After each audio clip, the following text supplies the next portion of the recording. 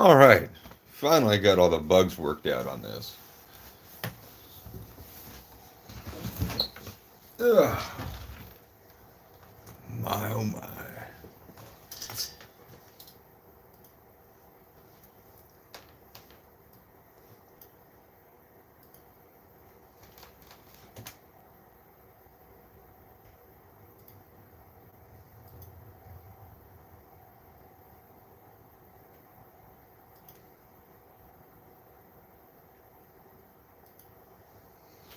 All right, yeah, that looks weird.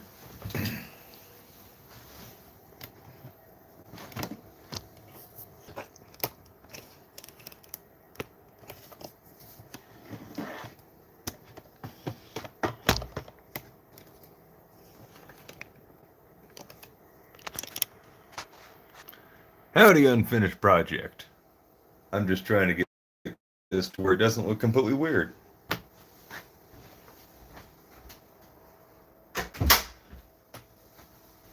I figure since I probably won't have this video done for today, I figured this will be like one way of getting to see it.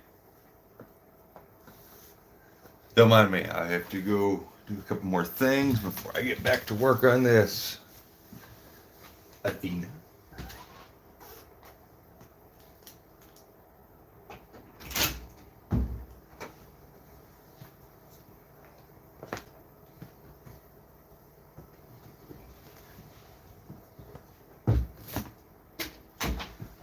You know, I gotta tell you guys, hey Ryan, it's just my luck that today is about the most beautiful day as far as weather we've had, and I'm in here editing.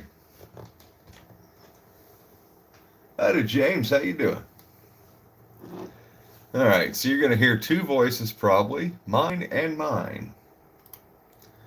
All right, let's get back to where we were. Alrighty, well, we are here with Dad, and the header is basically all done. Watch me burn myself. So we got this side clearance, and we did a hell of a lot better job as not destroying these things as bad as the, well, I say that. These two are still kind of wrinkly, but we got good. By the way, I'm already at like the 31-minute mark, so it's not like you're gonna get to see the whole video. And raw footage on this video was like an hour and like 40 something minutes, if I want to remember right. I did a bunch of editing last night, and so, like I said, we're already at the 31-minute mark. We haven't added any music or any text. We haven't put an intro on it or an outro. If we decide to do any voiceover, we still have to do that. I actually have to still film an outro for this video, so it's probably not going out today. Hence why we're gonna do this live. Um, Anybody who is tuning in. So, but I got a pretty cool outro I'm going to film for this thing. So it's not like we're spoiling the video and completely, but it should be fun. So I appreciate you guys for joining us. I'm right here. I'm just sitting at my desk. Don't mind me. It's kind of dark in here. If I turned on the light, I don't know if we would actually gain much. Not really. Because, yeah. Nope, I don't think we gained anything really. It's mostly just focused on the old monitor. So let's get back to work on editing. And I have you guys pulled up in the comments on my other monitor, which you can kind of see a glimpse of.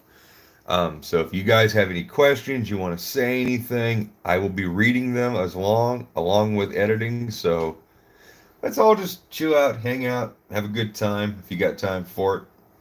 So back to work. Clearance here. Dad marked those like we showed you, and they turned out pretty good. And look at that praise. I'd say look at that scald, but it's not really a scald. It's, yeah, kind of a melt. That looks pretty good, Dad. That'll be better than what it was. Yeah. Well, it's basically, TIG welding is basically just like oxyacetylene welding. You're just heating it up, and instead of using gas versus electricity is the only difference. So, yeah.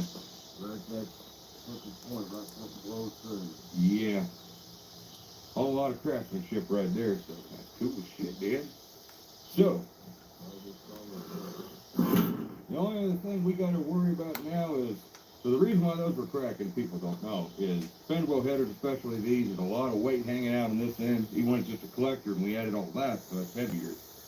So they're notorious for cracking up by the flanges, so it's good to have them braced up and supported down here at this end, which we always planned on doing, but then we had to move, and there was so much other stuff, and, well, it's a miracle even the CUDA made it to the No Name Nationals last year, and even made half of a pass.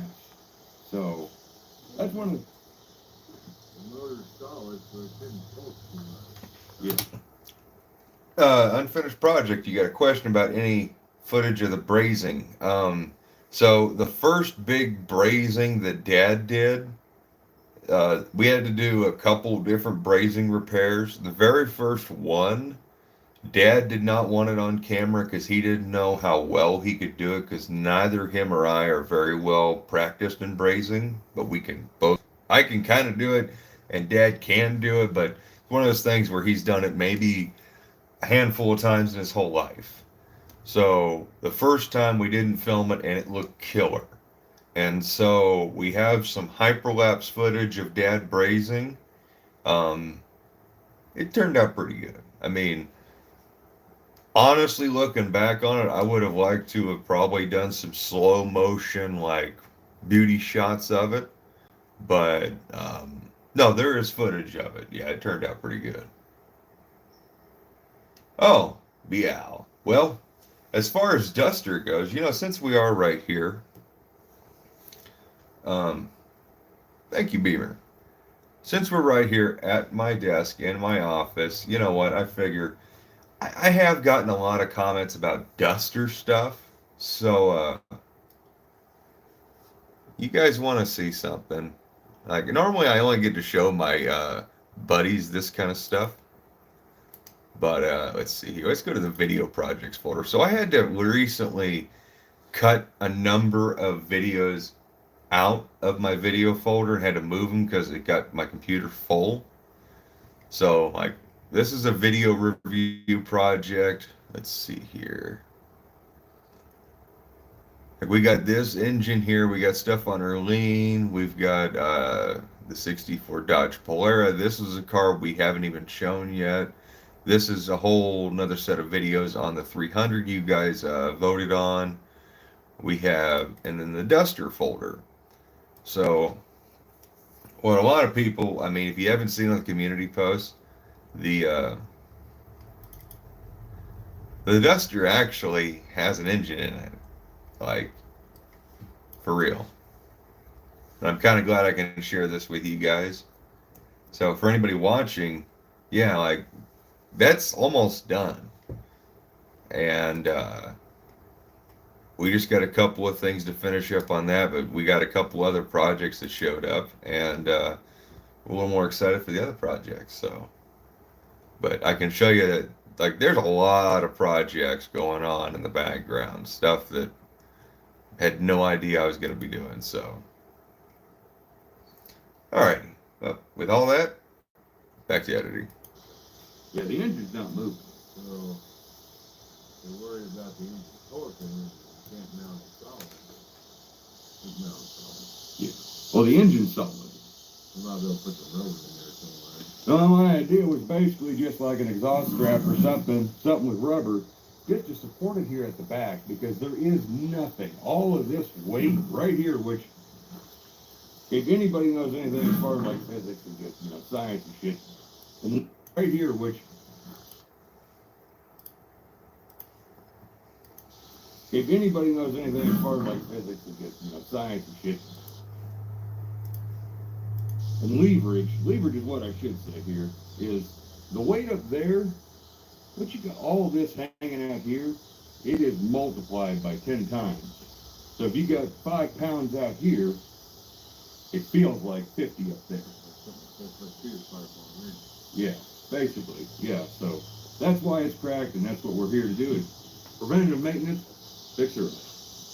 Alrighty, well, we are officially in the car bay where we keep the old BarelyCuda. And we got both the fender well headers here cleaned up, ready to rock and roll. And I think we have decided to maybe or maybe not coat these or paint these or do something with them instead of leaving them raw steel because, well, ultimately most coatings don't last, but we've been testing out a couple of different paints that are on the market, and I think I may have found something that works out pretty good.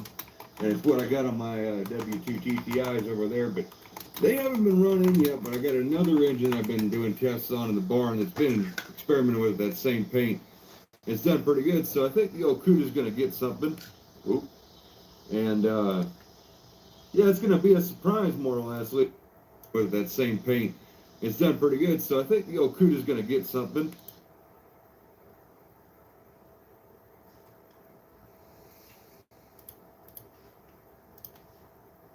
Oop. Yeah, we're gonna duplicate this clip right here, and then we're gonna play with it a little bit, see if we like what we can do. Oop. Oh, there we go. And, yeah, okay. So we're gonna come back here. We're gonna see how this plays. it's done pretty good, so I think the old CUDA's going to get something. Oop. And, There we go. Yeah, it's going to be a surprise, more or less. At least you're going to see it here soon enough. I think that will look really cool because it'll help someone if they really want to know what kind of product we used. That'll help them see it. And with the testing we have done, it's been very good. Like that product right there. Like for you guys here who are watching this, you guys want to know what to coat your headers or exhaust manifolds with. It's a Rust-Oleum high heat for like grills. If I remember right, Mopar man 1978 originally told me to try this stuff. I was quite hesitant at first, but I did a test with some of the white on a pair of headers in the barn on the test engine. Did phenomenal. And howdy Dean, how you doing? And so that's actually the paint that works out pretty good. And, yeah, it's going to be a surprise, more or less. At least you're going to see it here soon in a hyperlapse. So here's to the color that we all picked out real fast. And I think it's going to really play well with everything. And we're going to be making another one of these. And actually made this for another intake manifold we have in the shop that I don't know if I've shown you too much on, but basically just think 8 big tube. Welcome, James. It fits on a 426 HEMI engine. And this was the prototype that Anna made the first one of. And she made a really killer second one that was even better than this one. This one turned out really good. Right now we're using it just to cover the air cleaners, which, anybody's curious, those are Jegs branded filters. And I put those on here for my little test drive in the BarelyCuda. If you guys missed that video, you really need to go watch it because you want to see this thing ripping around instead of just sitting static. That's the video for you. And we'll give a tease here. So this is where that video file folder comes in. So that's in here somewhere. All right. Let's see here. Which CUDA clip do we want?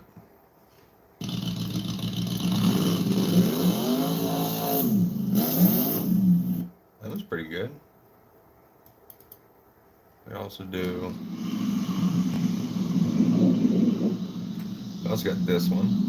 Hi to Jim's Fastback Garage.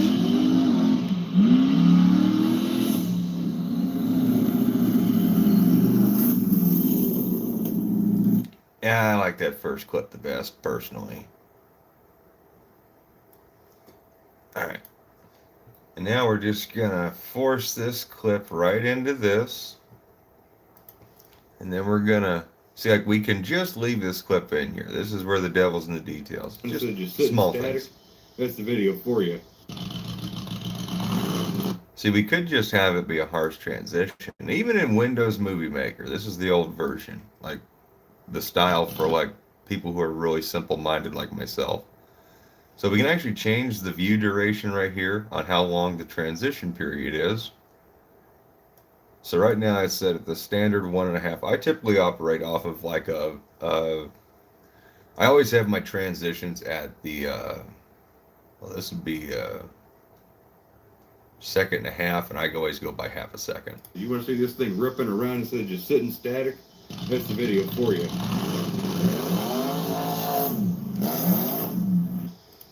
Yeah, that works out pretty good. So then we're going to leave that one alone, and we're going to make this one faster so that way it kind of blinks in. Yeah, just like that. Okay. That's the video for you. Otherwise, just watch the rest of my videos where this thing just sits around and revs up. But anyways, I just set those on this engine for that little... And not to like promote my own stuff, but this is also like key stuff for everybody else watching this, because I know a lot of you do have YouTube channels. The 12 of you. Welcome, Dutch guys. Dutch, by the way, I follow your stuff very religiously on Facebook. Like, I used to be a huge critic of them little Roadrunner Volare thingies. But the stuff you do with them, dude, and I'm glad I sold you that tunnel ram. You do awesome stuff, dude. Like, you're doing really cool cutting edge stuff with cars that people still don't quite consider the norm cool. And you're doing cool stuff with them. So my hat's off to you, brother. Just want to give you a shout out there. Follow him on Facebook. Definitely check out his YouTube channel. He does cool shit. But what I just did here in this video, like this applies to anybody who wants to do YouTube, is this is like self-promoting another video. You really need to go watch it because you want to see this thing ripping around instead of just sitting static. That's the video for you. And this right here is going to get people to go, hopefully watch that video. Where this thing just sits around and revs up. Because I'm being an honest critic of myself, is because most of the time what you're going to see in my BarelyCuda videos, how did John Wilburn? But like I was saying, what you're going to normally see, like in these videos, this thing just revving up and just sitting static. And so, yeah. That's going to be awesome at Mo Party. I was actually on the list to go to Mo Party. I had media pass and everything, but if I had a little better on the finances, I could have made the trip, but it's too close to No Name, and I can't sacrifice on No Name. Like, that's a No Name Nationals event that I'm going to keep going to. I want to keep, giving it all the love and attention I can, as much as I can. Because I like that event. It's a lot of fun, and I think anybody who doesn't go is missing out on a hell of a time. At least the past, oh man, I don't even know. Is this this is the third year. So yeah, the past 2 years have been amazing. So yeah, I wouldn't miss it for anything. All right, back to editing. But anyways, I just set those on this engine for that little drive, and they didn't fall off. And I actually really like the way they look on there with the blower and everything, so they're sticking. So originally those were for the old Duster, but yeah, we got another pair. So anyways, enough rambling. Let's protect these things. Booyah. All right, let's go paint them. Let's see. Have I trained my cat to do tune-ups? No. I really want to, trust me. I'm pretty sure Athena would definitely be up for that. She seems to want to pal around with me everywhere it goes, so maybe in the future. Of course, we're going to be putting the old headers into the paint barn, more or less, so a little badger bug rolling action for you.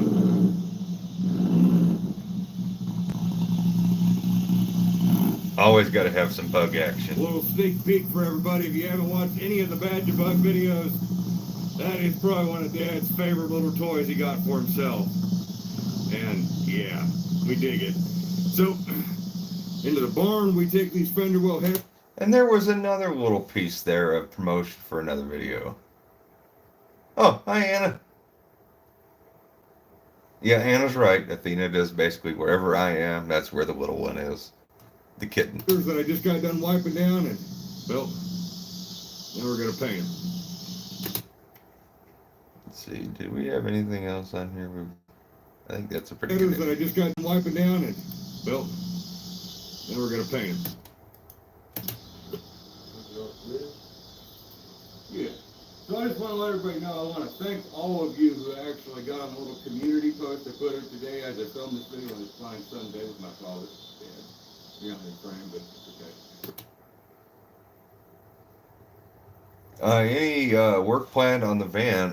Well, we originally were talking about doing the interior on the vans and during the summer, but we ended up getting the Polera and a couple other projects and the Bug, and we never really got to the van.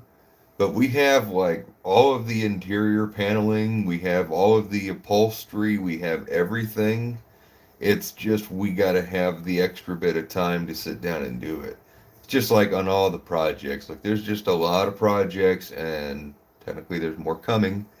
But right now we're focusing on getting the ones that, you know, need the smallest amount of work done, getting those done, and getting everything back to running and driving shape more or less. Like, so that's why, like, stuff like on the van, the interior stuff would be nice to finish up, but it's not super crucial. Like, van does what it needs to. And so, like, Dad and I, we are both bad about it, but that's how we operate is the vehicles really just need to run and drive and operate and be transportation. That's what they are meant to do. And once they're running and driving, and once we get comfortable with everything else in their position, then we're okay with doing stuff like that. Like the yard dart, I started doing its interior, I can't tell you how long ago, 2016 or something.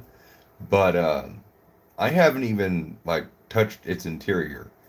Like it still has the door panels I made for it, and it still has the one bucket seat bolted in it, and I still don't have the seat tracks to bolt in the passenger seat. And until I get those, which hopefully I'm getting at no name, then I might be more intrigued to like redo its interior because I have brand new pearl white seat covers for it from Classic Industries that my buddy Rob helped me get. We got everything to do those. It's just, you know, yeah.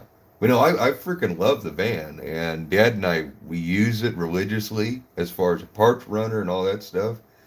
And that's definitely something we want to get done. It's just, you know, one of the many things. You know, you got to pick and choose which ones. Oh, well, thank you, Tony. Hey, Tony! Hey! So, speak of Tony here, Tony Miles, I'm pretty sure you're the same Tony I've been talking to on the Facebook. Am I correct? Yes, thank you, James. Yep, I wanted to verify that. Yep, Mr. I Am No One right there, one of our longtime viewers. He is actually saving the yard darts bacon because he's got a pair of seat tracks and he's hooking me up. Awesome, dude. And he's getting a freaking tunnel ram, so, you know, that's going to be awesome. Mopar Al, how you doing? And hi, boy, and howdy, Cowboy BC from Mississippi. Ooh. Yeah, so actually, do I have a 340 crank? I have an extra 273 steel crank, which I was going to put in the Yard Darts 273 because the Yard Dart currently has a 340 steel crank in it that's good. But technically, yes. But also, for you Mississippi viewers, I'm going to go ahead. We're going to take a break from filming of the editing. I'm going to let you guys know that it's sometime in October. Edelbrock puts on a car show sale thing, and it's like some weekend of every month. And I'm not being the best promoter of it, but me and some other buddies, Charger 3D3 Mopar William, and Brian at Dust Devil Garage are planning on attending that show in October. So you guys ought to be there because I like meeting all the viewers. Like, you guys may think it's like I know, like, probably talking to Tony here, he thought it was pretty neat meeting me, but it's actually like a really cool thing for me to meet the viewers because I have everybody I've ever met who watches this channel are honest to God, like, really cool. And I always get to tell people when I meet viewers in person. It's like, thanks to you, I can honestly say I have the coolest group of viewers in the world, and it's 100%. It's 100% true. So you guys are awesome, and the fact that we got a couple of Mississippi viewers right here is freaking awesome. You guys might be able to get connected, and that's one thing I love about this hobby is, we can all get connected and, just be cool. Birdfinger Garage, how you doing? Well, Parell, I need to get caught up on everything you've been doing. It's just been hectic. I can't keep up with everybody else's YouTube content. So I definitely appreciate you taking the time to pop in here while you're thrashing.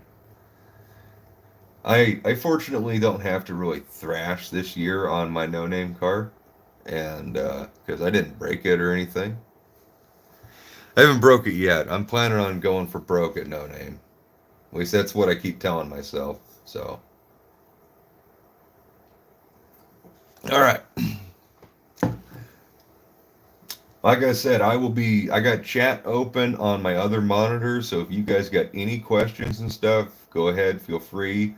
I'm going to go back to editing. You guys can have a conversation in there, so let's all stay in touch and keep talking.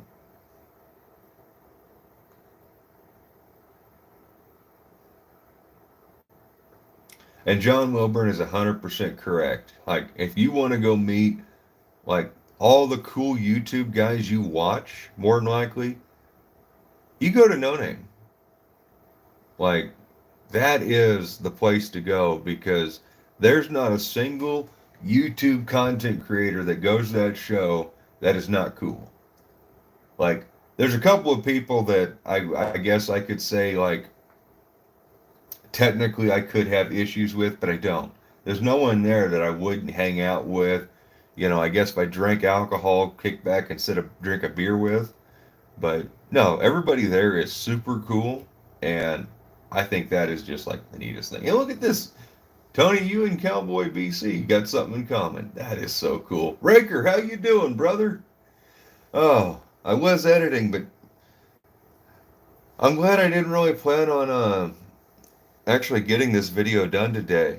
So it's going to most definitely be a Saturday release. Maybe we can vote on what time we want it released on Saturday. Like, do we want a noon thing or 5:30 like standard?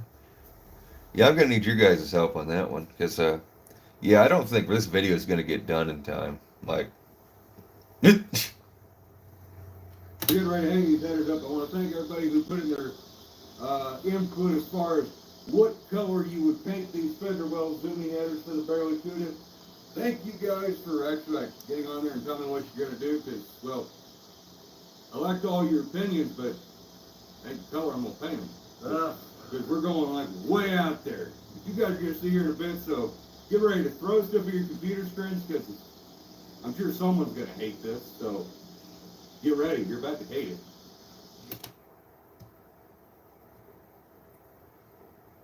that is very true, Tony. That's one thing I truly love about engines in general is they can bring us together. Like, one of my friends I got to make is Andrew Bostrom, who does YouTube. Well, he has a few videos on YouTube, like with his super stock Demon he's building a Hemi for now. But when I met him, he originally was going to buy the Pro Stock motor off of me, and that actually, I think it was one of his inspirations to start building his twin plug Pro Stock Hemi. And it's super cool, just an engine. Like, I had so many people tell me it was a waste of time to put that engine together, especially for what we were going to do with it. I mean, just run it on a stand. But ultimately, it was an inspiration for people. And I think that's ultimately what I just aim for. If I could just get one person, back in their shop and wanting to put something together, that's all I want. And I do believe Mr. Tony there told me that the other day. I don't think he understands how much that means to me. I mean, just his W2 engine is freaking awesome. Look, and it's freaking awesome.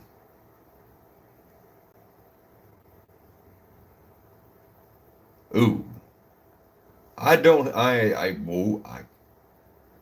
cannot answer that question. I do not know Magnum engines, nor do I know like Dakotas that well. That'd be a good question for my buddy Brian at Desto, but he's at work. Hey Chris, how you doing? Engine Light Garage, that is another guy on YouTube. Everybody here needs to go check out. Thank you for stopping in, Chris. I'm going to eventually get back to work on this video. You know, as cool as W2 engines are, and I really do like W2 engines, twin plug Hemi is pretty cool. Hemi small block would be even cooler, though. I just don't want to lead you astray, cowboy. I'm just being honest. If I don't feel comfortable in like having the answer, I do not even want to lead you astray. That's just the kind of guy I am. I mean, I would tell you to get on the internet and Google it, but Lord knows you're going to find 17 answers and none of them are going to be right. Because that's how internet forums work. 351 Windsor, yeah, like, well, Ford engines in general, yeah, they confuse the hell out of me. Like, there's a part of me that wants to build a Ford V8, but I don't even know which one I'd want to build. Like, there's so many, it's like, holy crap. Alright, so now we're doing the hyperlapse. Alright, we gotta scroll down here. Alright, so that hyperlapse is just us hanging the headers. We probably don't really need to have that. Yeah, considering we lost the other header and shot, so. Yeah, there we go.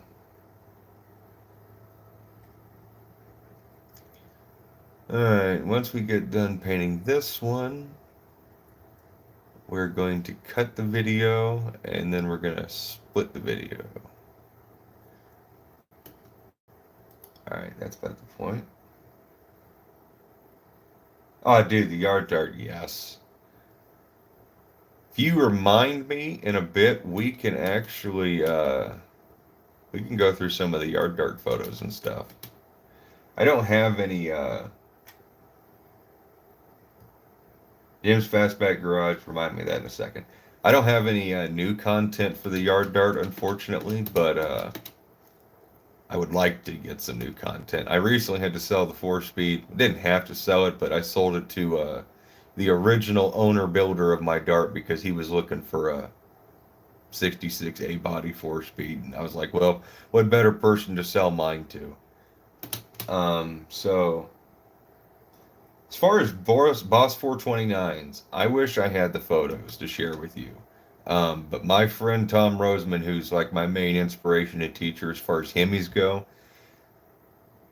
he has a set of cylinder heads that will build a twin plug Boss 429. And these are water heads. A guy he was featured in Engine Masters. He had 3 sets of heads made that are twin plug Boss 429 heads. And let's see, I can't remember exactly. Each head was a little bit different. One set of the heads is on a running engine that went through Engine Masters. One set of heads and rockers Tom ended up buying, and I think he got the valve covers too, to go on a aluminum block. I think we talked about getting from Kazi. And then, I think it was Kazi. And then the other set of heads, I think the dude still has. But it's super freaking cool. Wild. Like, these things cost an arm and a leg. Luckily, Tom had the budget for it. And it's super cool. It's going to be full on. He's not even a Ford guy. He's just a Hemi guy. Just like me. So it doesn't matter that it's technically Ford stuff. It's just, it's Hemi stuff to us. So we just think it's cooler than hell. Maybe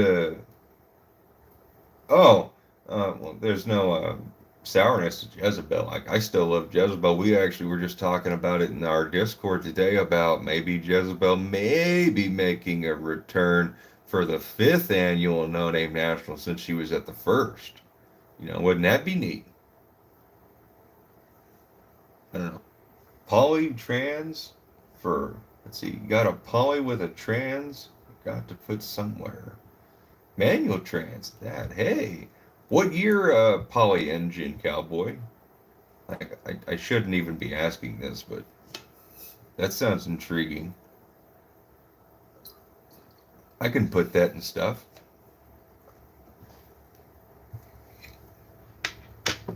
Manual transmission, and I like poly engines. I think poly engines are actually really cool. I have always liked them. And I know that they are definitely underappreciated. Like, I like the one that's interlean. And in fact, you know what? We're going to take a break again. We're never going to get this video done, but you know what? You guys just here hanging out with me anyways. The 14 of you right now. 64 bottle. Okay. Yeah, I think you and I need to get together if you ain't going to use it for anything. So let's just show you some of this stuff. So let me just show you, like, possibly the coolest thumbnail I think I've ever taken. So my neighbor offered me this engine, or not this engine, but this car. And yeah, he just told me he had an old Plymouth and he thought it was like a Fury or something. And yeah, but this car surprisingly has a 318 poly in it, and it was locked up, tighter than a drum. And not only did we get the carburetor working, but we got the engine turning over. And not only does the engine have compression, but it's got a compression enough that it almost ignited the diesel fuel we had in the engine for breaking it free. I am not kidding you. And we can't tell if anything's been done to it. Like, this thing was painted up really nice at one time. And this car kind of screams like it was kind of a hot rod at one time. It's got extra spring clamps on the leaf springs. It's got shackles. It's got air shocks. I mean, and the natural stance of it is raked out. And then it's got the crane cam sticker. And when we pop the valve covers on this poly, which I don't mind sharing this with you guys because you guys are here with me live. You guys are taking times out of your day, so let's just share some stuff. But this engine literally looks brand new inside. And it turns over. Like, we got it turning over, and it is literally like brand new inside. I crap you not. So that's all stuff for the future. And this is one of those cars we're going to be selling. Like, this is not a car we need to keep, but we just want to see if we can get it in good enough shape where maybe it can run, and then we can sell it cheap to someone, so that way someone can have like a cool project that they can keep working on. So yeah, that's one of those. I just wanted to share that. Let me read some comments here. Cowboy, I think we need to talk. Like, if you can get in touch with Tony on Facebook or something, or if you can find me on Facebook, which all I ever ask for people who like want to message me or friend me on Facebook is just send me a message. Like, I just want to make sure you don't want to wear my face as a loincloth, okay? That's my biggest thing. So, like, I don't mind getting in touch with anybody. Anyone know how much they charge to get a carburetor calibrated? Brawler, who are you asking? Raker, would you like to own another 66 Belvedere?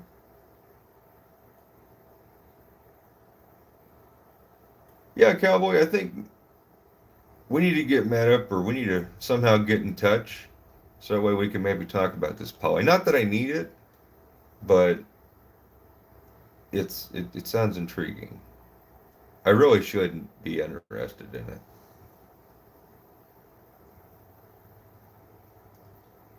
Oh, this is the problem with meeting cool people on the internet. Dang it.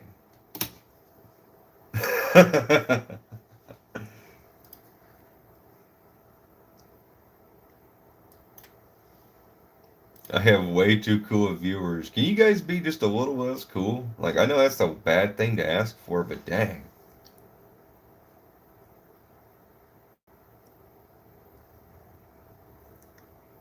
Yeah, I added Tony on Facebook, so if you know him on there or something, you'd be able to get a hold of me. And plus, my email is in the description below.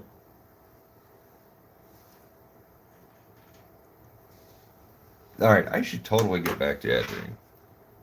But it's fun hanging out with you guys. Like, honestly, I could probably sit here and do this as long as my phone doesn't die, which I can't even see what battery level it's at, so We'll just keep going.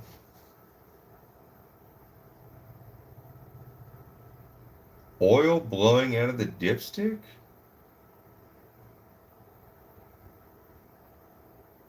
Oil blowing out of the dipstick. My first thought is, how much is this? Why would it be blowing out the dipstick? Over pressurizing, maybe? Maybe it's got a clog somewhere. I don't know. That's weird. Yeah, I don't know. It's doing something. It's like pressurizing the crankcase. Like, does it have excessive blow-by too? Burnt piston. Never thought about that. I'm just thinking it's got to be something that's like over pressurizing your crankcase. That's gonna like want to push out. So you'll probably see it trying to also like excessively breathe out the breathers, I would imagine too. 73 Charger with a 340, but it stumbles upon wide open throttle. Let's see. Oh, it's got plenty of miles on it, so I mean, it's technically, I mean, depends on how hard it was rode, but technically it's 100,000. Brawler, I'm sitting here thinking about, so it stumbles upon wide open throttle. Is it vacuum secondary? What kind of carburetor are we talking about? I'll sit here and talk with you about it for a bit while I'm editing.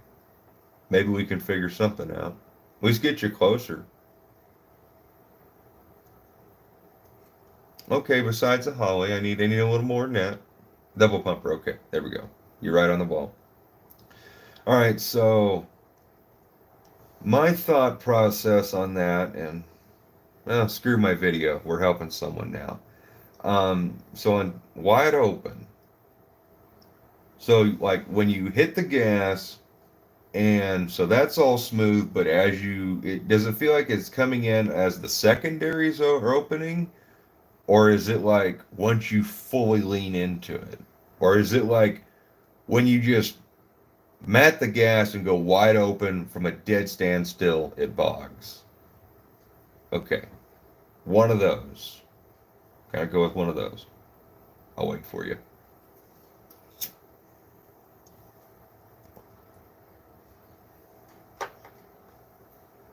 Oh, this is fun. Off idle, wide open. Feels like it's starting. Okay. All right. My first thing to tell you is, all right. Let me get you a picture. Actually, this is something I actually wanted to film a video on, and I think we might have to now. All right. I just need a picture of a freaking double pumper. Look at this beauty. All right, this is going to work perfectly. All right.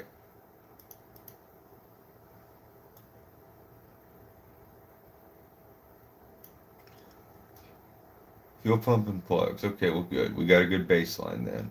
So this little setup right here on your double pumper, your accelerator pump arm and everything. So you want to make sure, like, so this is actually an adjustable piece here. You got a bolt basically here, and you got a nut. And you can actually change the tension on this. And this, the gap between here, it should basically allow like a slip of paper through.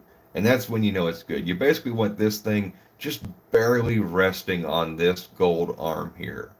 You don't want it putting any pressure on that.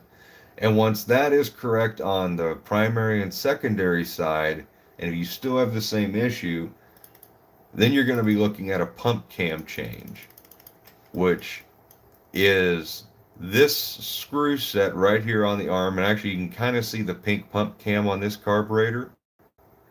I ran into this on Anna's 700 or 650 brawler we put on her 360.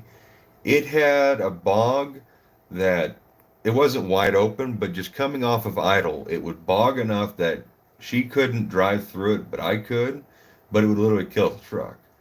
So I had to change. She had pink pump cams on her double pumper, and I think I replaced them with either black or brown Holly pump cams. And that just changes the ramp angle at which how your accelerator pump shoots and the duration of it. And that was a world of difference. I mean, that changed that made her carburetor like way better. Like her carb was like after we fixed that, it fires right up, no issues. Like we ain't got to do anything, knock on wood. It's a great carburetor. So maybe look into that area. Remember that your main jet, like your jets, have nothing to do with that typically. Like your jets are only really active at wide open. I know we're talking wide open, but I think what you're experiencing, since it's happening right off a throttle, is when those throttle blades open on this carburetor, you're introducing a big influx of air. And so you've got to have fuel happening at the same time to compensate for that air. So you got to have fuel from the nozzle shooting as soon as those butterflies are opening.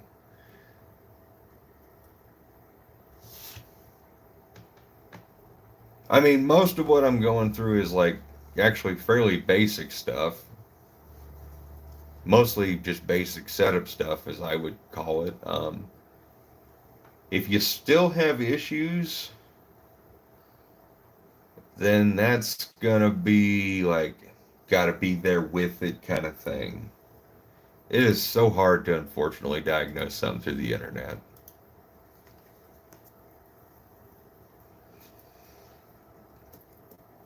I'm hoping maybe something there helps you, man.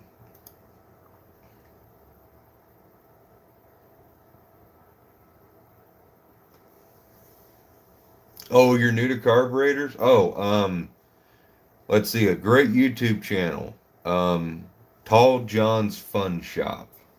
He's a friend of mine. He knows carburetors very well. So does Chris Birdsong at Junk Her Up. Before you take it to a shop, unless that shop is willing to show you and teach you, try and figure it out on your own.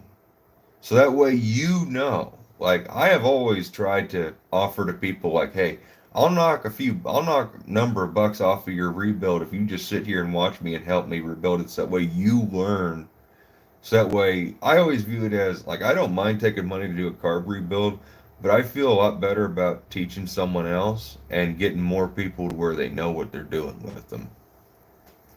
So that's why I say channels like Tall John's Fun Shop.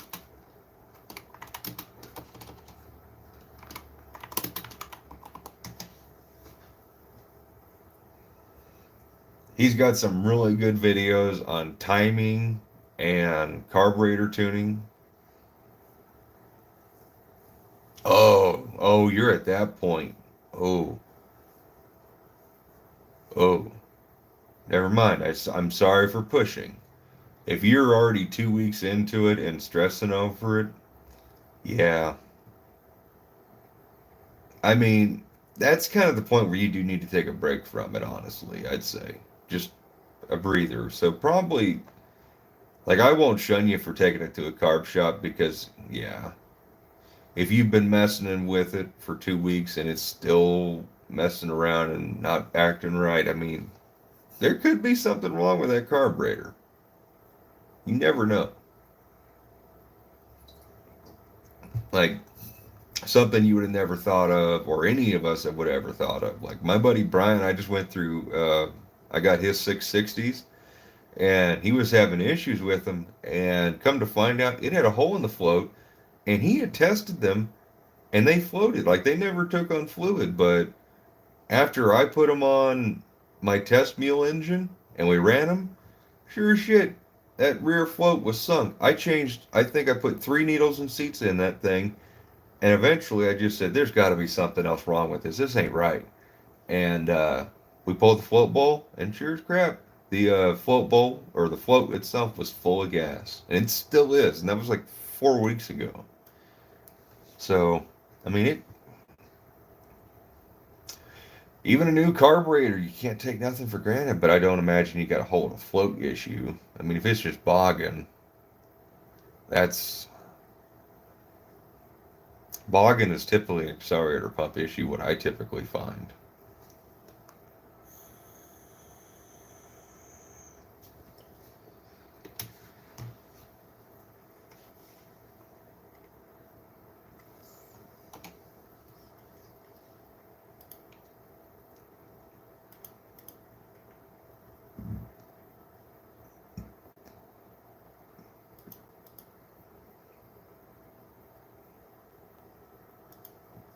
Let's see, so we have that header.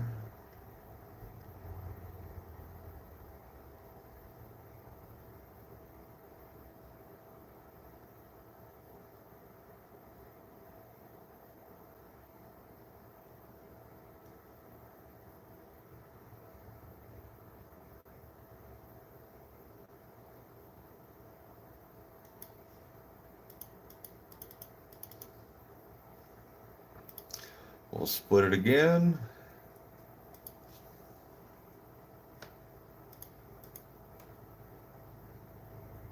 Oh, what are we spraying the headers with? It is a Rust-Oleum high heat grill paint. I have done a lot of tests with it. It's featured in this video. It's not a paid product sponsorship or nothing. Rust-Oleum doesn't know I exist. I'd rather keep it that way. But I've tested all sorts of different header paints all my years because I'm a cheap guy and I don't want to pay for fancy coatings because, yeah, they don't exist around me. And so this stuff actually held up great. Like, I put it on the test mule engine in the barn, the Rust-Oleum high heat grill paint. I got the white. It did great. It didn't flake off. It didn't get chalky. And so I figured, well, the Cuda's engine is got the blower on it, so it's running a lot hotter. So we put this paint on these headers to see how it would hold up with a hot engine. And the paint stayed on. Like through all my testing, you'll see it at the end of these clips, it stayed on. And as far as reducing heat, I don't know how much it did that, but I know with putting the header wrap and some heat shields on it, those help more than anything. Like my master cylinder no longer gets hot enough that it feels like it's boiling. So that's a good thing. You don't want boiling brake fluid in a race car. Well, we'll call my race car a quote-unquote race car.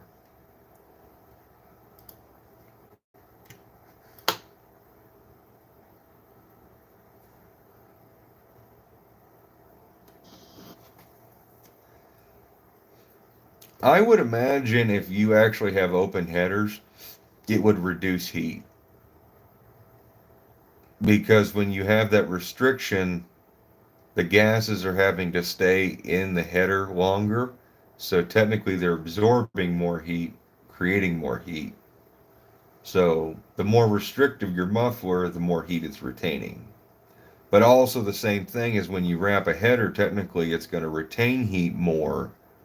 But technically you want your headers to be warmer because the warmer they are, the faster the gases will evacuate. But I'm not saying like with an exhaust system. You just want to get those gases moving as fastly as possible and get, Tall John had talked to me about it. How do I leave them open? Tell me. I want my 73 to sound like a beast. Well, you can always do an electric cutout. That is the simplest way. Like, I'll be honest, I'm a 31-year-old man now, and I've had open headers, I have a race car, I've had electric cutouts, and I'll be honest, if you're going to put together something you're going to drive around in town or on the street or something you're just going to drive in general, you want electric cutouts. They're not that expensive, like through Amazon and stuff. I think you can get them for like $150 for a pair. Like, they don't have to be that expensive. And with electric cutouts, most of them are pretty generic. They fit up pretty good. They come with all the stuff you need. And that way you can literally have open headers with the click of a switch, and then you can go back to a quiet exhaust. So that way cops don't bug you, and if you're just trying to be quiet and go to the grocery store one day, you can. But when you get to the grocery store and you want to be noticed, you click that switch and kablam. Yes, Chris, I'm 31.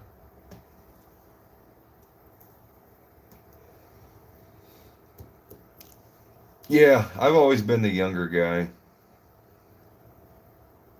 Well, wait, how old did you think I was? Brower, I think if you go through, well, I know, yes, there are videos on how to do that. There's probably some really good videos. Um, I know I have it, and I know I featured our electric cutouts on Jezebel and Dad's charger, but they'll be a part of like a whole exhaust building video. But yeah. Well, thank you, Chris. I get that a lot.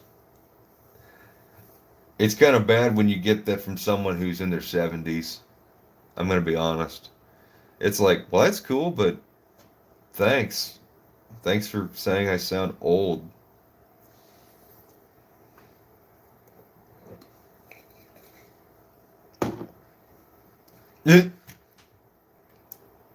Oh, Chris, you're not that much older than me. I mean, we're not that far apart. Shoot, you're acting like you were like 40 or 50 or something. That's only 4 years.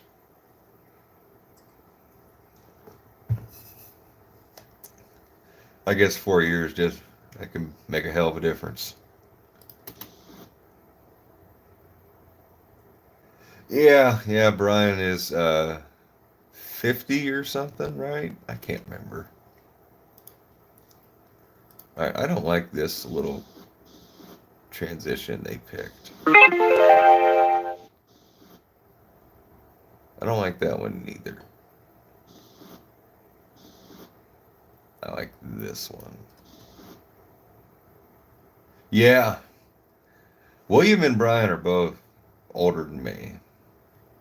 James, you're not that old. I also don't remember, but you're only as old as you feel. That's what they always tell me. And when people tell me that, then I'm like, yeah, okay, I'm 90. Because I feel like I'm 90 sometimes.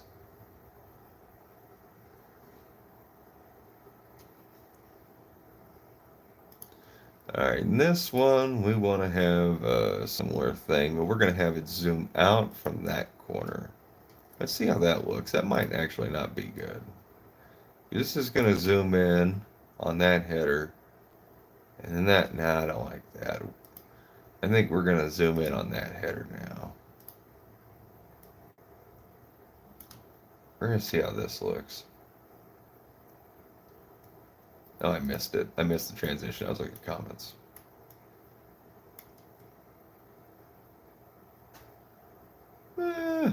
Maybe we ought to have this one zoom out from the header, actually. Maybe that won't be too bad. I just gotta find that one. There we go. Yeah, this might be the way to go.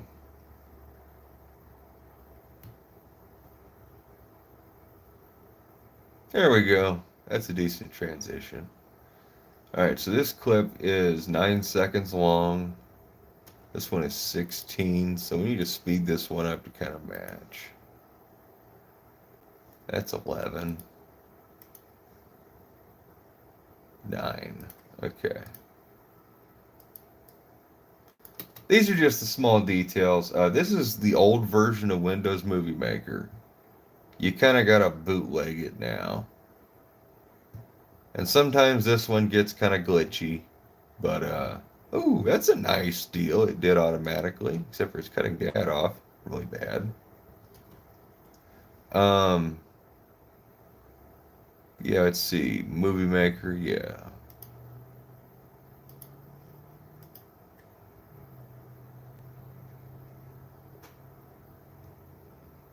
Ooh, pelvis and hips. Ooh. Ooh. Ooh. Yeah, I don't think there's any good feeling that comes after breaking that.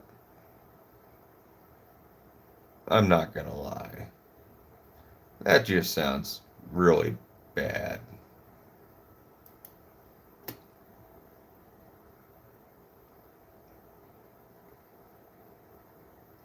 You know what? This one would actually work with this.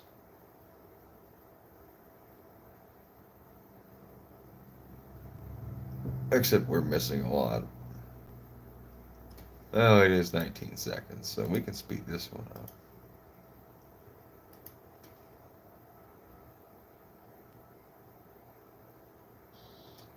There's the paint. Anybody wanted to know? There it is. I'm going to leave that up for a little bit before I mess with this.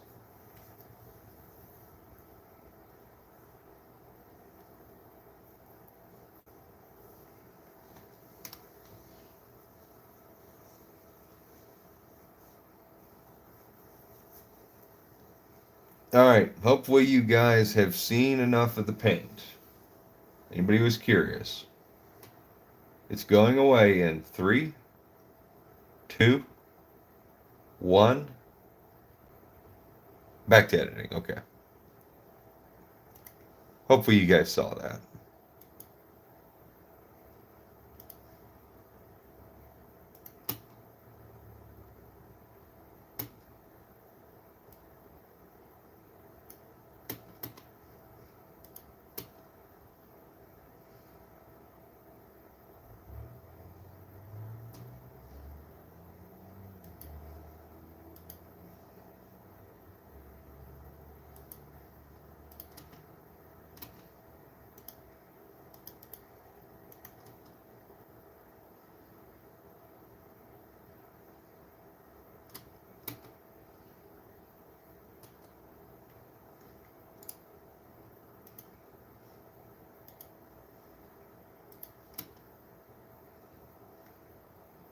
Dang, that transition just does not work.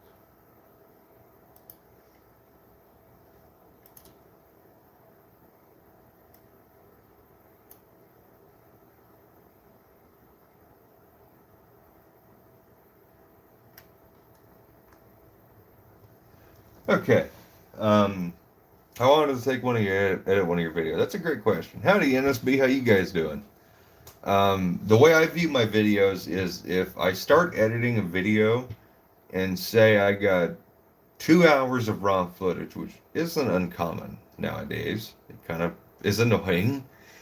But if I have, say, 2 hours of raw footage, I basically set aside 4 to 5 hours to edit.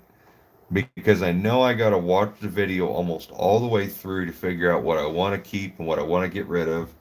I know I'm going to watch clips over and over and over. And so, yeah.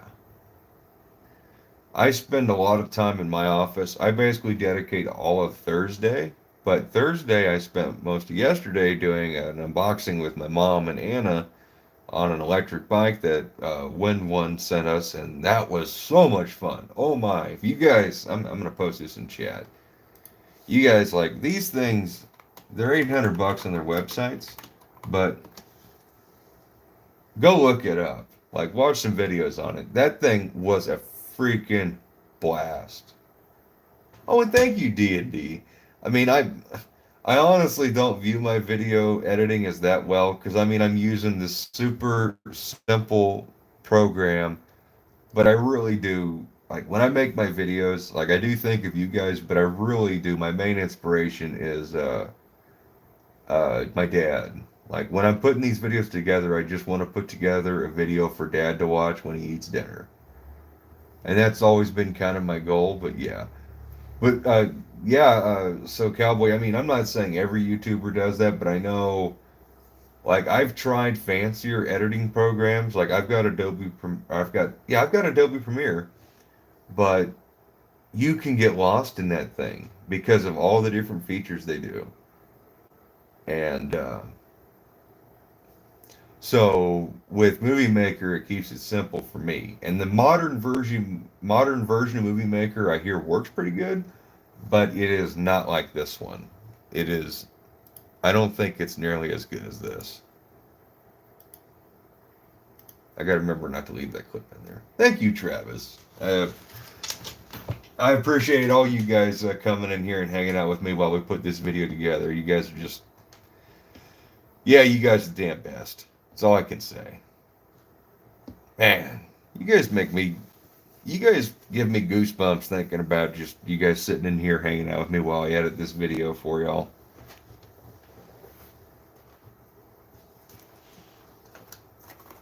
I wish and I hope someday that everybody can have an experience like this to where,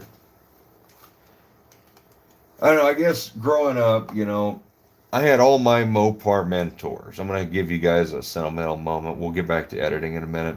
But I had all my Mopar mentors I grew up with, and they were all really cool, very influential to me, and I always kind of dreamt someday maybe I would get to be that guy to somebody.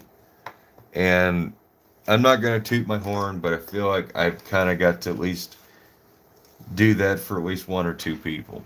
And it's an incredible feeling, and it's one thing I always try to convey to people is always try and be a cool car guy, especially to your fellow car guys, because, well, there's only so many of us. Let's see.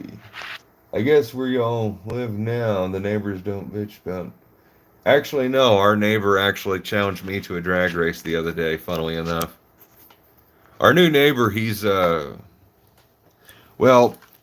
I'll put it this way. When we moved in, the old people who used to live here said he was a druggie and he stole things. And, well, even his cousin, who is our old neighbor, that was the reason why we kind of moved, says that, you know, says kind of the same things. But I've never been one to judge a person.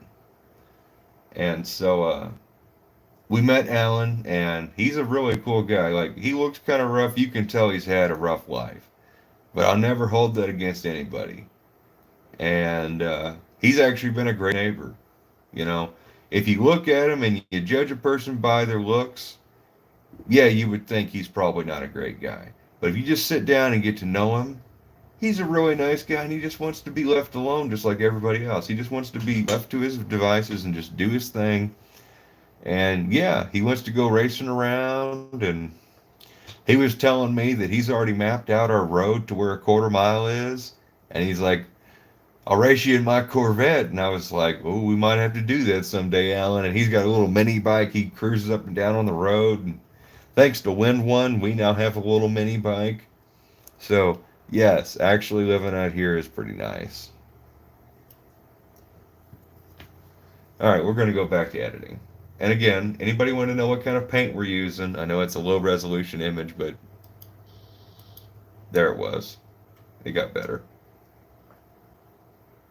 I think Cowboy, what you're saying there is, I'm glad to be surrounded by so many cool car guys, and that's all you guys. And all my YouTube buddies, just, I don't think a guy here on YouTube could ask for a better group. Like, I don't care that I got 29,000 subscribers. I could have 290, honestly. But it doesn't matter because I got a great group. Even though we just lost like 4 viewers because of my rambling, but well. Back to editing. Thank you guys for being here. You guys are awesome.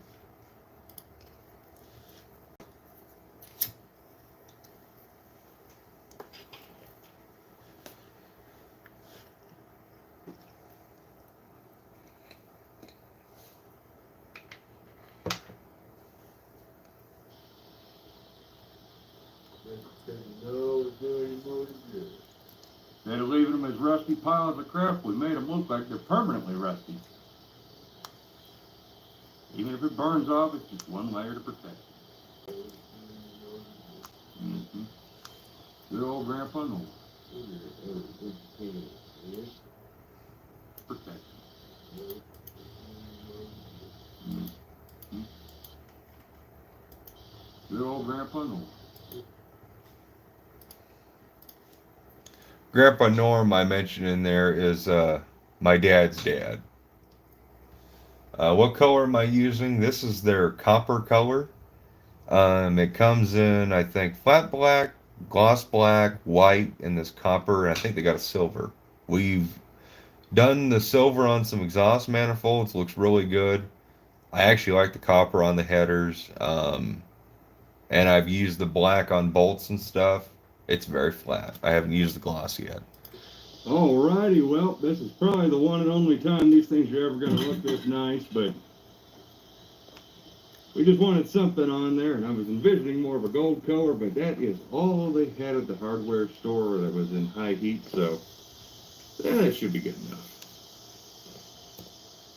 And we got the master cylinder side header right here, I believe. So this is dad's side, so, and then the driver's side header's here, so whichever one has paint on it the longest, we now have a kind of a gauge on there. Watch, yours is gonna stay beautiful forever, even though it's got the master cylinder and all that other stuff. Yours will stay beautiful for forever, and mine's gonna return right back to how it looked right before this clip was filmed. The thing about it, you can't hardly tell the difference between rust and that color paint. I know. So, anybody who says we just wasted $40 on paint that we only used 2 cans of, actually, that paint went a long ways. And, That is a good point to actually bring up, is this paint. Like, we spent $40, I think we got 4 cans of it. We only used 2 cans to do these headers. Took like 1 can per header, and it actually goes a long ways. And so, it's good paint. And Anna's right, the flat black looks like charcoal. Travis, also from Kansas, grew up with a dad that's a hardcore Chevy, but he also appreciated Mopar. That's super cool, Travis. What part of Kansas did you grow up in? Don't mind me asking. Western Kansas or Eastern Kansas? Because those are 2 completely different Kansases. And that's one big distinction that I think the world doesn't get, is Eastern Kansas, where I live, is more like Missouri, and Western Kansas, which is actually 90% of Kansas, is not like this part of Kansas. Because technically when we call Western and Eastern Kansas, Western Kansas technically extends basically to Salina, and Salina's only 2 hours away from me.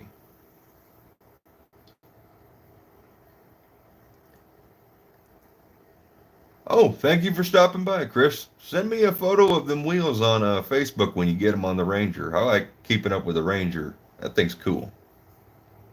You got me curious what you're going to put on that daggone thing. You take care, man. so it's only $20. So, I mean, that $20 was a small investment just to make these things look good for 5 minutes. Yeah. They do. They got a lot of history. Ah, that old stainless tag. I think that's a good place to end that clip. Well, I figure by the time, at least, We're gonna wrap, probably wrap for the master cylinder. Elle still has hers, but she hasn't run in a few years. We're gonna wrap this up for sure. Oh yeah, I better keep that part where Dad's talking about that. Years. We're gonna wrap this up for sure. Years. We're gonna wrap this up for sure. Yes. Right here, it's all be wrapped because that master cylinder is laying right here. Yeah. Northwest corner. Wow. So you're on the exact opposite side of Kansas. You're over by Colorado and Nebraska. And yeah, wow. Wow. And you're 2.5 hours from Salina? Really? So that puts us roughly 5 hours apart-ish. I'm trying to remember the name of the small town we went to in western Kansas where we got the first baby Hemi. Oh, Dad and I can never remember that. We were actually just talking about it. We our first 66 Tornado we bought in Denmark, Kansas, which is near Lincoln, Kansas. So if you're familiar with that territory, we've been out that way, I know for sure. That car we bought from the original family who bought it, and we drove it 4.5 hours home. AC blew 2.5 hours, and then the belt locked up because the compressor didn't have enough oil in it. But I tell you what, that was some of the nicest 2.5 hours of driving with that AC. It wasn't that bad actually coming home the rest of the way without it. Love that car. Looking at buying another one actually. Just because. until we get all the stuff to do, like what Mopar Jeff said to do with his master cylinder relocation stuff. I still got to do that, but that's not going to happen in time for no name probably. So we're just going to heat wrap those areas right there where we beat the crap out of that, and that should help the master cylinder. And you can't see them smacking you. No, no. Well, I guess you walk down there and the tires coming through here. Now this side we did a second go around. That side, yeah, it was kind of already beat in and caved in, and yeah. Alrighty, well here's your little update. I just wanted to show you what I got done with the old fender well zooming for the BarelyCuda. So you could see we went a little overkill. And I tried to make this stuff look as good as possible, but yeah. We got actual header wrap from the underside on those two tubes, and then we got that tube by itself, and then we also got this double thick heat blanket, and that's wrapped around this tube and this tube, so there's two of these separately, and they're overlapping right here, which is primarily where the master cylinder sits. So we should be good on keeping some of the heat down until we get a little bit extra time to get the master cylinder relocated, which I know we could probably have it done in the same time it's taking me to wrap all this crap up, but you know what? This is the way we like to go.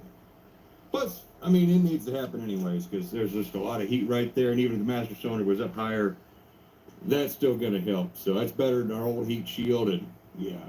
So, I got the paint semi-baked on here with just a MAP gas torch, so it's time to get these babies back on the old BarelyCuda, and yeah, hopefully everything clears and everything rock and rolls just fine. This is the way we like to go. Alrighty, so we are back with the BarelyCuda. Dad is working with the old red RTV, the fancy, beautifully. Or not, it doesn't matter. All that matters is as long as this paint lasts more than 35, just regular red RTV, good. It's going to match these headers beautifully. Good. So whether or not you like this color or not, or you like my wrap job or not, it doesn't matter. All that matters is as long as this paint lasts more than 35 seconds. That's all I care about. And it's just... Jack Atlas. What do I do if I put antifreeze in my gas tank? What? What?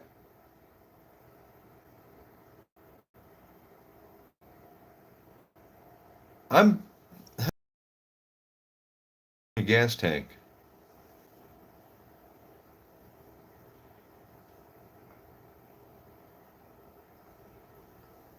Better yet, yeah. If you got antifreeze in your gas tank, you probably want to drain that because it's not going to make good combustion.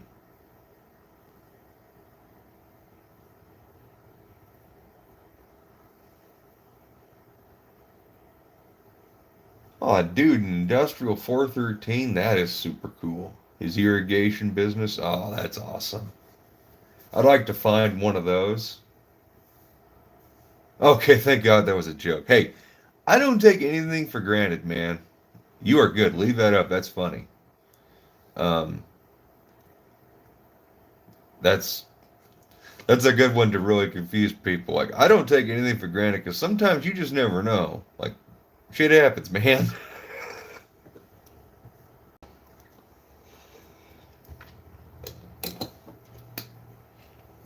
I wouldn't mind finding one of those industrial 413 setups, like a complete one, just to have. One more layer to protect them from, you know, just turning to absolute crap. Plus, they already kind of almost have a rust look, so once they get rusty, you won't be able to tell. See, like that pair over there? Can't tell the difference, right? See? See? All right. So, yeah. I think we can end that right there. Pair over there? Can't tell the difference, right? See?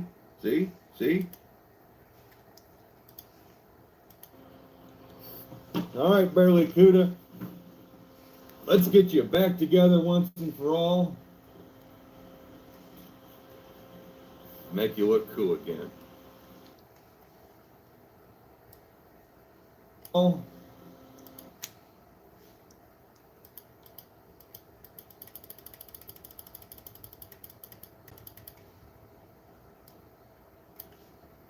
So once and for all,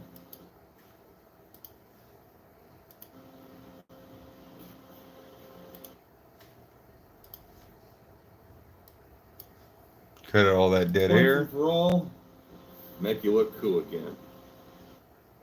And this is hyperlapse footage. Let's see. Put on that header. Alright, so the whole thing I started doing with hyperlapse footage, you guys are curious like what I'm doing here, is I wanted to, instead of it just being a whole bunch of just this, you know, the car doing nothing and being boring, I want to split it up so it could just be a solid, you know, however long, like this is 39 seconds long here. You know, you guys are going to fall asleep watching this for 39 seconds. But we're going to focus on one side of the engine here. We may slow this down. We may make this like 2 seconds. Well, 2 times speed. Well, I think 3 times.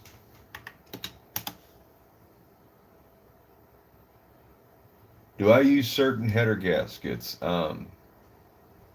You take care, James.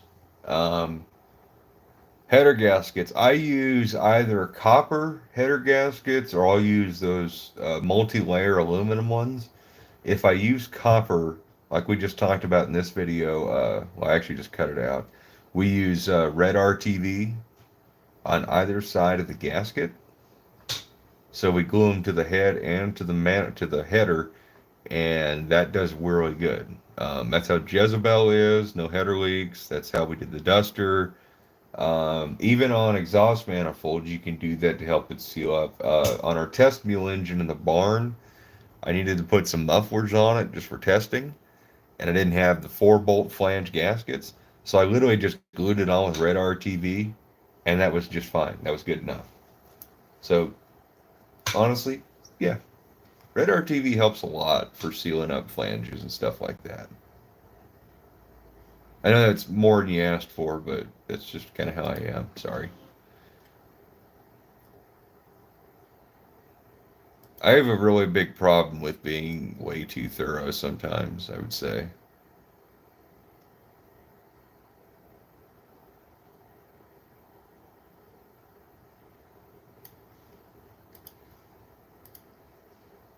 Alright, so that guy's a minute. We don't want to speed it up that much. 15 seconds. So if we speed this one up, say 4.5 times. There we go. Alright, we're going to watch this. Oh, no problem. Anything I can do to help, man.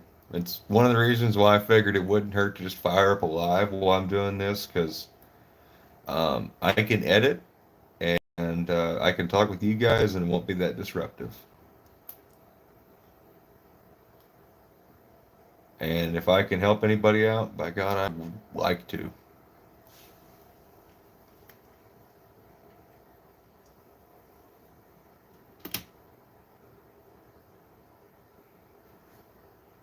Oh, Rodney, you're gonna see that. I was talking with Brian and Ryan earlier today, and yeah, I'm pretty sure if it blows up this year, I won't be that disturbed. I'm gonna kind of. Well, I'm not gonna say I'm gonna go for broke, but yeah, I'm gonna take it easy for my first couple passes, just feeling it out again at the track. But after that, yeah, I'll be having fun. Oh, what's my opinion on an LD4B? Wait, oh. Is that the 273 specific manifold, or is that the, yeah, a DP4B and a CH4B are for the big blocks, and an LD4B is the LA pattern 273 intake, and an or no, is it the other way around? Rodney, help me. Keegan, there you are. Hey, Rodney, Keegan, help me out here. lost here. Is the LD4B which one's the 273 one? Is that the DP4B? Or no, that's the big block one. I th Thank you, Rodney. Yeah. That's the intake I have on the yard dart. And then like the LD4 would be the 273 specific pattern from like 65 and back. I think it's a good intake. It's not like the LD340 intake. The 340 one is obviously way better, but the LD4B works good for, smaller port engines. Rodney Bird is a great guy if you ever need advice on anything. He helped me with my whole W2 thing, planning it out. He is just, he's one of those unsung heroes. Like, if he had a YouTube channel and he spit some of his knowledge out there, daggone. He'd give Uncle Tony a run for his money, in my opinion, as far as just good knowledge. Well, I know he's got a lot of good knowledge. And he's got a lot of good parts. He's just a cool guy. Don't mind me, Rodney. I'm just going to spend a couple seconds just gushing over how cool you are. If it gets weird, tell me. I'll go back to editing.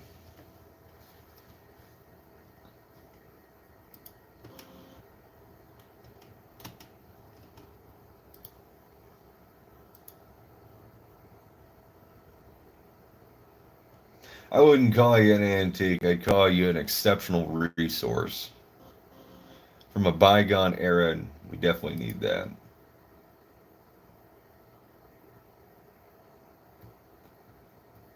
It'd probably be a port mismatch, but I don't imagine it would kill it or anything.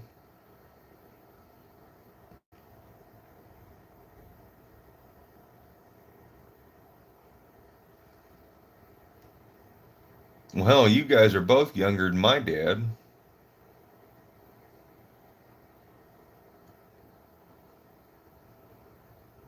It's okay, Travis. 413s themselves are cool engines, but it's hard to get pistons for them, so I have an industrial cold weather block 413, but I probably won't do anything with it.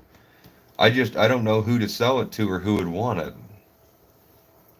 Howdy 2X, Jeff. There's a great YouTube channel. You guys. So if you guys want to, ever seen anybody on YouTube build a freaking front engine dragster? And I'm not talking about some hokey dragster. I'm talking about something that's all painted up and super cool and nostalgic at heart, and you can watch the whole daggone build. That's 2X Garage right there, Jeff. Amazing series he did. I mean, yeah. I'd say any of you who have watched this live stream this whole length, you could have watched probably just a fraction of Jeff's Dragster series. And honestly, you may have fun with this, you may have enjoyed this, but I tell you what, you need to go watch Jeff's deal. Because that's worth your time, trust me.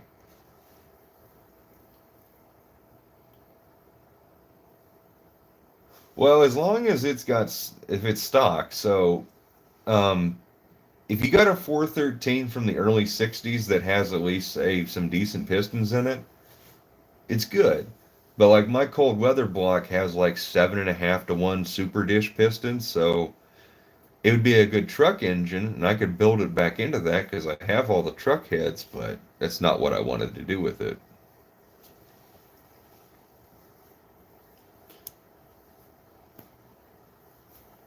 Because originally I was going to put a 413 in my red Polara. And then I stumbled across the good running 400, and well, it's a factory low deck car, 383, so that made too much sense. And now I got that dual quad 383, but I got another home for that.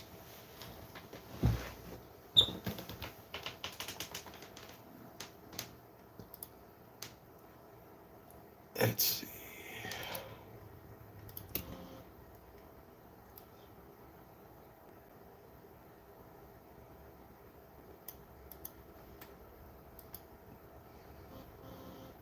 Let's see here. We want to Zoom out on that one. We want to zoom in on this one.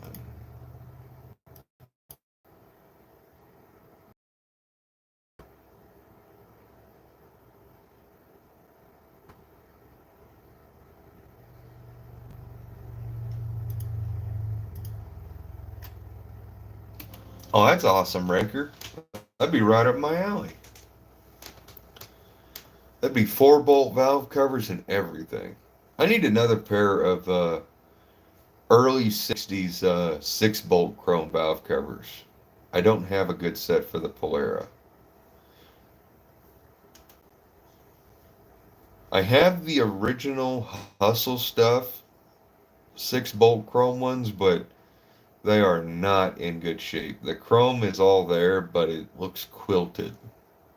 It ain't like the chrome on the BarelyCudas. Well, alrighty then. So, oh, hello, Jet. headers are back on the BarelyCuda. We left off the old heat shield, which probably never did much, but No, it helped, didn't. But It was a piece of favored crap. with heat blankets, and I also realized that this guy probably should have been more. Yeah, in it that should have area, been.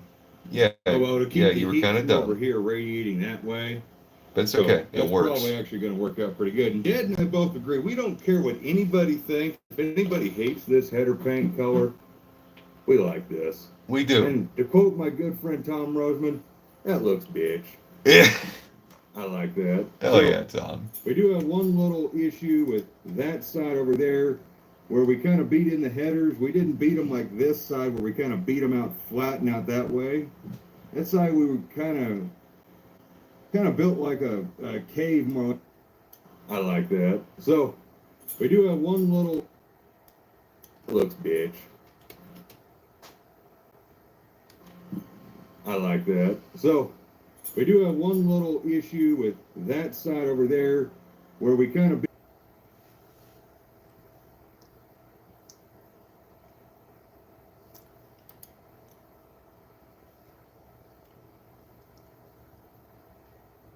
Another stream?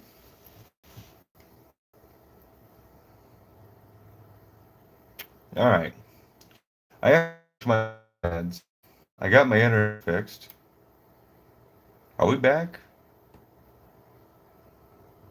Oh, okay. We are back. Okay. The camera's way off. Awesome. Holy crap. You guys are amazing. You guys stuck through all of that. Crap. Screwed up my camera angle.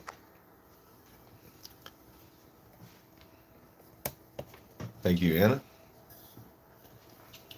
Okay, internet signal is weak as shit. Anna, are you connected to Wi-Fi? Mm-mm. Okay. Something's hogging all the internet.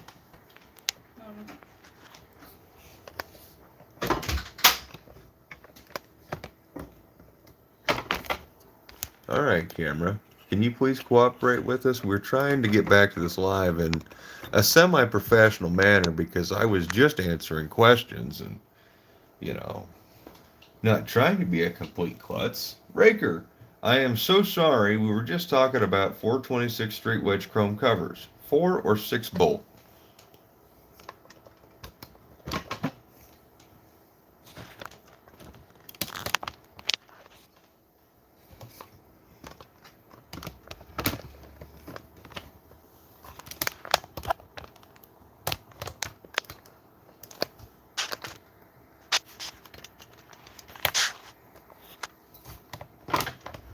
Oh, I'm never going to be happy with this.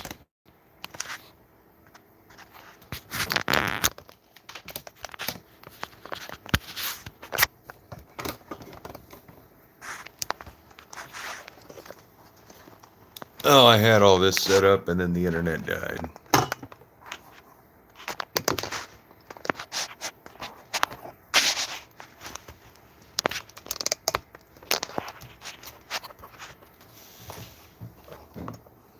Oh, that's the issue.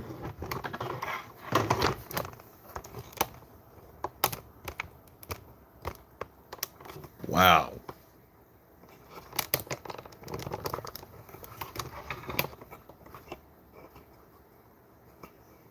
That was the problem the whole time? I feel so dumb. So sorry, guys. I know that was a huge hiccup and a half. Like, dang. So, you guys for sticking through. Thank you very much. Oh, that could have been bad.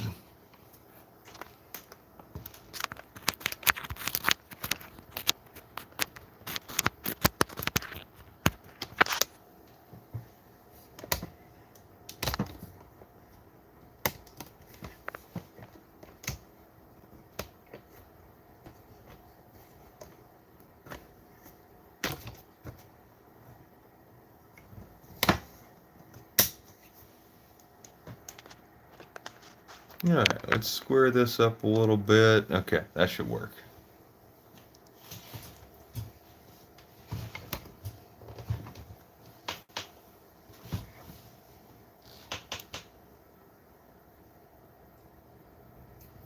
Yes, Travis, you are correct. I've done a number of videos out there, but I did one video in particular that focused 100% on just showing off their shop when they did my twin plug Hemi heads. They are fantastic people. Headers, we didn't beat them like this side where we kind of beat them out flat, not that way. That side we were kind of built like a cave more or less for the tire to live in, and yeah, the tire doesn't live in that cave. It wants to live actually outside of that cave, so we need to actually clearance that tube again. But luckily this paint is still fresh, and that red RTV has to dry up a little bit before we run this thing, so we're going to beat that tube a little bit more, squirt a little more paint on there, make that where that doesn't hit, and make sure this side doesn't hit, which it shouldn't. And if this side clears and we're good to go and we'll touch up that side, then we'll get this thing fired up probably tomorrow and back her out, and we'll run through the heat cycling process the rest of the way with these, and we'll just see if this daggone paint actually lasts. Yeah. All right. Good.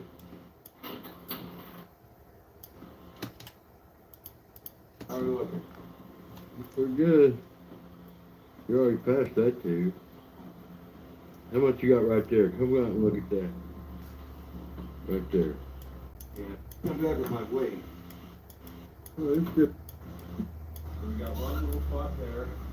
Yeah, I mean, it's clear right there. Fender wells and a Plymouth with a raised deck is the real problem. Egan. Yeah. I knew a machinist assembler that used to work there named by Adam Kofer. He was mainly into sprint car engines but did some machine work. Oh, wow. I'll have to ask Mark about Adam Kofer. Yeah, I got a 24.5-inch tire, and my buddy Cody told me to run a 24, and I wouldn't have issues. And I went for a 25.5, and yeah, it rubs. And it rubbed enough on, well, I know he's not there. I haven't seen him, but I'll ask him about him. But like this tube I got the cursor on, it was rubbing so bad on that tube that it actually broke it. Like it broke it completely free, and that was the whole purpose of this video, was fixing that tube, because if you have one damaged tube on fender wells, there's certainly more. And yes, we had to rebraze 2 tubes, and we had to completely reconstruct this tube. That should be straight, right? Yeah, you got a lot of room there, too. Dual.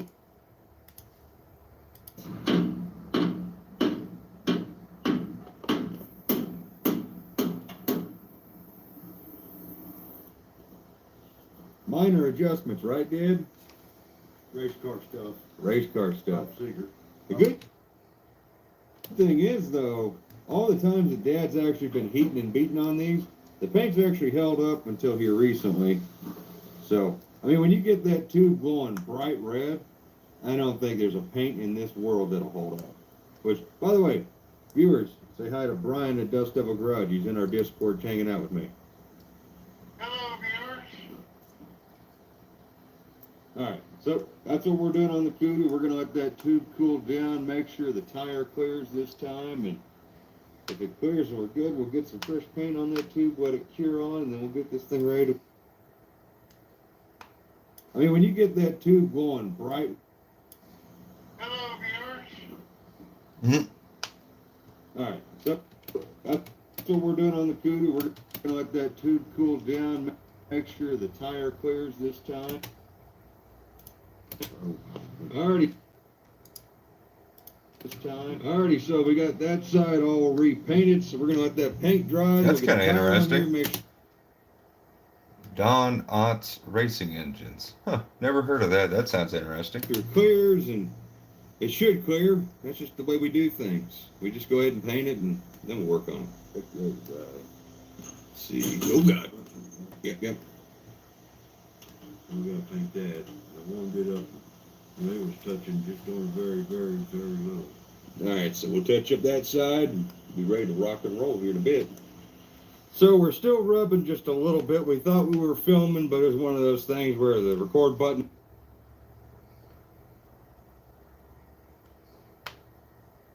while they were still hanging up.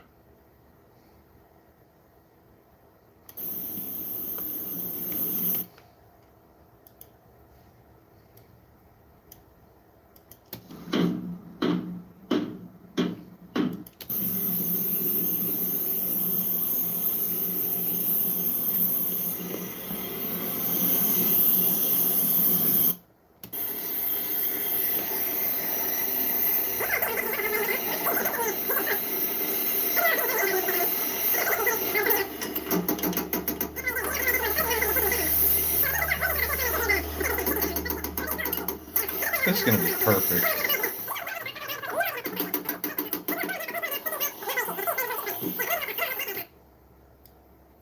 I should probably not speed myself through what I'm explaining. I know I'm saying something very important about tires. You guys have never actually bought front runner tires before. You have no idea how expensive this hobby gets. Like, this is a very expensive hobby. This little 4.5 by 24.5 15 tire is not very cheap. And it's a Phoenix brand, which is one of the cheaper Welcome back, James. brands. How was your conversation? Yeah, imagine what, well, I know how much the back tires cost. Yeah, we ain't got that kind of budget. So that's why we're beating up these old headers. No, I can actually cut out everything I was just saying because it was not important. I thought I was actually saying something really important, but no, it's just me complaining about the prices of the hobby, and we don't need more of that crap. Instead of people complaining about prices, we just need to remember that you can either buy it new and suck up the price, or you can save up your money.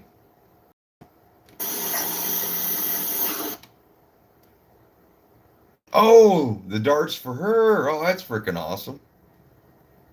Uh-oh, did I lose internet again?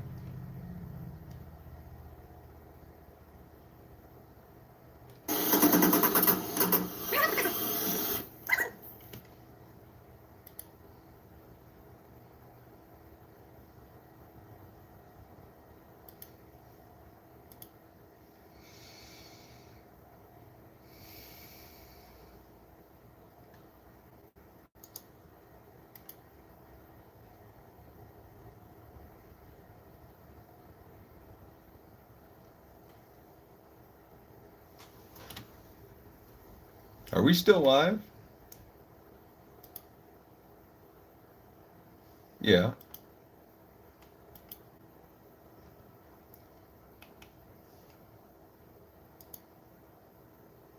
Well, that's the only way to do it, man.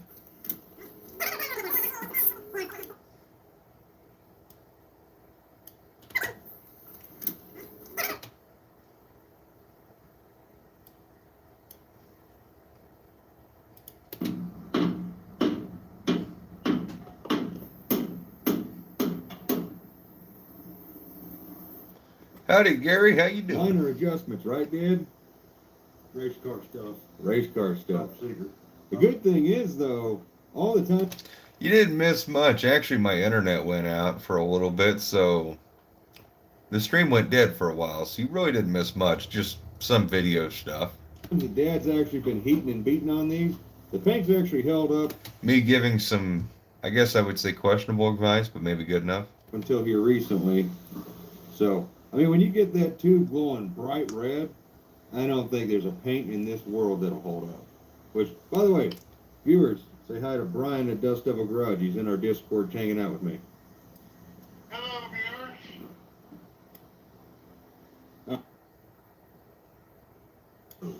All right, so we'll take.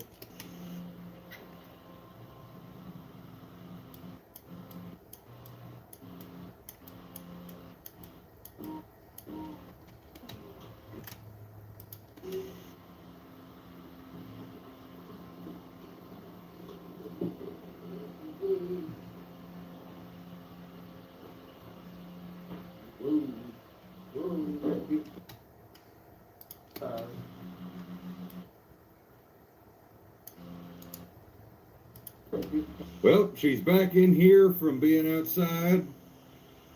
Had a tire cover on that tire because it got quite warm. And I'm kind of paranoid about that because I had Jezebel's, one of her front runners, popped. And I think it was because it got too hot at the first no-name nationals. But both the headers are done. They're clearanced. The only thing we got to probably do is just test run them one more time. That paint should be dry now. So we'll do that now that it's that time to settle. And we've worked the suspension up and down. So I'm going to crawl my big butt in there, and we'll have Dad stand here with the camera one last time and make sure it clears there, and then... Wrecker, you have a set of 30 over 426 wedge pistons? You know I have a 413 that needs a set of pistons, right?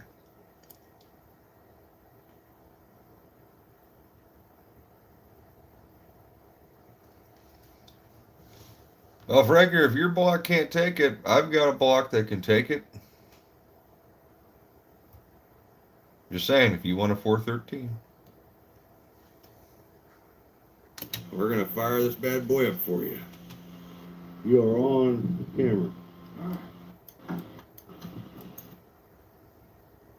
I mean, it's close on this side, but we're good. Lock.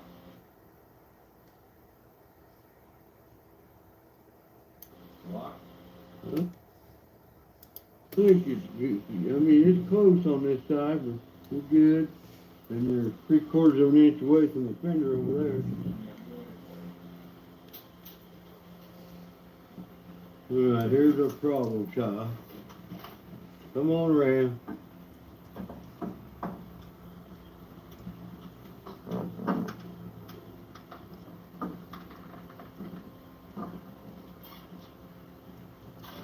Yeah, It's you're on it. Dill rubs. There.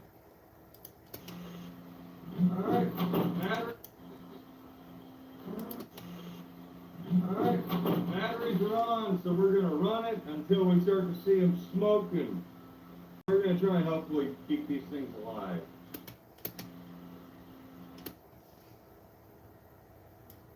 Until we start to see them smoking.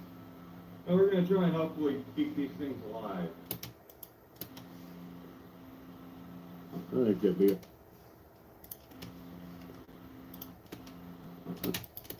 okay. I think that'd be okay.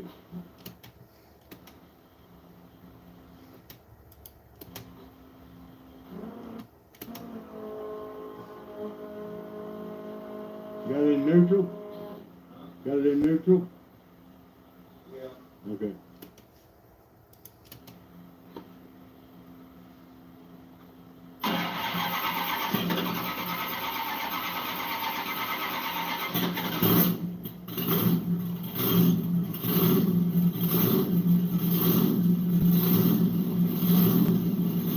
She hadn't been started for quite a while.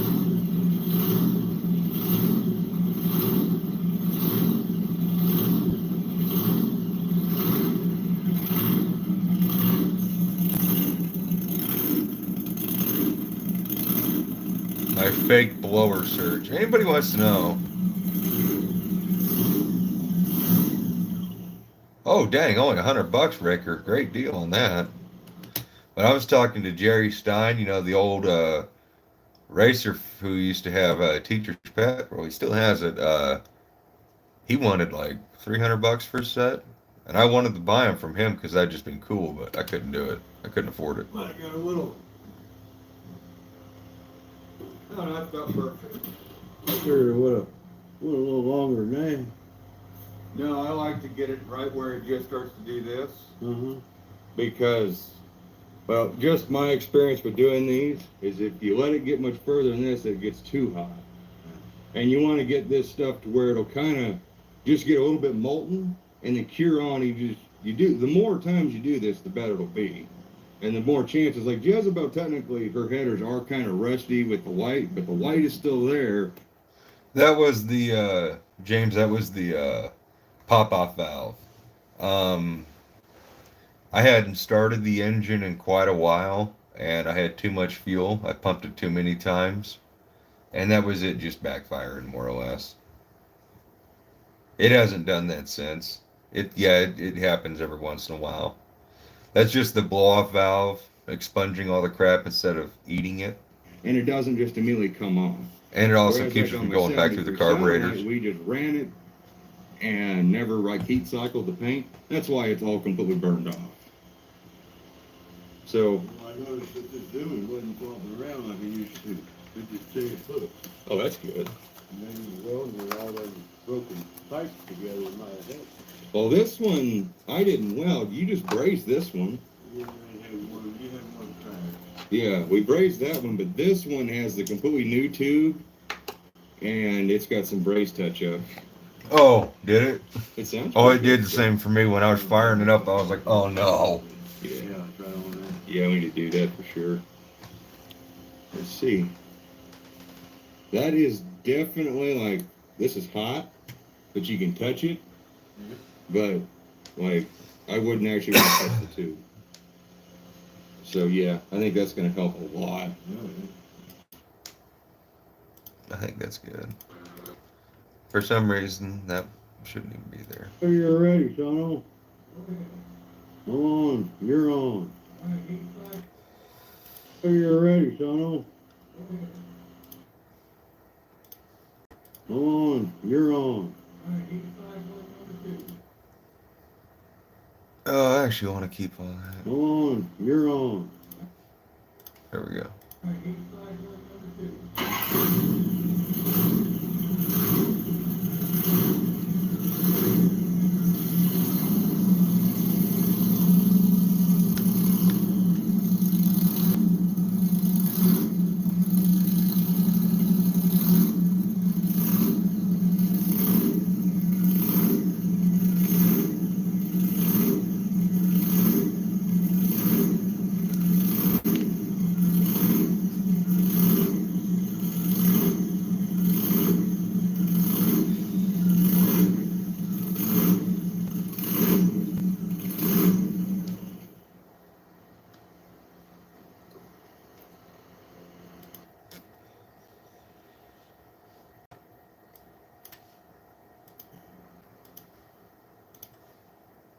Figured you could see the freaking smoke. Yeah, but I don't know how bad it's looking on the area. Well, it's still small. Okay, it's looking good.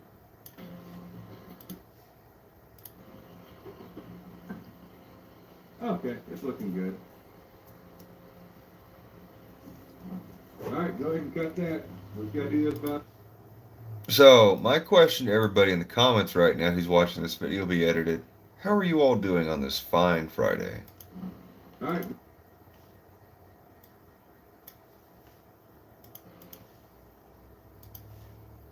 Alright, so if you guys ever want to know, well, Jed, or Dad, if you want to ask Dad, how do I know when my paint's getting to that point where it's about to burn off? Okay, so which. Yeah, here's a good clip. Alright, so if you guys ever want to know, well, Jed. I'm glad to hear that, Dad, if Dean. you wanna- Thank you. how I do have no know when my one. paint's James, getting to glad to hear point Where that. it's about to burn off. Okay, so what you do is you got to be really dumb or really brave, and you take like your fingernail and you kind of just loosely touch the tube. Don't touch it with your finger because you burn yourself more than likely. And you'll feel the heat through your fingernail, but you'll kind of feel the tube feel kind of gummy. And that is where you are shooting for to let this stuff start curing.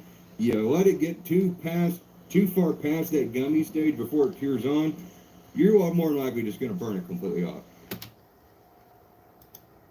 And yes, it's true. Glad to hear that, This Raker. is only going to last so long. It's not like this is a permanent coat. It's all temporary to at least make your headers look. Alrighty, we are at heat cycle, what is this, 4, technically? We ran it for quite a bit. You can see the color starting to slowly leach out of that kind of copper color they used to be. They're getting paler at towards the tubes. And then our hooker logo, which I polished up, not quite turning yellow yet. But yeah, we're definitely getting everything baked on, that's for sure. The last cycle, you couldn't put your hand on the last piece of heat shield right there. On the first one, you still could. It was hot, it was uncomfortable, but now you can't touch it, and I ain't even going to try now. So slowly but surely, we got the fans running there, here, and here, and we're blowing all the smoke out that way. So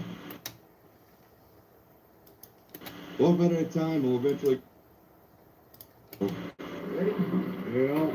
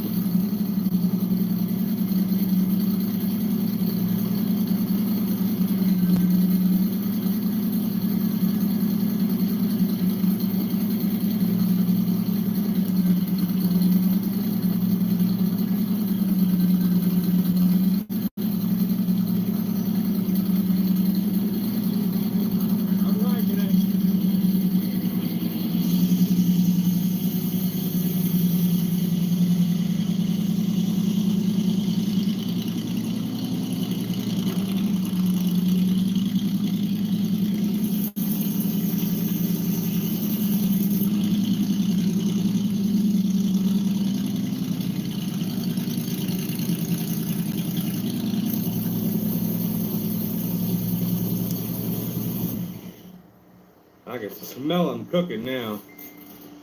And it might also be that header wrap really smoking too, because the instruction said if you don't spray it with their silicone stuff, it'll turn white. And I'm like, I don't care if it turns white. It's the header paint we're here to protect. And I think it is getting paler the more and more we run it, more and more heats up.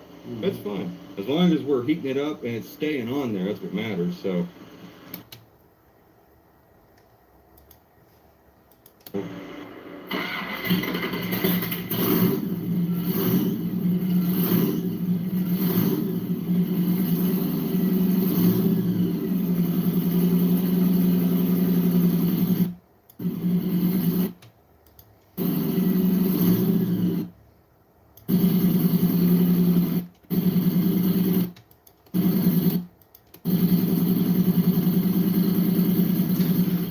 So right now I'm trying to shorten up some clips here. This video is kind of long-winded right now.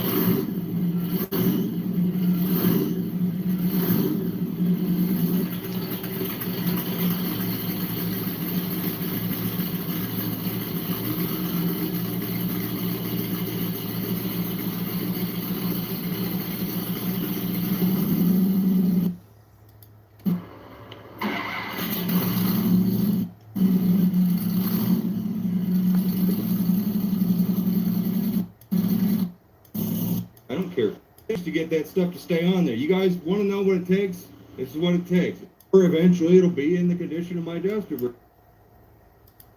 And just because Dad pointed out to me, there is nothing wrong with the way, little bit by little bit, this is what it takes to get that stuff to stay on there. You guys want to know what it takes? This is what it takes. The more you rush this process, the shittier progress, the shittier results you're going to get. I'll just be honest. But again, it still is, there's no way to forever protect them. It's just like when you paint a car, no matter what, it's eventually going to end up looking like Von Dookie. Or eventually it'll be in the condition of my duster where it's in primer. Nothing stays nice forever. All you can do is try to do your best. And that's what we're doing with the old CUDA. And just because Dad pointed out to me, there is nothing wrong with the way Von Dookie looks. I freaking love that. That thing is freaking killer. And yes, it would look even cooler with a fresh paint job. But that would be a lot of work, and good Lord. It looks fine the way it is, in my opinion. But it's ultimately your van, your choice what happens with it. Just like the CUDA. This is our project. This is our race car. We're going to do it our way.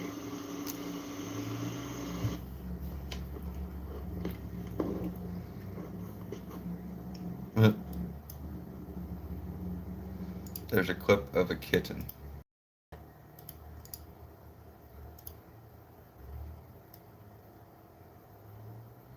Rush this process, the shittier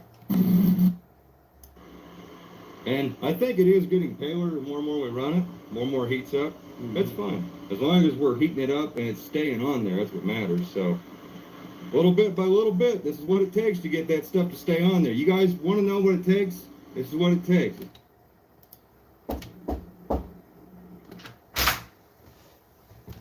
I did.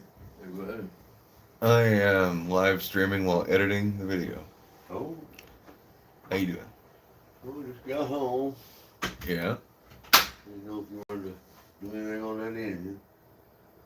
I can. I've got a couple days worth of write-ups to do. I was just trying to get this video done for tomorrow. Keep doing that You want to do your writers? We can go work on the 300. a little later on. Don't get too late. Okay. Yeah, I didn't even turn my time for yesterday. All right. Oh, we'll do that.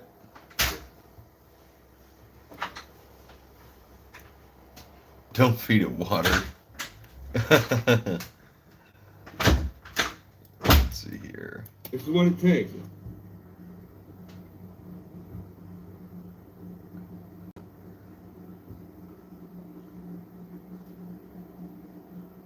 Oh.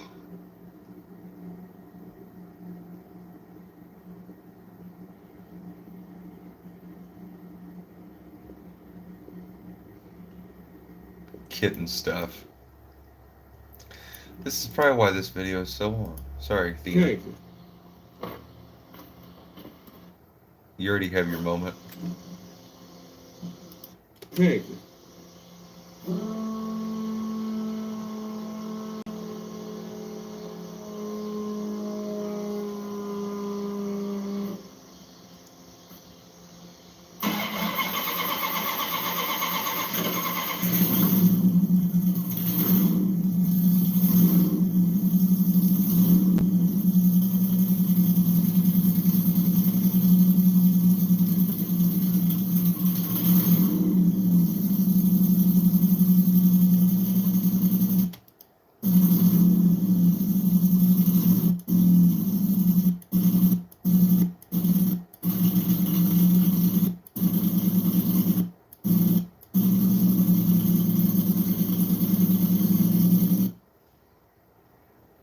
My lord, that is such a long clip.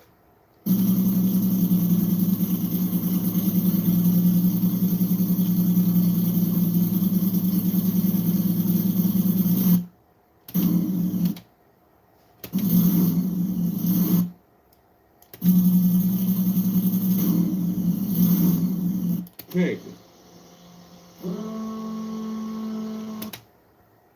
Yep, we're just gonna have to make some of this shorter. This is too long.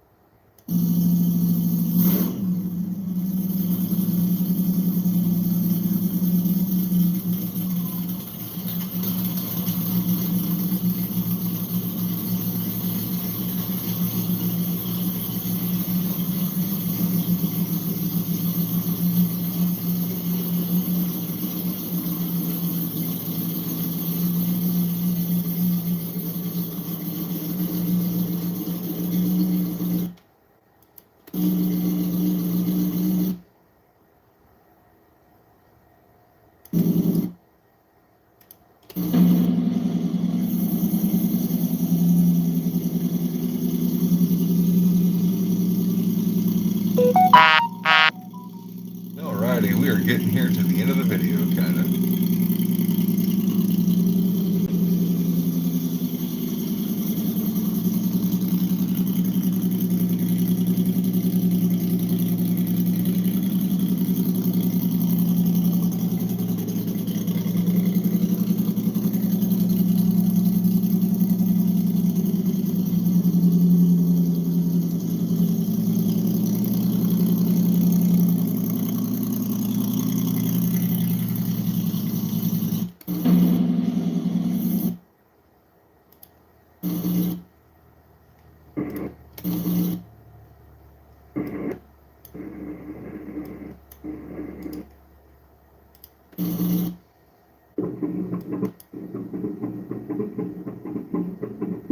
Oh wow, that actually sounds kind of cool.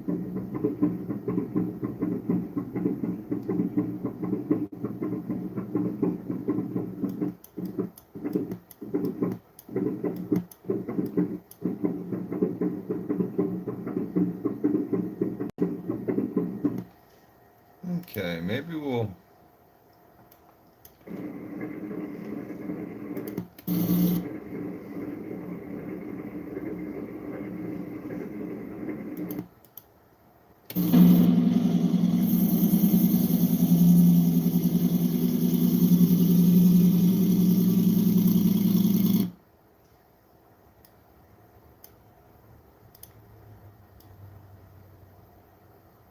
Now we're just doing artistic stuff.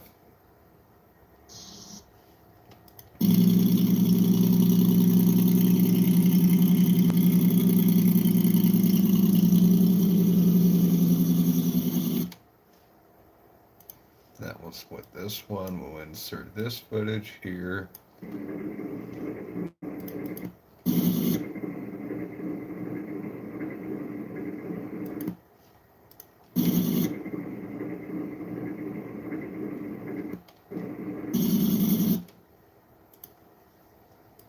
Have that fade back in. Howdy, William. How you doing?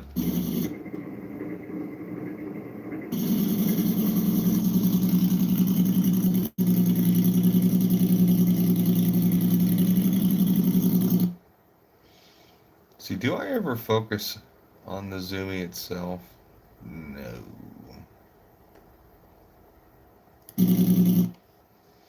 But this would be a good place to focus on it.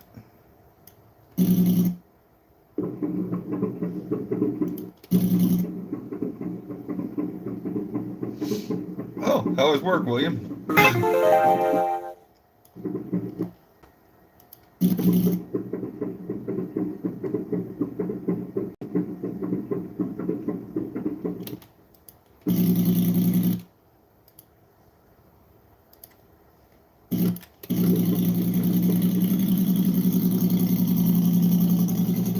that's a shame.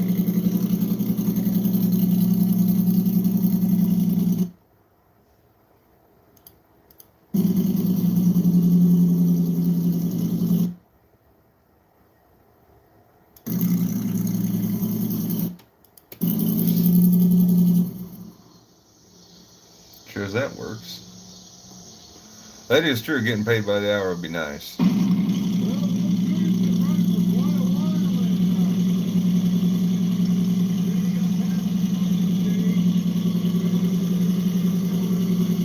Well, you can tell how loud that thing is. I'm trying to talk.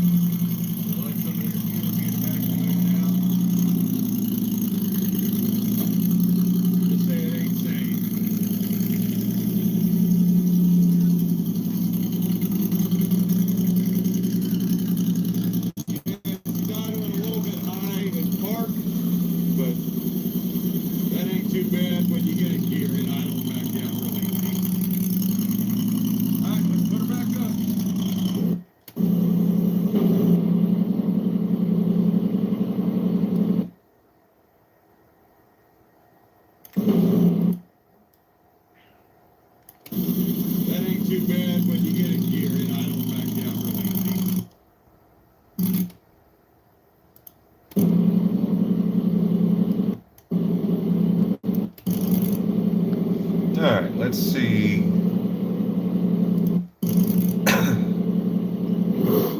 Yep, it's right there.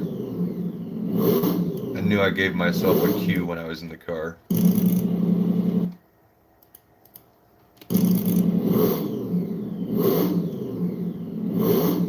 Man, I love that sound.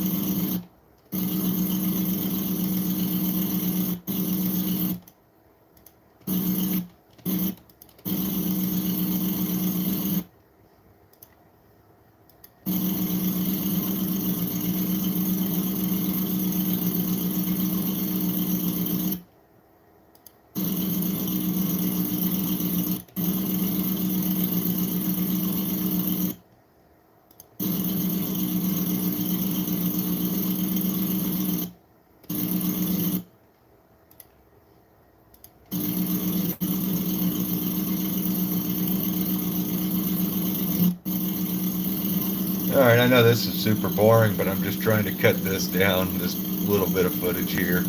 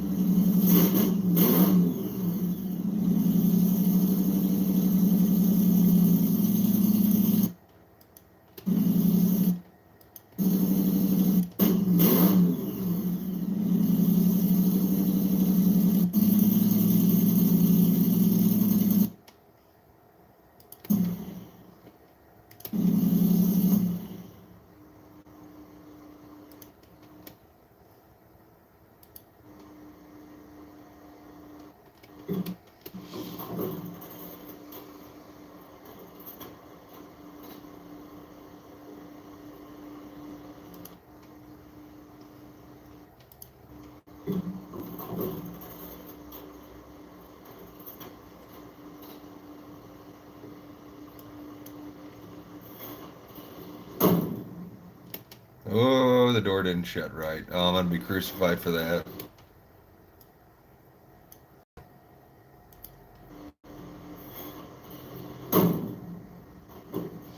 You know, heaven forbid your door doesn't shut 100% every time.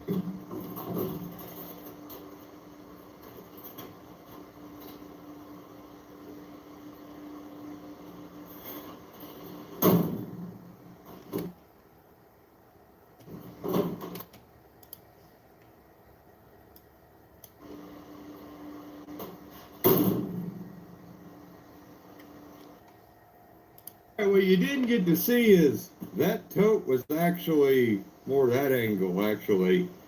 And now it's up against the duster. All right, Cuda, you did a good job. It's thoroughly fumigated in here, and, well, we still have paint on our headers, so that's a dang good thing. I'm happy to see that. That's good. After all that running and whoopie-doobing, all that stuff, that's a good thing. All right. Well, that's it for now.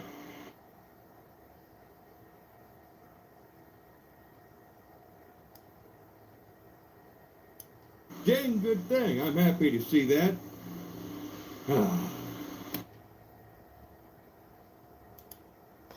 Well, we made it to the end, guys. Look at that. 47 minutes. Or 57 minutes. Is that too long? Should we shorten that? I bet you we could shorten that. Alright, so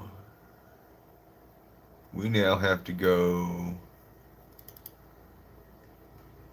I mean, this is a live stream about editing, right? So, I mean, you're not done editing until you put an intro and outro on it, so.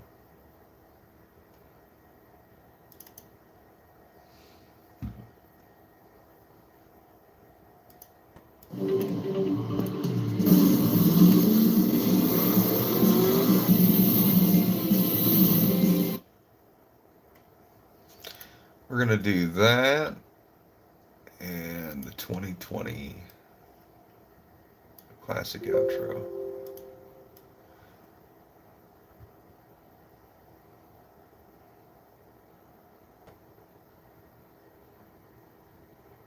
Captain Do, how goes the new PC setup? You liking it? Hopefully. Okay.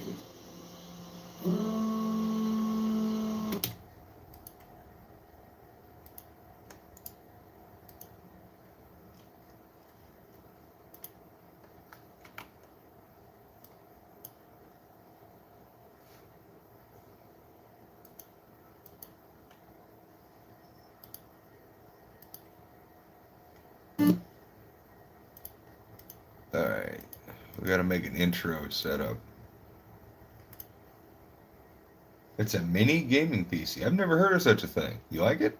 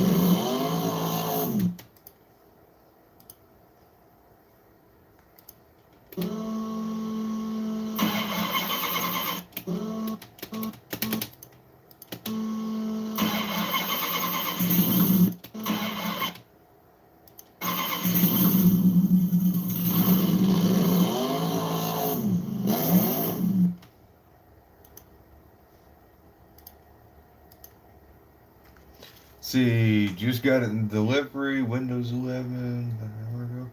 So I guess I'm really curious. How do you like Windows 11? And I mean, don't mind me asking, how bad was the mini gaming PC kind of specs? I mean, pretty happy with it so far. I mean, obviously you just got it. I'm always curious to see how people like their stuff when they buy stuff. I especially like to hear when people enjoy their new stuff.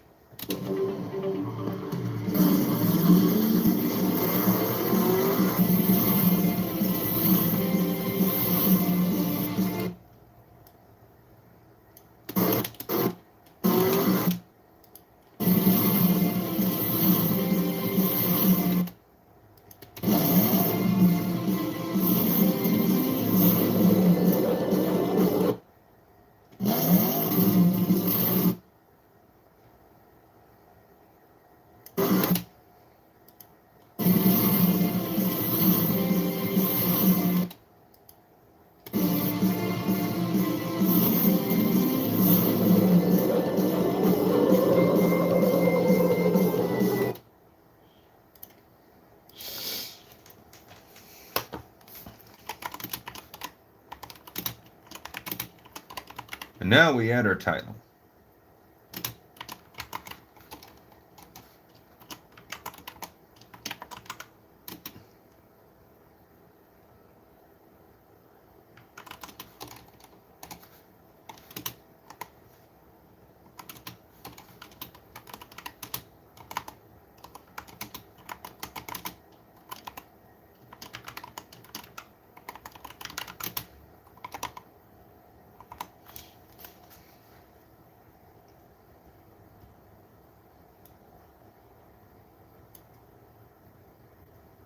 Oh, that's not bad.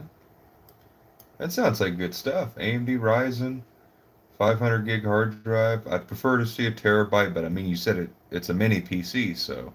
But 16 gigs of RAM on there? That thing ought to cook. It ought to do internet browsing as long as you got the internet to sustain it. That sounds like a good purchase. I don't know what you paid for it, but I know how computers get, so it's you get what you pay for technically. And sounds like you got some pretty good gear there.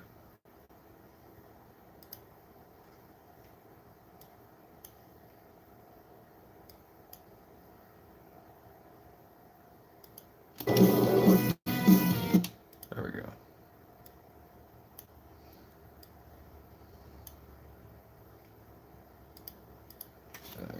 This down there.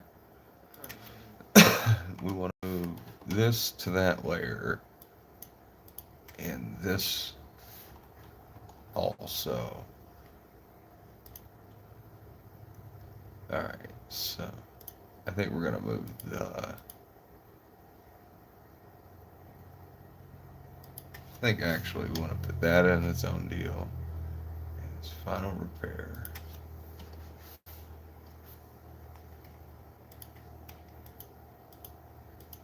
Don't mind me as I just focus on my spacing here.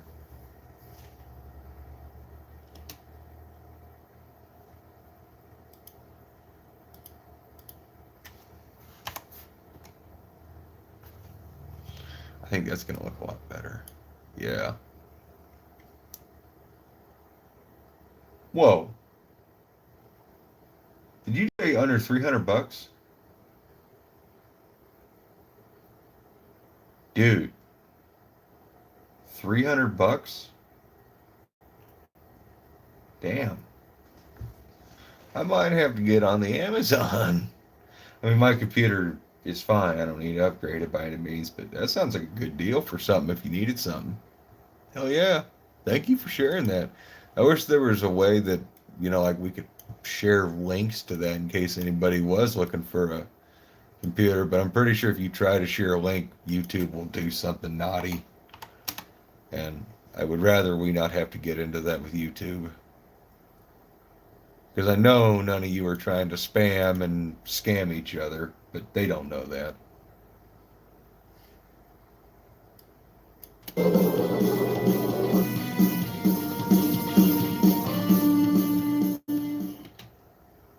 And that's how I put an intro on a video. Pretty simple stuff.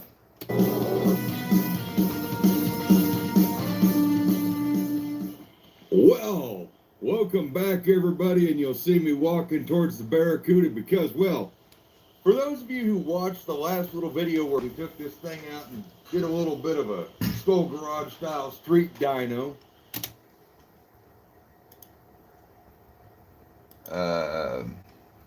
Now would be a good time to insert one of those other clips from that last video. So we're going to come here to... I get lost in my own folders sometimes.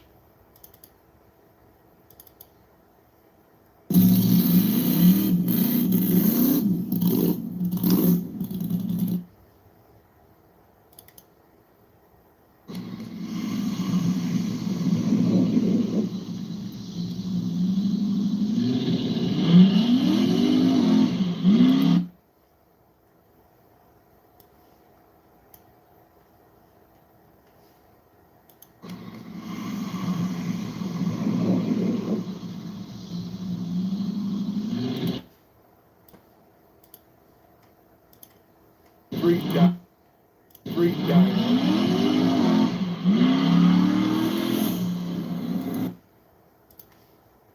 I know.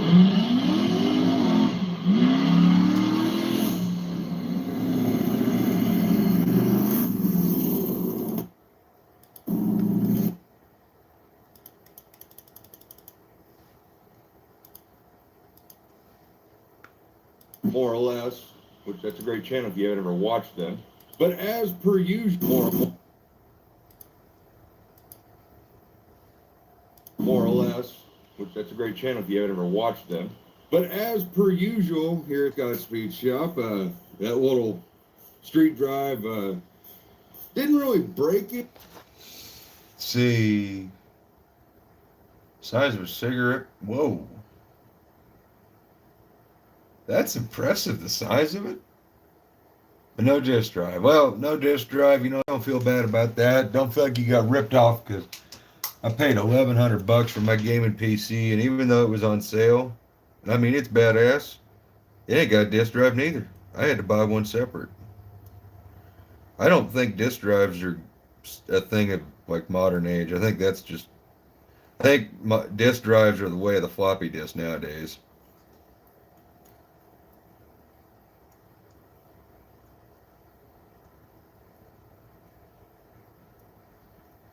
Oh, that's cool. So you did some oxyacetylene welding? That's really awesome. That's old school stuff right there.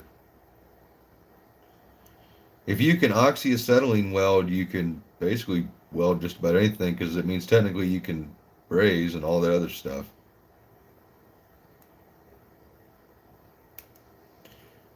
But I don't know if I would really use oxyacetylene to do like heavy welding.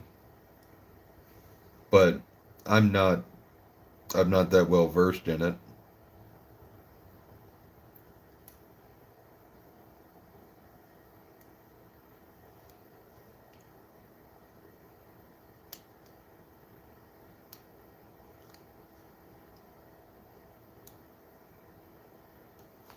Anything, but it finished breaking something. And see, Dad's hard at work because I was in the office still, and I preemptively marked that header kind of where I knew where we needed to clearance it, because it needs clearance work there and it needs clearance work back there. Oh, you're bleeding, Dad. Yeah, the fire won't have a sharp edge on it. I got rid of that. Oh, there's some sharp edges right there still from that. This car, of course, this is the BarelyCuda for anybody who doesn't know this car, a blown big block 440 race car that Dad and I went and kind of one of those purchases where it was like, we really didn't need this thing, but it was just screamed to us, and it was another shell of a project, and yeah, we made this our own. Motorhome engine Dad had, we got some metal block heads because we thought the iron heads were junk, and they weren't junk, but we swapped them out. 671 blower, Dean's blowers up in, I think, Washington. They hooked us up with everything for the drive and everything. Great people to work with, and this thing runs pretty daggone good. We only got to make like half of a pass at No Name Nationals last year, That's just because, well, we had so much fun talking to other people, and racing this wasn't the priority. Just getting this there was actually the goal. But you know, trying to be the fastest guys and most competitive guys was never the task. It was just getting it there and shaking it down and feeling it out. And I think we definitely accomplished that. And this year, I plan on definitely maybe trying to not make a fool of myself, because we got the timing all figured out. As you saw in the last full drive, this thing is hooking and booking and making rounds. And unfortunately, what happened, though, is this tire is just a little bit close, and he rubs on these tubes. And, well, this tube right here had already been broken, brazed back on years ago, and what now it's, well, it's detached completely. So the goal here is to get that fixed, and we're also going to finally put probably some kind of support strap on the bottom of this header, because it's got these zoomies we added on, and yeah, it's a lot of weight down there, and fender wells are notorious for cracking up here because, well, it's just so much weight right there, and the engine moving and flexing, and once you get out to the collector, it's moving around so much that it's all just really working on that flange right there. So we're going to get this thing pulled off. We're going to clearance it properly. Instead of just these kind of hits, we're going to heat up the tubes and make these a little more flowy. Like I said, I marked these with paint so we keep track of where these need to be clearanced. And then down in there, that's the one we've really got to work on, is this tube right here in particular. I think I need some extra clearance work. So we're going to get to work, and then down in there, that's the one we've really got to work on, is this tube right here in particular. This is one of those great things. If you're going to have a race car and you don't have inner fenders, you know, Captain D, that just goes to show you that it's like a bicycle. Once you do it, you never forget. I don't TIG weld every day. I don't even TIG weld every month. But yeah.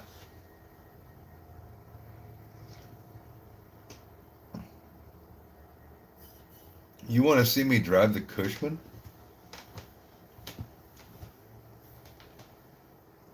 I probably would. I might. I got to stretch. I've been at my desk for 2 hours. Well, at least according to YouTube, we've been streaming for 2 hours. I guess it wasn't that bad. We were 30 minutes in, and we had like an hour and 20 minutes left of the video. So, hour and 20 minutes took us 2 hours to do. Of course, we had some conversation. Internet went out for a little bit. And, I know I rewatched a number of clips, I rearranged things, and we still have to add music and text and all that stuff. I don't know how anybody could go live for 7 hours. Oof. That's a long daggone time when you think about it. I mean, one time I know we did the live streams with the Wide Guys. I know we did the New Year's Live, and I know those went for quite a while. I don't think they were 7 hours. Of course, I don't think I need to add too many annotations to this video. I just want to see if I can cut some stuff, because it's still 57 minutes long, and I know a lot of guys don't mind longer videos, but I'd like to see it at least at the 40-minute mark. But I don't think I can cut too much out without cutting out good stuff. But I was going to go back through and rewatch some of this beginning stuff, because I did this last night. This is one of those things where it's really nice, because fender roll headers are pretty easy to get off. Basically use ratchet and extension and all the swivels in the world, and it didn't take much effort by the looks of it. Wow. Take much effort by the looks of it. Swivels in the world, and it didn't take much effort by the looks of it. Wow. Then we enjoy it. It's an open. Clear. There's no Off, and this one's gonna need some. Yeah, we're gonna take. Yeah. Well, here is a whole minute basically. I just removed. Dean, what are you happy you kept? Did I miss something?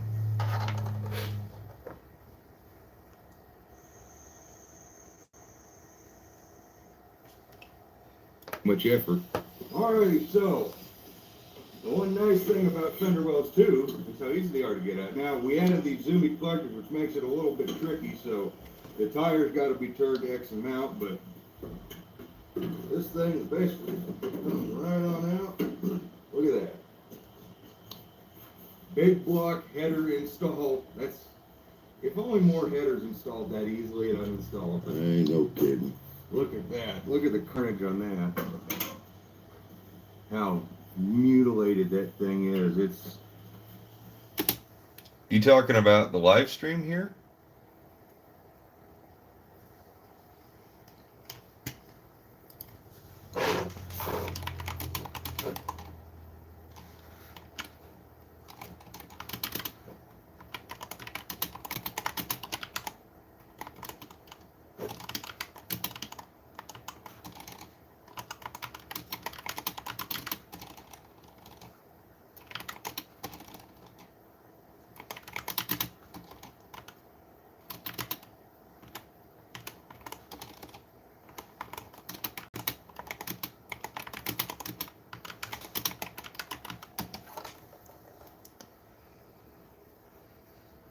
Howdy, Grand Prix.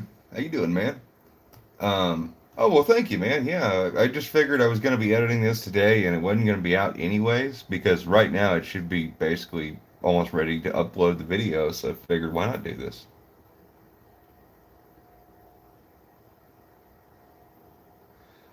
But Captain Dew, honestly, like what I just wrote there, I'm actually a member of the Church of the Latter-day Dudes. I'm an ordained minister of Dudism.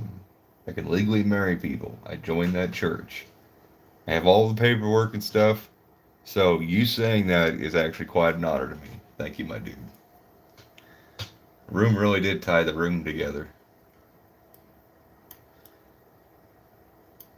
My hair is long enough now I could put it in an actual proper ponytail, so.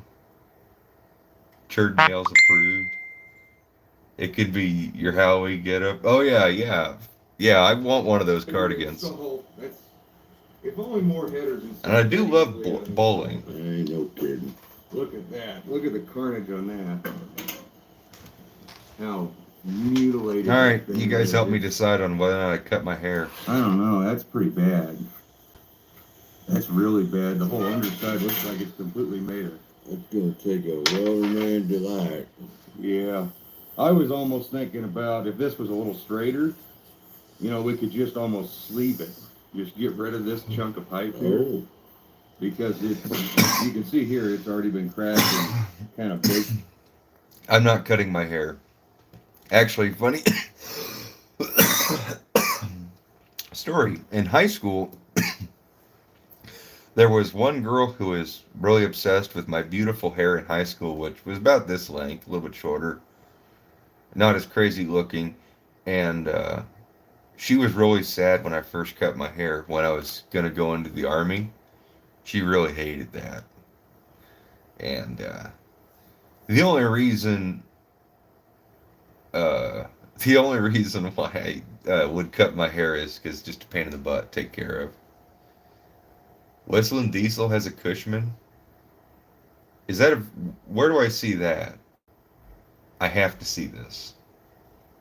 NSB, we got to figure out how. You need to share that in like the Discord or something. I gotta see that. Whistling Diesel with a Cushman. Oh my.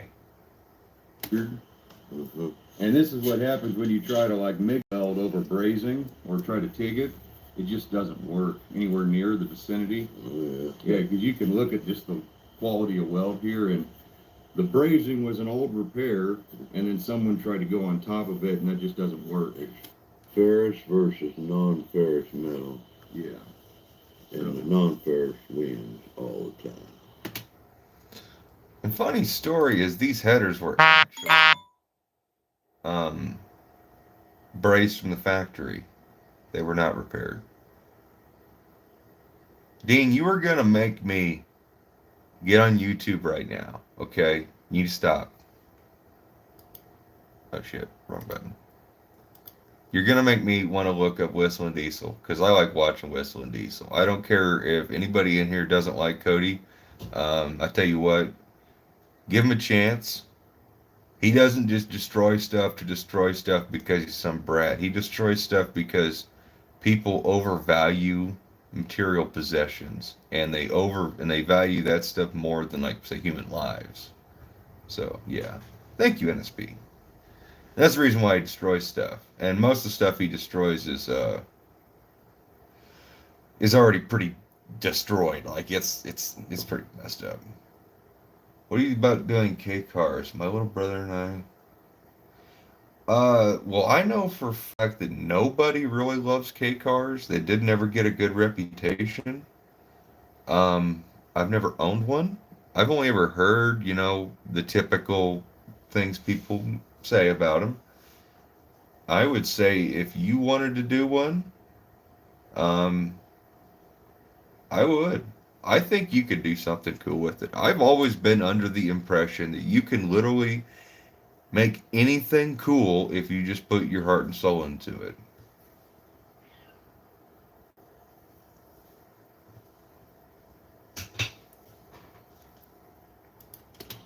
Alrighty, so the first step in any repair, of course, is cleaning. So you can see how filthy that is. There's no way to weld that junk. So we're going to get all this cleaned up, get all this, I don't even know what all this oil and just mixture of contaminants. And also that's where the tire was rubbing, which I wanted to show you guys that because that's kind of neat how almost polished it's gotten. So that gives us a good marker where to clearance. And we also got this tube we need to touch up a little bit right here and just slightly right here. But we're going to get these things cleaned up. We'll get that fixed, and then we'll worry about taking care of the denting and other things we need to do to this header to get it to actually fit that BarelyCuda just a little bit better. But yep, get her fixed. Okay, so hear me out. You take a K car and you put fat tires under the back of it and skinnies in the front, and you put a blown big block or small block in there, or just a engine with a tunnel ram. That's cool. Anybody will go, that's cool.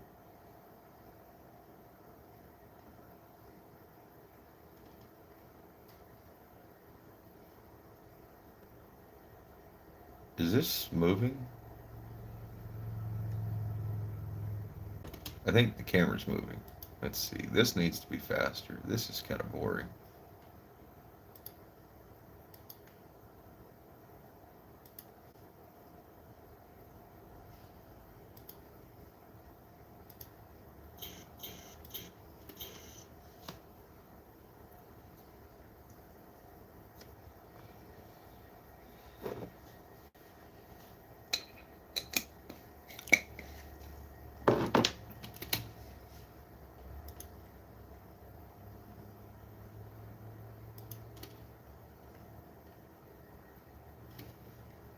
Well, I know this actually needs to zoom down towards the bottom.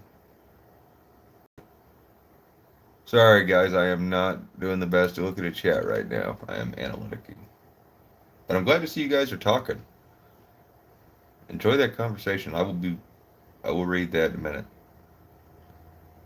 I'm curious to see what you guys got to say about K cars and all that stuff. Alrighty, so when it rains, it pours as usual. There's the brass, and there's... I think that'd be a good time to go ahead and get the audio folder rolling. Thank you. Anything would be cool with the right setup. I mean, okay, so Jezebel is obviously a 70 Charger. Everybody thinks they're neat, whatever. But you put this same look on anything. Like, we could open up Photoshop and we could drop a freaking LeBaron on these wheels and tires and it would look cool as shit, okay? So I'm just saying, anything could be cool.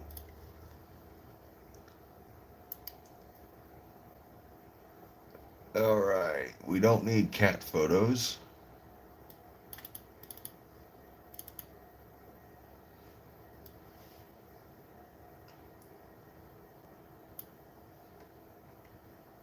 Alright, what kind of theme music does the Barracuda need?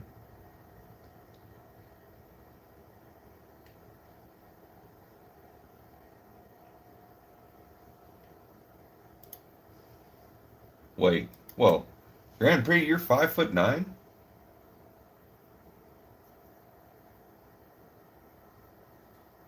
Dang. So how would someone who's say like 6 foot and fluffy fit? Probably not too good, I imagine. Re-engineering must be patented. Just got speech up though. You thank you, Dean. No, no, I'm just saying anything would be cool. Oh, thank you, Sean. We were just actually talking. I mentioned the story of how I met Andrew earlier. And yeah, his car is the Bostonian. Yeah, that is actually. I'm glad you're here. We're just doing a live editing of my '68 Barracuda race car, and we were doing some repairs to it. But I did tell the story on how Andrew and I met when he was interested in buying my twin plug Pro Stock motor. We did a video on, or did videos on, and instead of him buying it, that spurred him into action on working on building his own. And it's freaking awesome to see all the companies helping him. Like I, I'm a little bit jealous because I'll be honest. I mean, when I was putting my twin plug engine together, a lot of people laughed at me. But I'm just actually happy to see him, getting his stuff done. I think that's super cool. Just because they didn't help me out doesn't mean they don't need to help him out. I think that's pretty awesome.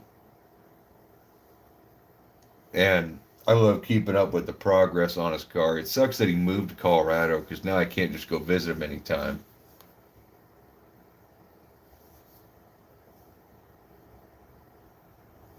Thank you very much, Sean. At least I think your name is pronounced with Sean. But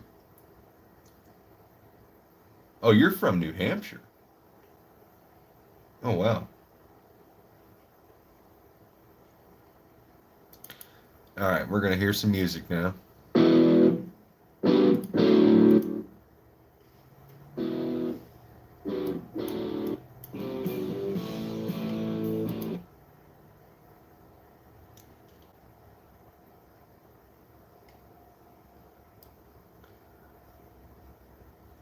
I'm happy we're doing this live.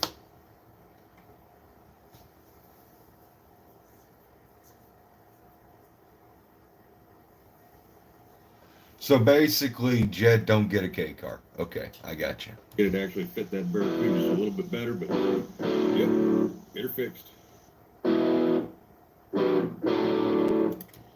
Alrighty, so the first step in any repair, of course, is clean. Get it actually fit that Barracuda. I think the music's kind of loud. A little bit better, but yep, get her fixed.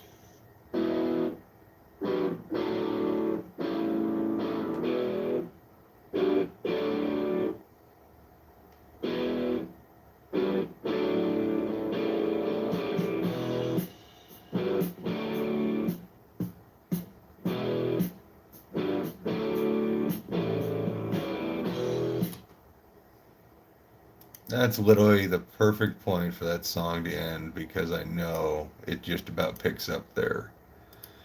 Alright, so we're going to make the music fade in and out. Now we're going to play this. We need to do to this header to get it to actually fit that Barracuda just a little bit better, but yep, get her fixed. Yeah, it does have an AC/DC note. It's one of the free musics you can get from YouTube called Open Highway by Silent Partner. Super, like, I feel like it's got the right vibe for the Barracuda video.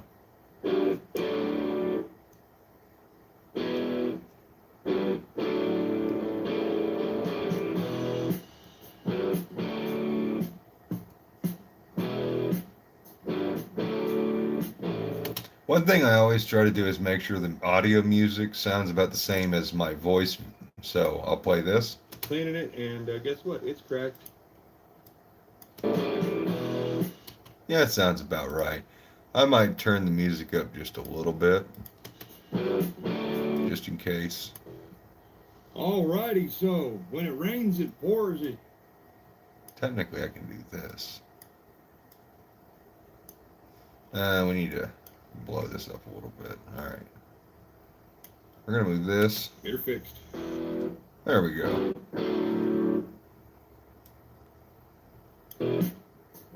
Alrighty, so when it rains, yep, get her fixed.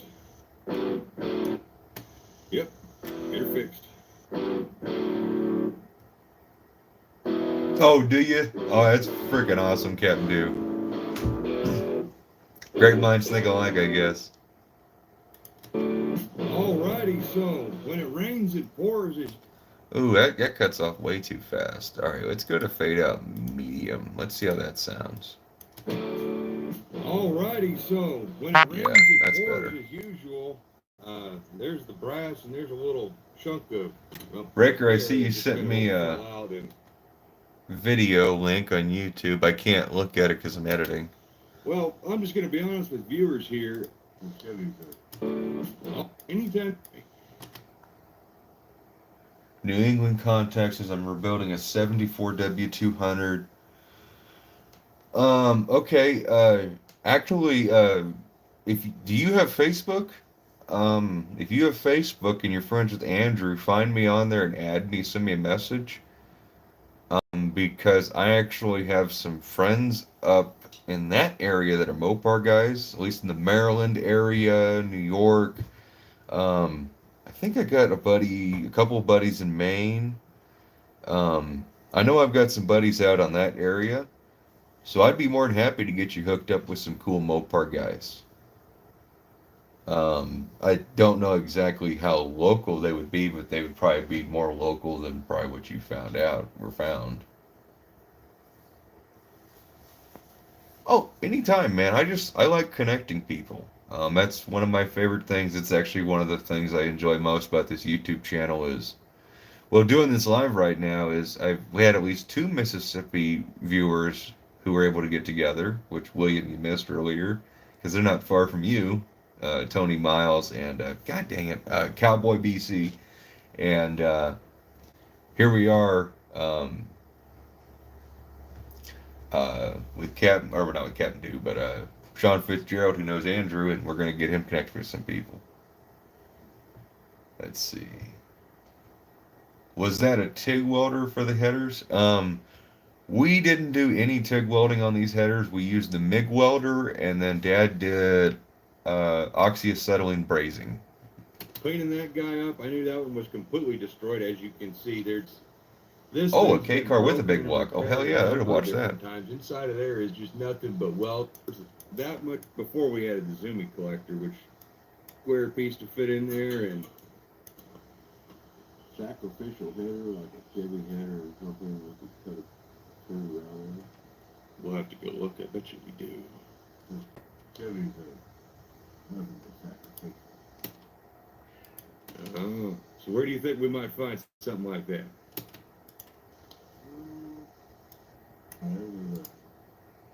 I know I don't need that. Alrighty, well, yeah.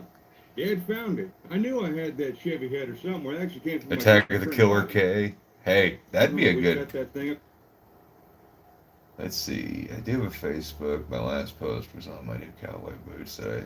New set of spurs for the first time. Oh, dude, that's cool. I mean, I honestly have no problem with any of my viewers reaching out to me on Facebook. I just ask that if you're gonna like add me on Facebook, like send me a friend request, send me a daggone message first.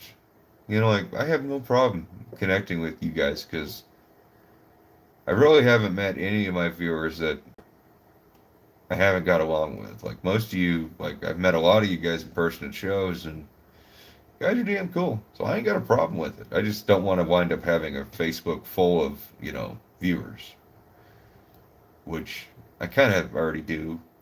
But most of my viewers turn into friends, so I don't mind that.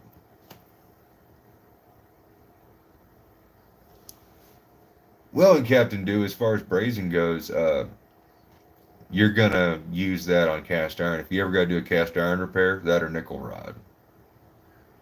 But where was the parental advisory not to squat with spurs? Ooh, did I miss that part?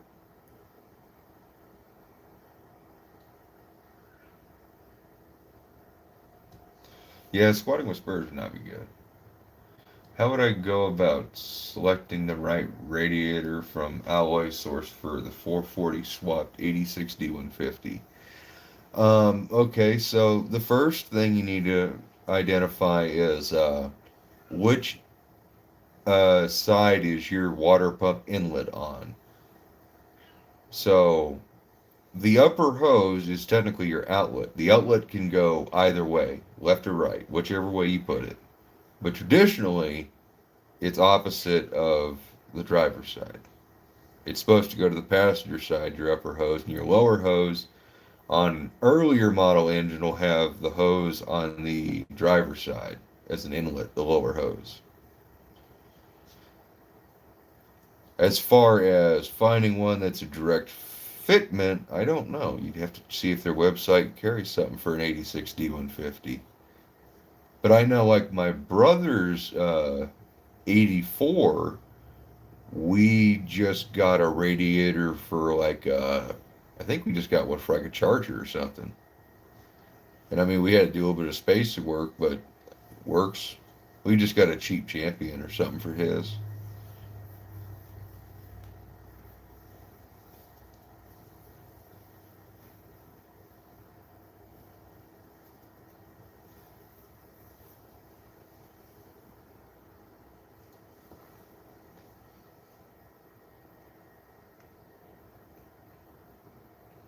I feel like I'm missing something between Captain Dew and Dean Stevenson. I feel like I'm missing something there. It's okay. All right, back to editing. So I think we were going to try and, I can't remember what the heck we were going to do with those. We were either going to do something with a VW or something with that, but it never happened. But yeah, that's a good donor section. A lot of good donor pieces. Well, it's a Chevy. It'd be okay. That one tube could probably live to be a little bit smaller than the rest. All right, so Dad is back from the parts house, and he scored because he's running sale for what, $3? Yeah. So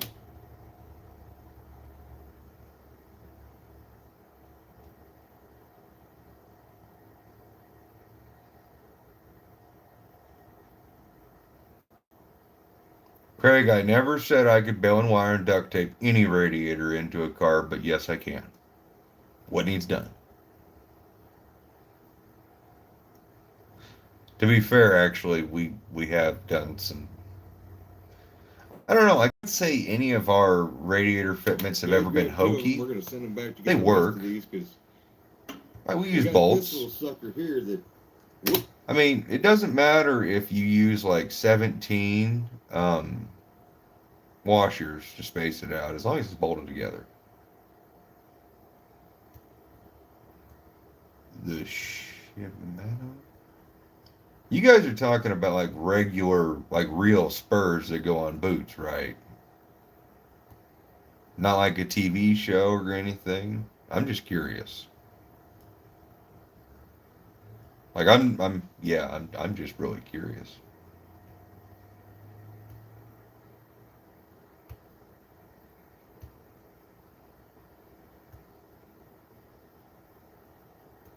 Oh yeah, you guys are talking about spurs because you had a 10-speed bike. Oh yeah, that wouldn't work.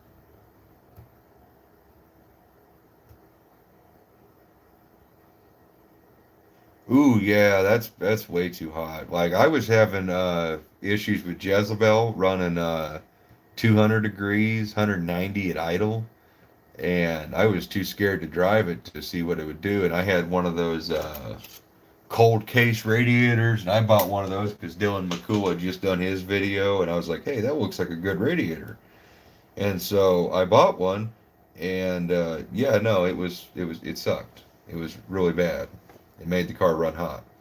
And I guess the first part of the story is actually I took out my Champion that worked great because I sold it to Weston Champlin. Or no, I sold that to a viewer or a buddy of mine who needed a radiator who was on race week. Then I got the Be Cool or cold case, and I didn't have much luck with it, so I sold it to Weston Champlin, who doesn't live that far away from me. And well, I knew his engine was probably going to die anyways because he put that 1471 blower on a stock 440 and crammed enough boost in there to make anything explode. But it was still a great video. I thought it was freaking awesome. It was cool to be a part of him making that video. Um, but no, I ended up going with an Auto City Classic radiator in Jezebel with a 7-blade mechanical fan, and that got Jezebel running much cooler.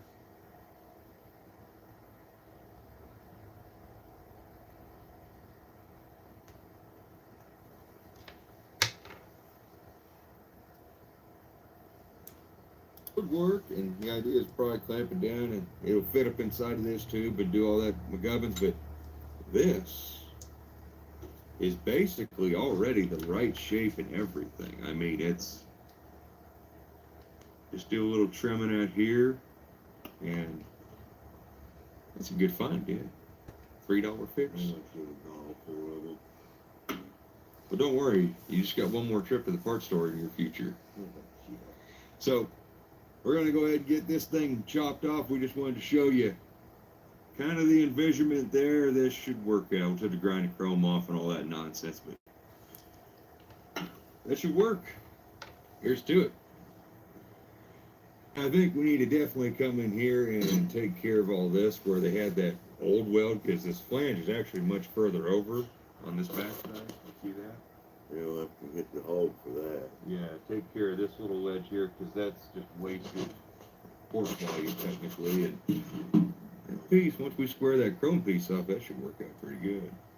So we have basically eliminated all the bad metal here. Now we just got to take care of some of this goo gobble. And yeah, that one we should be able to weld. Well, that's not a problem, Grand Prix. I hope you get a good radiator. I know what that's like having heat issues. That really is annoying. It's a great way to really ruin your day out cruising or doing anything. The Cuda runs a little bit warm, but it's got the blower on it, and I don't think there's much we can do with it. I've tried products like water wetter and stuff, and I never saw a noticeable difference, but I've heard differently from other people. I've heard people have great luck with it, so I'm not going to discount products like that. So maybe it'd be worth a shot.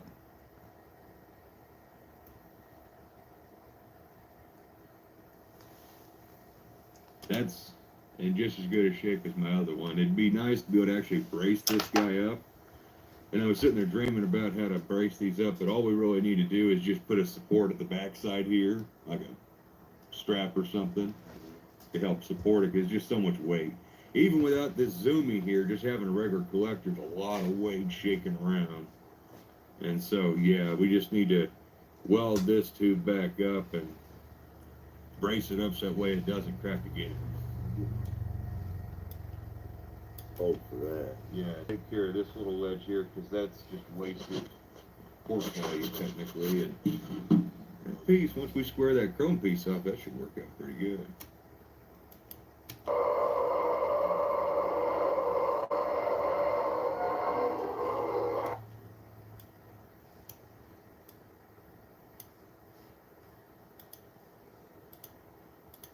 Alright, now I get to play with some more music. Piece, once we square that chrome piece off, that should work out pretty good.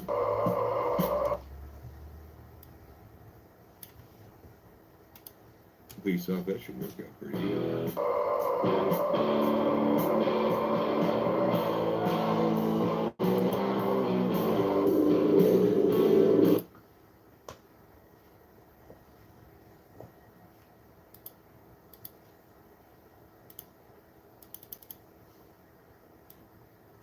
We square that chrome piece off, that should work out pretty good.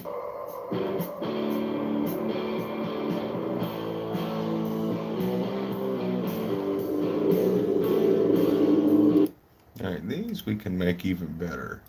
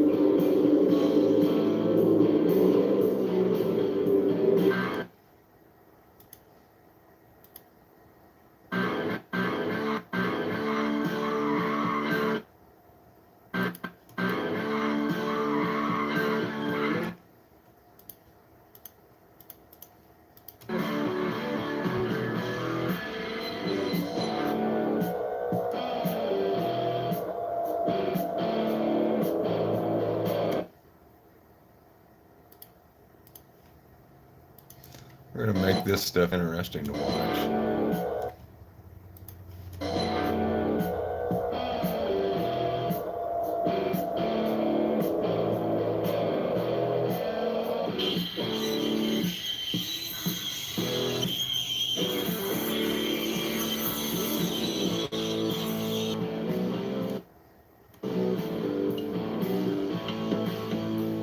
Yeah, go.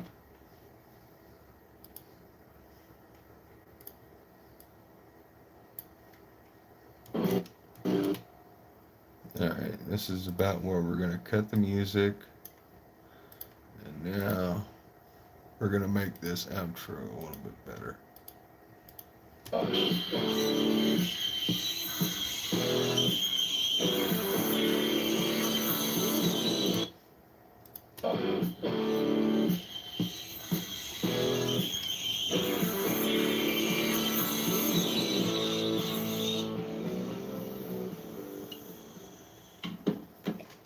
Yeah, go. Yeah, that's, I don't know, brass or something. It's hard. Yeah, I can't tell if that's just how hot the steel is, or, or if that's still brass up in there.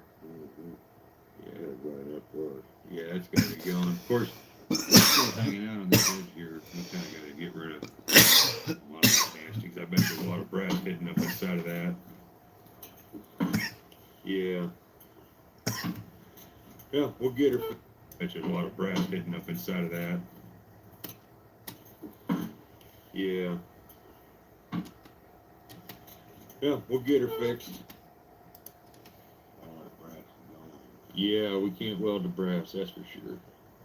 So we'll just keep cleaning on this until we see pure white steel.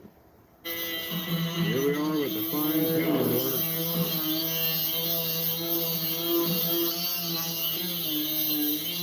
A little bit of time, we'll eventually get her clean. It looks like, Dad, you just uncovered the original mark right there. You're just saying. I wonder if these headers are old enough that maybe they were actually brazed together. Well, it's sure is infused with brass. I know, it goes really deep in there. I'm almost wondering if these things actually aren't maybe brazed together. That'd be kind of, that's neat, but that would kind of also suck. Cause Oh, this out here ain't brass, huh? I don't know. We'd have to clean those up. I actually haven't cleaned those. Those are all just how we got them. That's my crack for those all the way around. Yeah, that actually does kind of look like. I don't know. We might want to clean that. That might suck. We may have to abandon ship on these headers and go to the chrome one. We may not go to no name with the zoomies, but oh crap, these things are assembled with.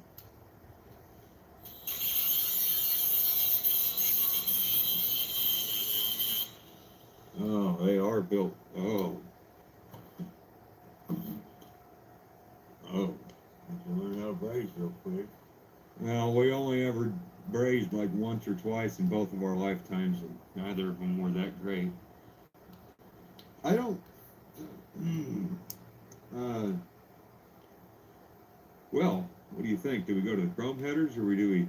Well, we could weld this, and we'll probably get all that out of there. Yeah. What we do about this over here? Yeah, because that's basically, this one's cracked basically almost all the way around. So, these are the conundrums that kind of happen, like right in the middle of a video, that can kind of almost derail it completely.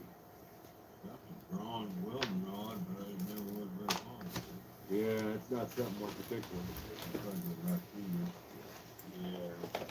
Well, I guess we're gonna tune back once we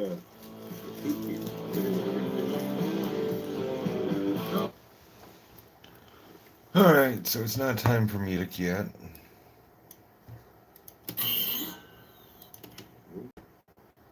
So we basically exposed the brass and then the inner layer of steel here, so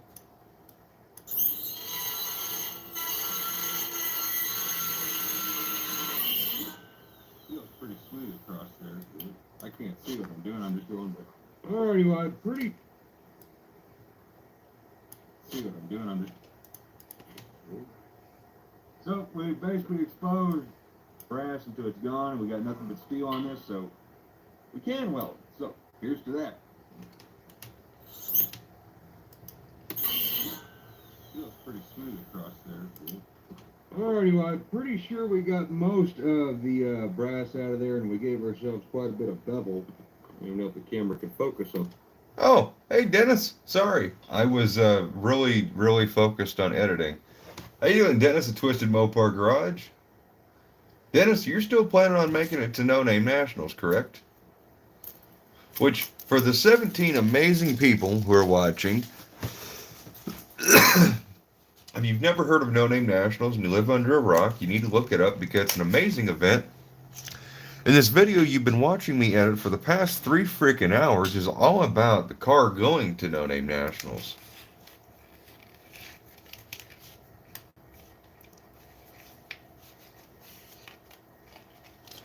Dennis, I'm hoping to see you at No Name Nationals. You and I didn't get to hang out nearly enough last year. And I really appreciated having your advice and input when I took the CUDA out and Jezebel. Oh no, you're good. You ain't got a race, man. I know Brian and I both would love just to have you there. And plus, you and I got to talk about whether or not if you really need that 66 Belvedere of mine or not.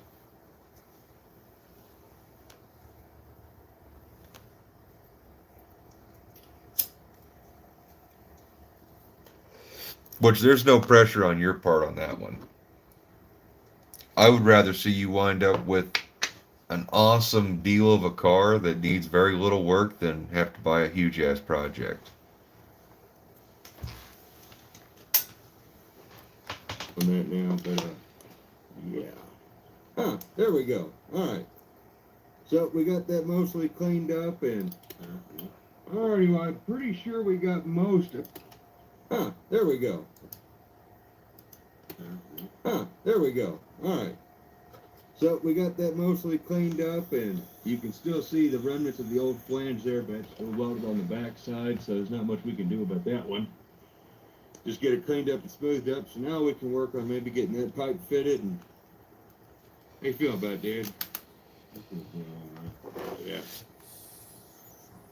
Alright, so we got everything prepared.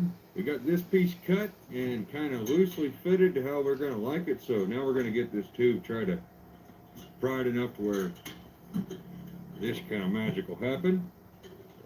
Alrighty, a little bit of persuasion for John with the pry bar and me with the hammer. We got that piece kind of set on there. And yeah, we just made one little adjustment cut down here using my eyeballs, thinking that maybe our cut was going to be off. And well, I just screwed us on that one. But that's okay, because we'll be able to trim it on this side and we'll get it on there. Yeah, ain't no big deal. We'll get this tube fixed. For when you need a belt sander would be really handy at this time to keep fixed. For when you need a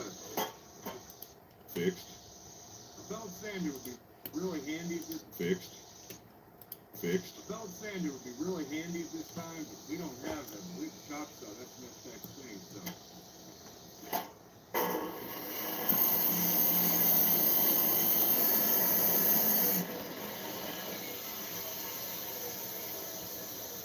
I think we have eliminated. Oh, we need to get rid of a little high spot.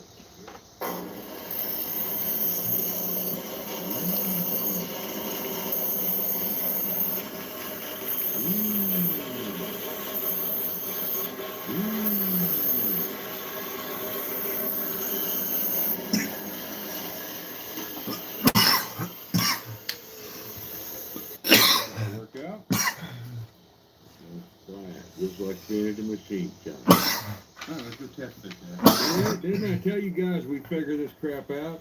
So, we got that piece basically fitted. Yeah, it's a little large. It's got a gap in the back. We'll fix that, but fitting on there pretty good. Yeah, I just kind of wish the rest of these headers looked like that. Header repair 101 exactly. Like that Anybody who owns fender well headers will have to do this someday. section right there. Not like the rest of this. Just, you know, really pretty. That'd be cool. So, we'll see about getting that attached and burned in and fused. See that, didn't it? that section right there.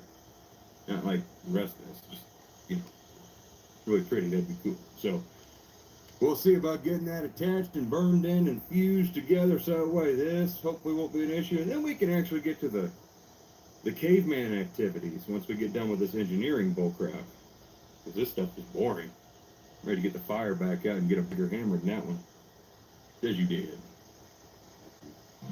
Alrighty, so we got this tube tack welded on the other side, and we just tacked it here so that way I can start actually taking the little sledgehammer here and beating it all the way around so that way we don't have very many gaps. And this is how I like to do things, because use the welder basically as the heater, heat the tube up, and you just slowly work your way around, and eventually it'll fit. And then we'll worry about this side at a later date. We'll just get her tacked up, and that way we can form it and make it actually where it'll seal up. Alrighty, well, we got the chrome piece here actually welded on all the way around, and now we get to work on this end here, so.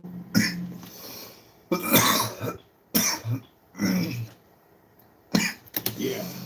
It's gonna be better. Way better than it ever was, and yeah, let's just steam it and let's do it this way. Honestly, we may just let that be an exhaust leak. It's not like you're gonna be able to hear it. It's really not hurting anything. I mean, That'd be cool to build my own headers. Dennis,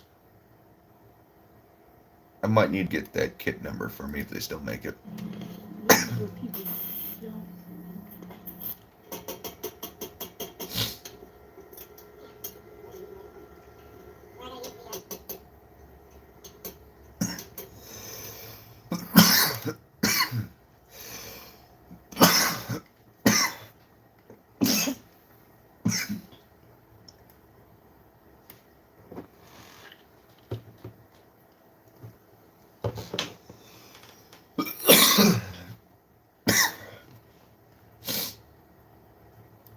I'll live. Medium.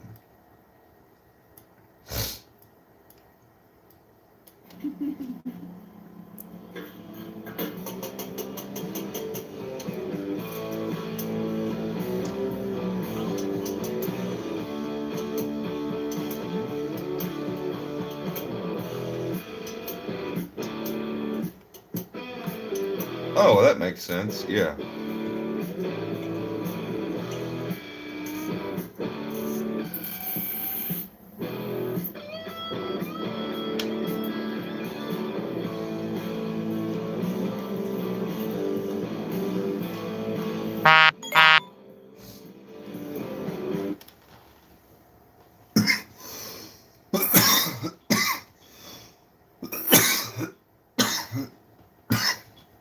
Yes, they did, William. They turned out pretty damn good.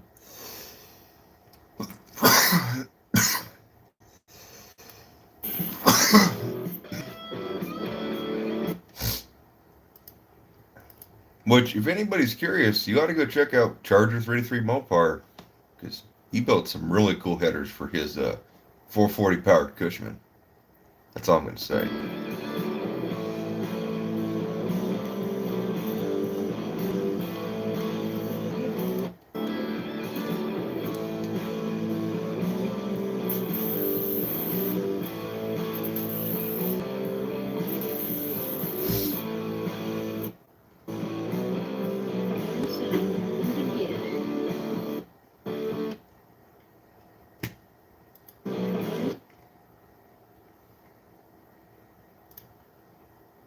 Alright, I'm going to split that part. Hopefully no one's sensitive to, you know, the light stuff. Father and son working together.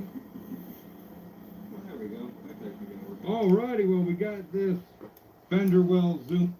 Yes, actually, the Red Rocket is the gas station from Fallout, funnily enough. It's also another name for a part of a dog that South Park referenced. It also just happens to be the name of my buddy William's chariot that he plans to be riding on top of very proudly. It's going to be very red and big and loud. Me back out here, and this guy's all fixed up, as you can see. This guy just got done cleaning it for Dad, because Dad's going to try his hand at brazing, because that's what this yellow material is, that gold looking color. That is brass. It's on all these outside ports, while on the inside is actual welding, like MIG welding. So, yeah, someone really knew what they were doing, but since it's cracked and basically around this edge and here, Dad's going to just try his hand and see if we can maybe remelt that and put a new layer there just to help keep that strong. And yeah, so we're going to give that a shot. If nothing else, I don't think that little baby weep, I don't think that, and basically it's strong. And yeah, so we're going to give that a shot. If nothing else, well, honestly, it's an open freaking zoomy exhaust out of a blown big block Chrysler. So yeah, so here's to Dad being super cool as usual. You did a daggone good job. I just got being super cool. Here's to Dad. Yeah. So here's to Dad being super cool as usual. You did a daggone good job. I just got done wire brushing that a little bit, just cleaning it up, and I think the braze job is pretty fantastic. An argue on those. 38, 516. Yeah. And the two's paper thin. So you gotta get the two. Captain D, you have a good night, man. Thank you for being here. Yeah. I used to think that's what you're saying. That's probably one of those good times just to go work on other projects in the shop while you did your magic. Well, so now all we got to do is do some clearance work. So a little more torch work, so that's going to be on. We got to probably go ahead and just take care of where the master cylinder is while there's still that primer there. And then we know we got to touch this tube primarily where that tire was rubbing that actually broke this brazing that we fixed now. So we don't want to have a tire rubbing on a hot header tube, so. Alright, so that's what's next. Alright, now we got this little snippet of audio. Hopefully this will go some kind of bit. Yes, it will. So that's what's next. Can we get that just a skosh into that one? Alright, so that's what's next.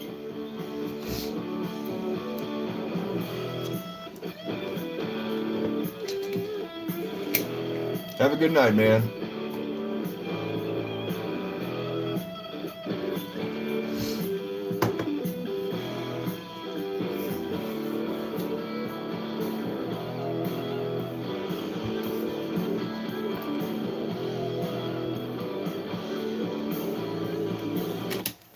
You just reminded me. That was CB talk, wasn't it? Dang it, I'm gonna have to get out my CB Bible and get up on that. I feel so ashamed. My buddy Bobby would be so ashamed of me for not knowing what you were just saying. The 1010 on this 1010 on the side of the 10-4 now. Yep, that makes sense. Well, that's a freshly dented and help. Even though we use the torch and we're trying to be careful and make the. Alrighty, well, that's a freshly dented and help. Even though we use the torch and we're trying to be careful and make things look nice, yeah, we still cave these things in like a.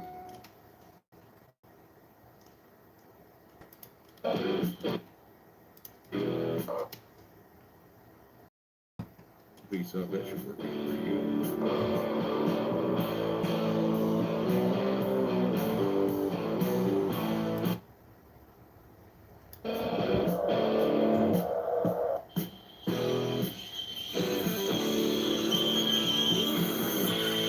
That is not the correct clip. Alright, so that's what's next. Alright, so that's what's next. Alright, so that's what's next. Mr. Pibb. That's great, William.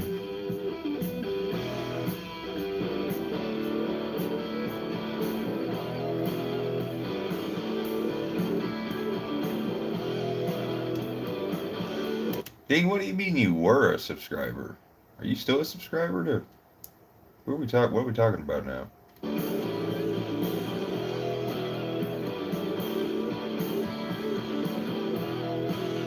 Alrighty, well, that's a freshly dented. Oh, it's perfect.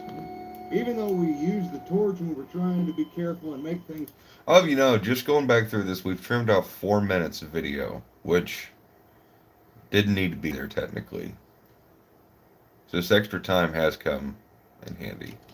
Oh, alrighty, well, welcome back, guys and gals. Hope you enjoyed that little cute piece with Athena. There's the old Polera. We are waiting to do stuff on that. Just wanted to show you guys my awesome dad because I was sitting in there working on stuff at my desk, and I was kind of hoping, you know, it'd be really cool if my awesome dad just went ahead and pulled this other header off and just went ahead and clearanced it for it.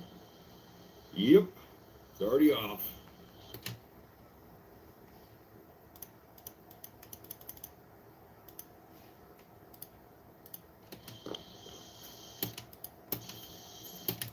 Best damn pit crew right there.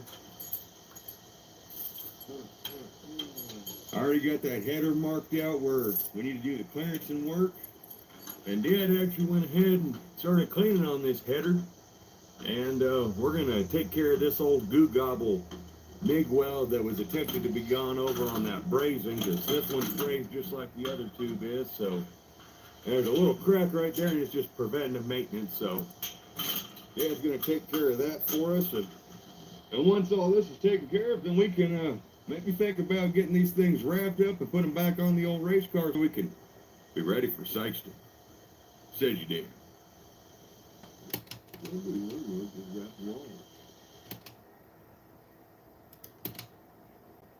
Alright, we need another song clip. Alright, so I think we all like that kind of rock sound. So let's see if we can find that again. That is way too hardcore.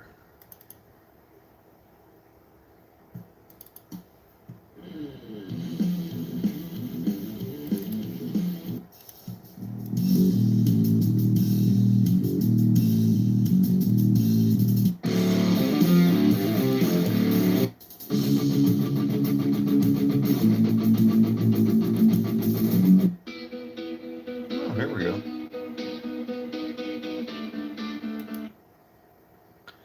I like this one because it reminds me so much of the School of Rock song. And I grew up watching that stuff, and I love that movie. That movie is like the reason why I started learning how to play guitar and stuff.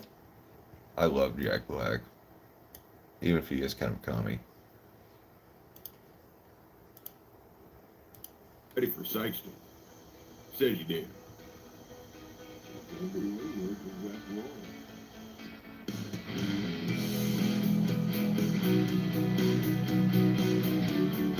Oh, this is a perfect song choice.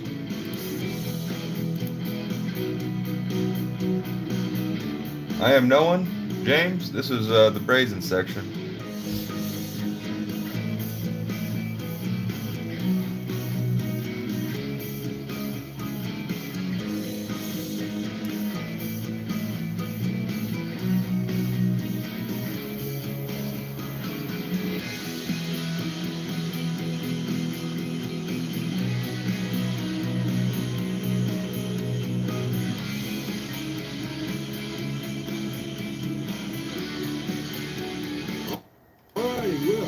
We are here with Dad.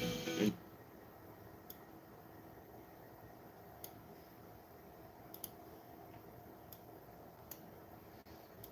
Alright, so I think this is just about perfect.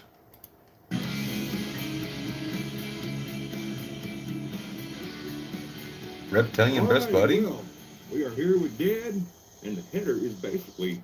I'm really curious, Reptilian Best Buddy. I love reptiles. That's why it's cracked, and that's what we're here to do. And leverage is what I should... And leverage is what... Well, my idea was basically just like an exhaust strap or something with rubber. Just to Oh, Captain Do. because there is nothing. All of this right here. Oh, you're calling Captain Do a lot lizard. Is that what you're calling him? I mean, that's just what my brain puts together. Like, we're talking trucker talk now, so. I mean, I mean, oh, William is your existing tire vulcanizer. I'm gonna have to get my CB Bible out, dang it. And leverage is what I should say. It's like an exhaust strap, and even made half of a pass. So, that's one of the... The motor's solid, so it shouldn't pull too much. Yeah. Yeah, the engine's not moving. So, we're worried about the engine torque, and then you can't now install it.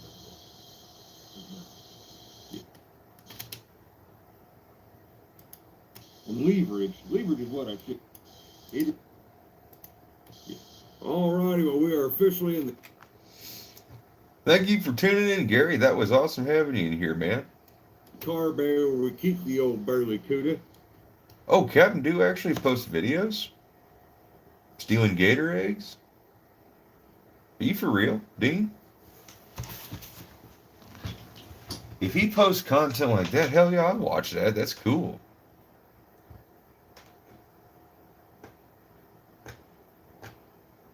Well, I mean, not the stealing egg part, but I mean, just, him, doing stuff like that around creatures like that. That's cool to watch.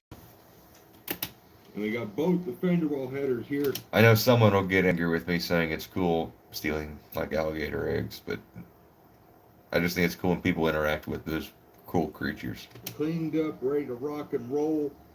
And I think we have decided to maybe, or maybe not. I don't know. Has anybody noticed that between like Jed on camera and Jed here streaming, is there a difference? Like sometimes I wonder, like when I'm on camera, am I putting a different kind of vibe on? I mean, I'm pretty mellow and relaxed right now because I am just hanging out with 13 very cool people. Coat these, or paint these, or do something with them instead of leaving them raw steel, because, well, ultimately most coatings don't last, but we've been testing out a couple of different paints that are on the market. And Naturally I natural. found something that works out pretty good. Thank you. That's what I got on my WTTIs over there, but they haven't been running yet, but I got another engine I've been doing tests on. It's done pretty good, so I think the old Cuda's going to get something. Oop. And, that's about where I started editing earlier. Surprise, more or less. At least you're going to see it here soon in a hyperlapse. So here's to the color that we all picked out real fast, and I think it's going to really play well with everything. And we're going to be making another one of these, and actually made this for him. It's going to really play well with everything, and we're going to 8, and she made a really killer, really good. Right now we're using it just to cover the air cleaners.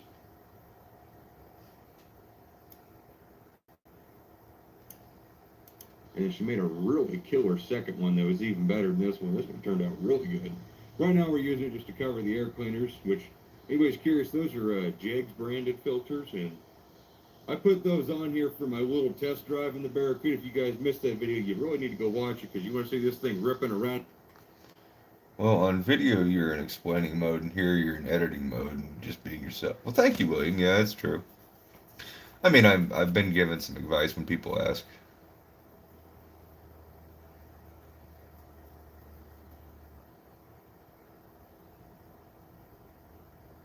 I guess that's true. Well, I just never want to, get too much into the YouTube thing where I gotta play somebody. Sometimes it feels like that when depression and anxiety gets hold of me, and I start to feel like the guy on camera is someone else. And that's the thing you run into when you do YouTube, I guess, long enough, and then you start to kind of get burnt on it. But I'm enjoying the hell out of this stuff again.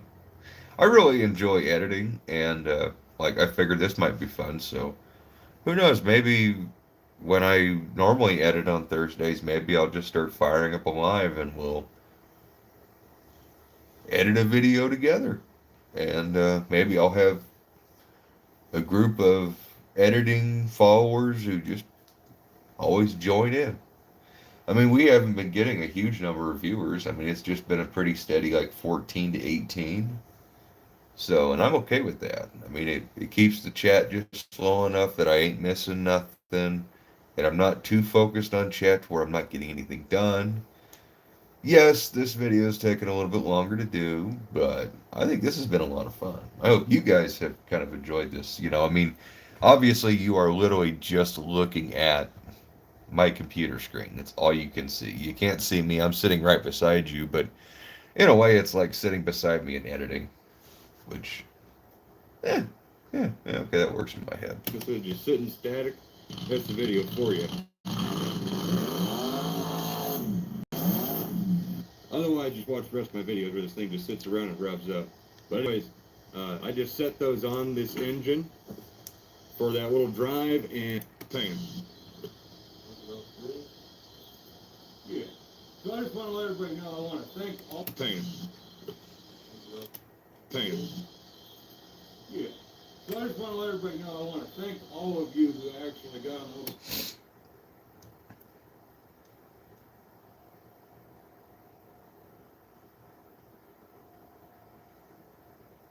Well, Dean, if you consider this great Mopar content, then that's an honor, man. Thank you very much.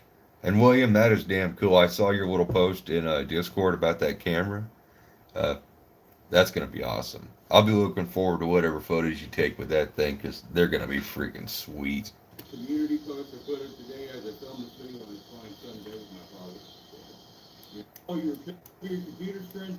Yes, so get ready. You're about to hate it.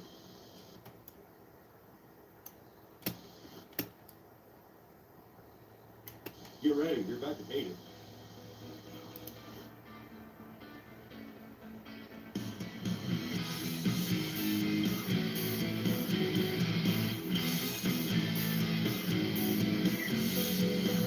Get ready. You're about to hate it.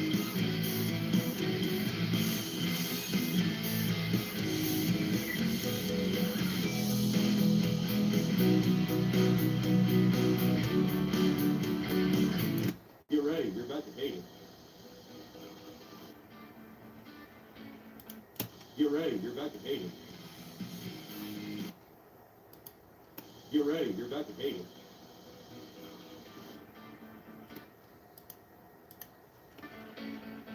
Get ready. You're about to hate it.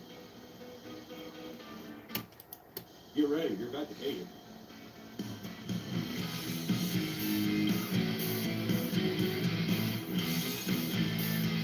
You're right, this is snake charming. Well, you guys have, anybody who's been watching since we started streaming, you have now watched this whole video, basically. So thank you. Actually, you've been here for 3 hours. So thank you. And for everybody who has just, like, joined or has been floating around, thank you as well.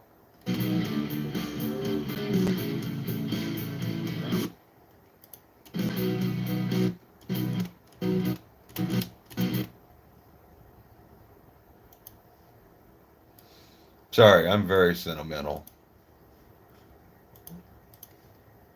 Anybody who does something for me, like you guys staying here for this live, I appreciate it.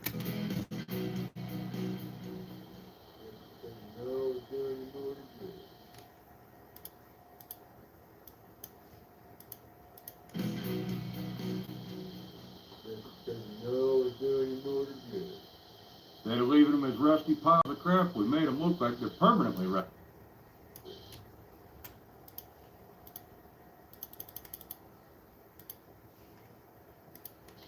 Instead of leaving them as rusty piles of crap, we made them look like they're permanently rusty.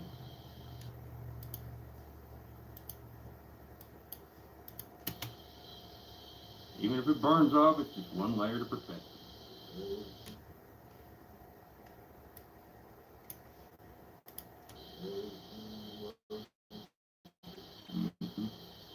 Good old Grandpa Noel. Alrighty, well, this is probably the one and only time these things are ever going to look this nice, but we just wanted something on there, and I was envisioning more of a gold color, but that is all they had at the hardware store. That was Thank you, Rector. So, yeah, that should be good enough. If I was better and I had been thinking about it, I actually would like to say this. I just thought it'd been cool if I could have like had like one of those end credit things where I thanked everyone who was in this live stream, but I don't think my chat goes all the way. Nope, it doesn't go all the way back to the beginning, so I'd be missing people. That sucks. I should have been keeping track of every viewer who's been here because that would have been so cool to give credit to everybody who was here. But same time, if you know, you know, and I know. Thank you guys. Mr. Foots, how you doing?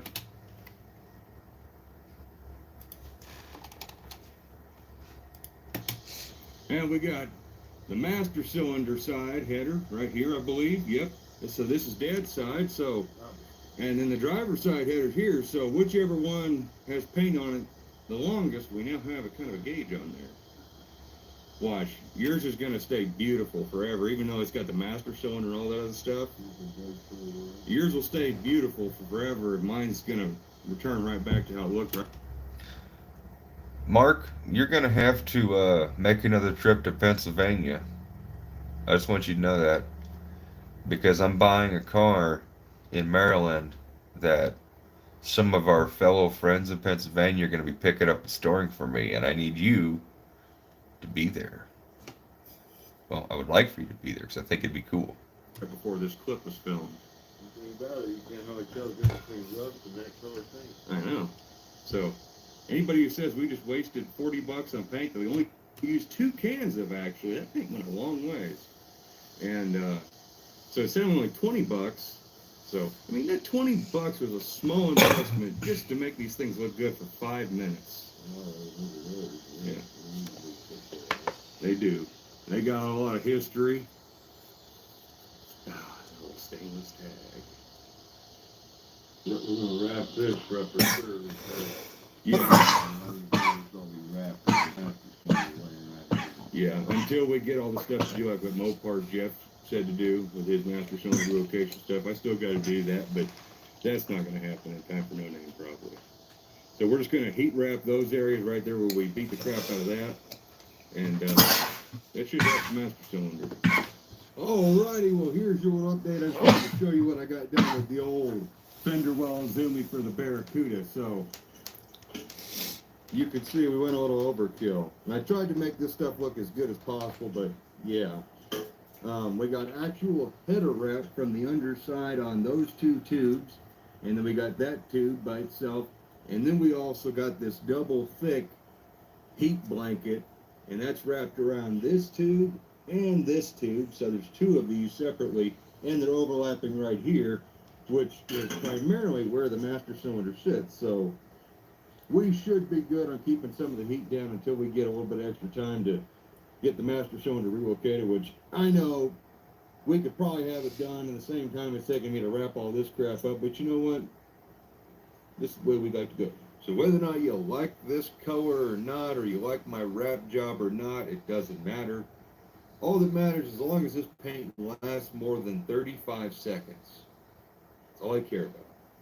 And it's just one more layer to protect them from, you know, just turning to absolute crap. Plus, they already kind of almost have a rust look, so once they get rusty, you won't be able to tell.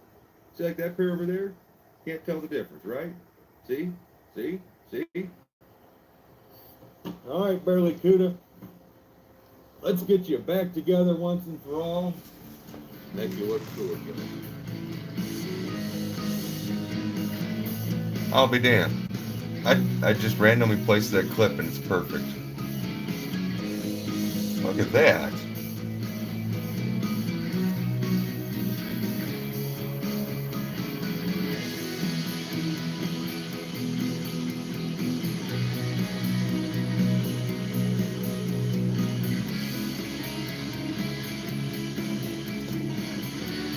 Dean, you are full of all sorts of trivia. If I ever get picked to go on one of those TV shows where they got trivia, you're my man. Oh, thank you, Dennis. Well, alrighty then. So, Headers are back on the BarelyCuda.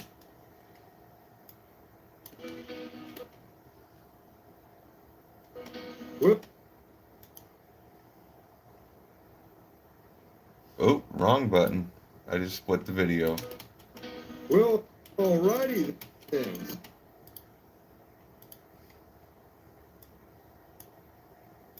For all.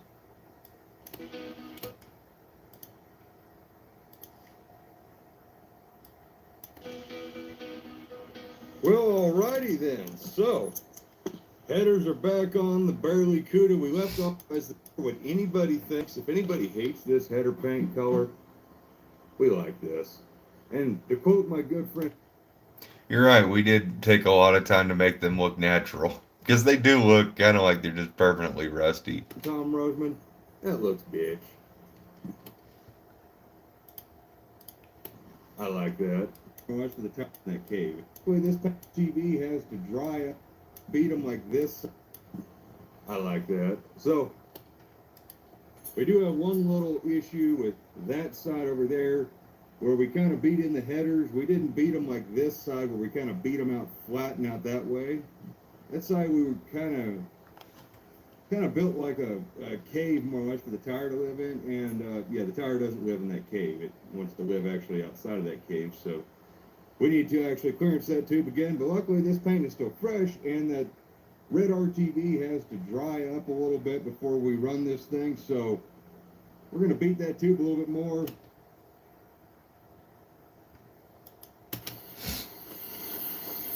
All right. More.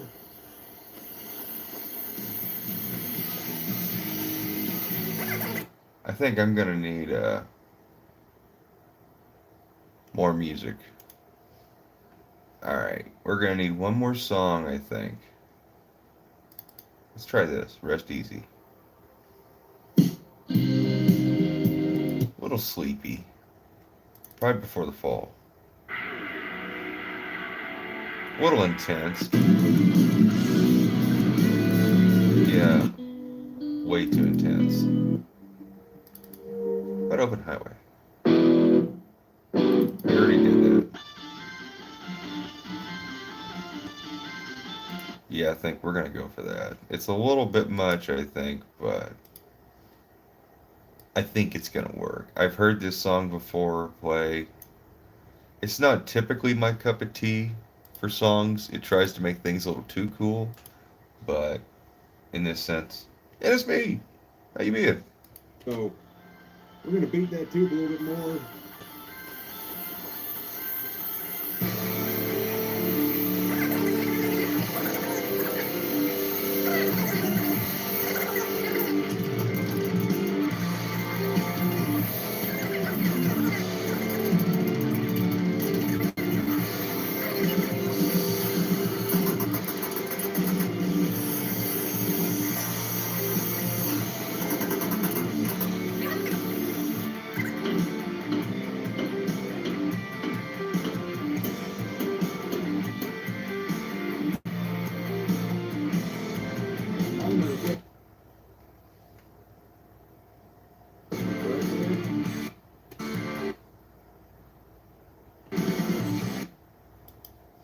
Alright.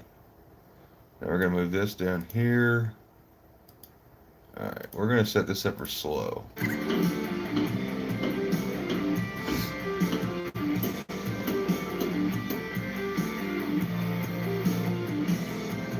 Minor adjustments, right, Dad? Race car stuff. Race car stuff.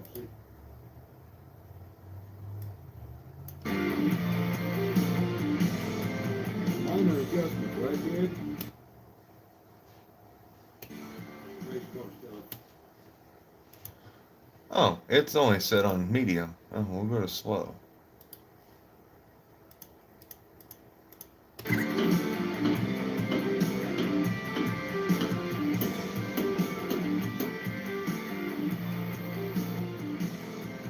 Minor adjustments, right, Dad?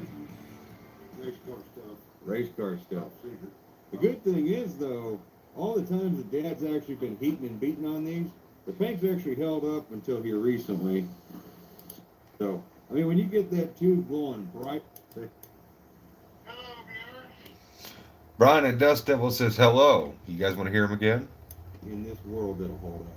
Which, by the way, viewers, say hi to Brian at Dust Devil Garage. He's in our Discord hanging out with me. Dean. Watching Jed edit a video gave me motivation to do the same. Two screens come in handy. Yes, I actually have both of my screens working right now, actually, because the screen that's showing on the stream is my editing stream, my screen I use for editing. And I'm using my other monitor, which I normally have for like my video selection and my photos and my audio. I'm using it to actually have the chat open so I can read chat while editing, and this is working out pretty cool. I mean, I don't have a lot of viewers in here, but the fact that people are watching, I think it's neat. It's always something I kind of thought about doing, like how I edit my videos, but how to make that into a video and how to edit that. You would need to do a whole video on how to edit a video on editing videos, almost. Because, dang. Okay, back to work. Brian's going to say hello. Hello, viewers.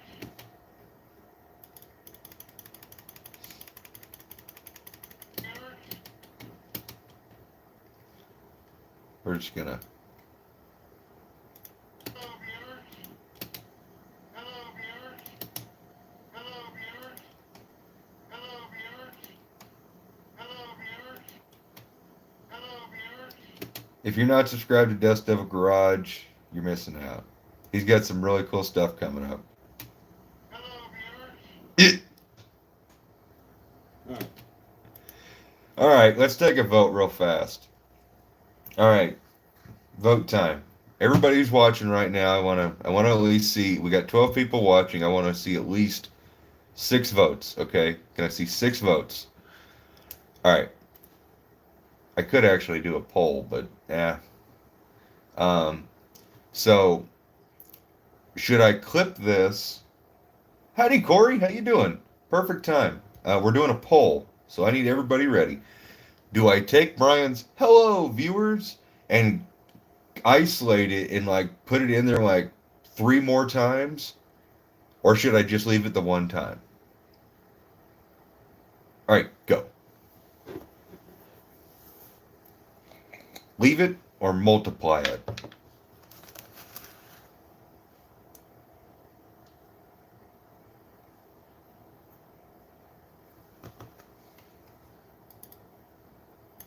Hello, viewers.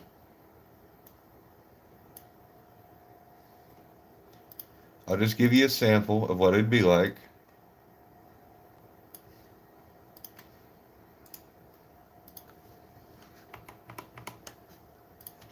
Hello, viewers. Hello, viewers. Hello, viewers. Hello, viewers. Think that's too many? All right, we've got a 12 out of 10, a 3 barber pole, a level it, a leave it, a multiple, and a leave it. We have a bunch of leave it's. Dang. Hello, viewers. Hello, viewers. Hello, viewers. Yeah, you're right. Yeah. Okay.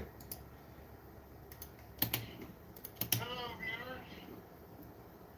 Yeah, I'm kind of with y'all. After I heard it, multiple times, it's kind of like, yeah, one time's good. Alright, so that's what we're doing on the CUDA. We're going to let that...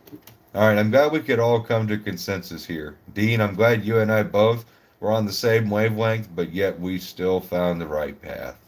cool down, make sure the tire clears. Or maybe we're just conforming to the rest of the crowd because everybody else was like that. This time. Alrighty, so we... Yep, we both totally just gave into peer pressure. That's what it was. Dougster! How you doing, my friend?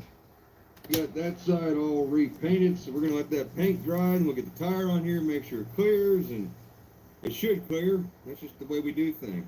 We just go ahead and paint it, and then we'll work on it. Multiply it with the last one faster. Hang on.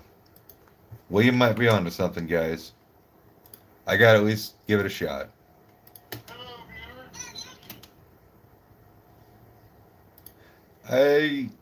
I'm kind of tempted. All right, we'll slow it down a little bit. I'm gonna turn this up so you guys can hear it.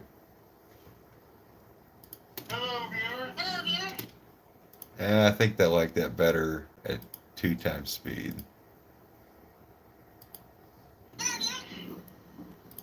Hello, viewer.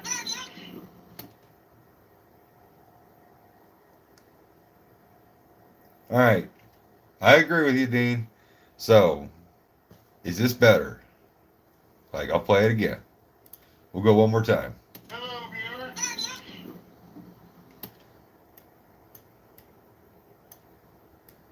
Say hi to Brian at Dust Devil Garage. He's in our Discord hanging out with me. Hello, viewer. Alright, so that's what we're doing on the CUDA. We're going to let that tube cool down. What do we think? Yay or nay? Again, 6 votes.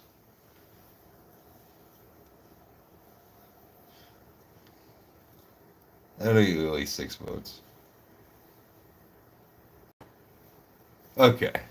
It was funny. We got to do it. We all got to experience it at least. You know what? You know what? You guys are gonna know it's here.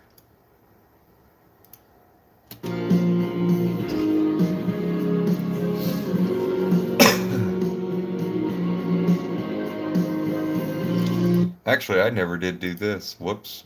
I never did,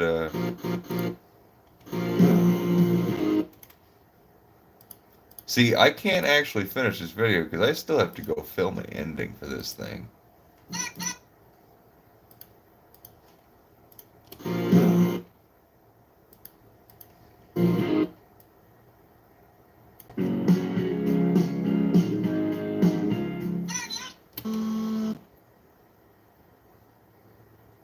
Corey, you tuned in to me hanging out with a bunch of cool viewers while I edit the next BarelyCuda video that was supposed to be released an hour ago. So yeah. Oh, I don't think Brian would think I'm razzing him, but yeah, I don't really want to do it. So I threw it at the very end of the video. So nobody will ever see it. It's just there. I mean, I made it, so I think Brian might get a kick out of it. And William, I just want you to know, if Brian doesn't like it, it's your ass, not mine. This time. Alrighty, so I had given in to peer pressure. we got that side all repainted, so we're going to let that paint dry, and we'll get the tire on here, make sure it clears, and it should clear. That's just the way we do things. We just go ahead and paint it, and then we'll work on it. See, oh God. I'm going to cut out that part where I trip. Sorry, guys. See, oh God. Yep. Look at that. You can't even tell I've cut that video right there. Alright, so we'll touch up that side and be ready to rock and roll here in a bit. Alrighty. Okay, here's a question. Do I put music in on the BarelyCuda rolling in clip? Or do I get like a video clip of the Pro Stock running in the background?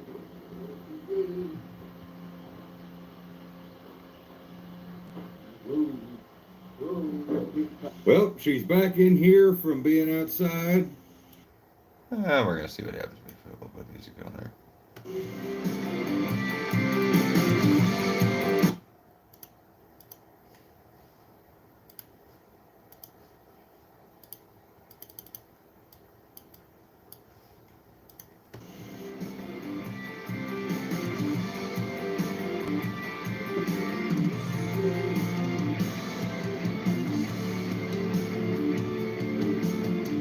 Ooh, that's giving me strong Mech Warrior vibes. I love that game.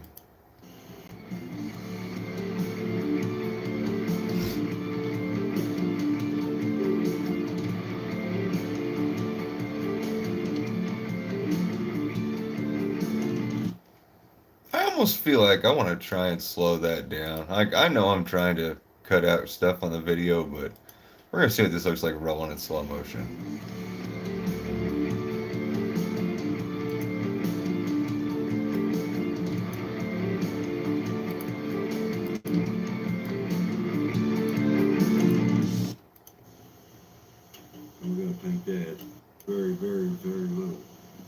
So we'll touch up that side and be ready to rock and roll here in a bit.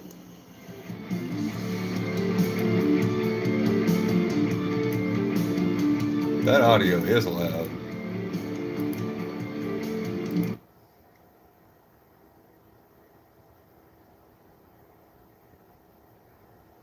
I know you respect your neighborhood, but I love the Pro Street front runner coming in.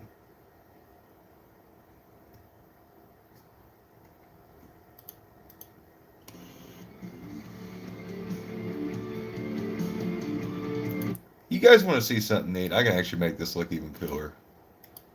All right.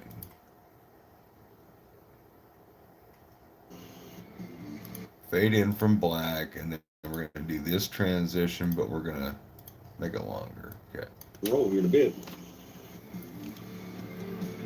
Well, I guess that didn't quite do what I thought it would do, but...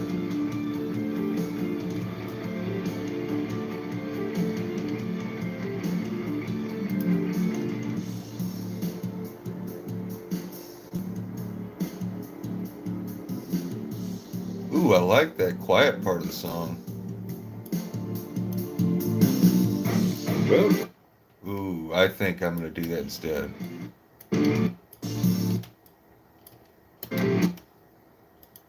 Let's try this.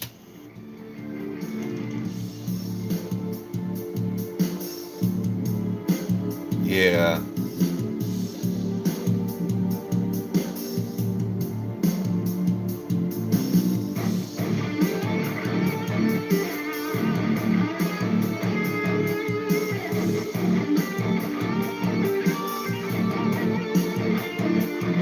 well, she's back. That's so fucking cool. I don't care. That is cool. Roll here in a bit.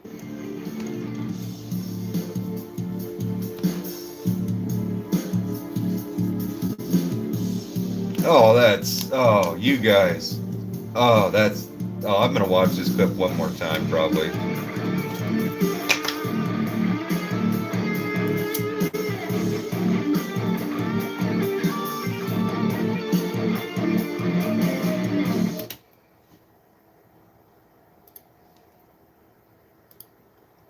Caption.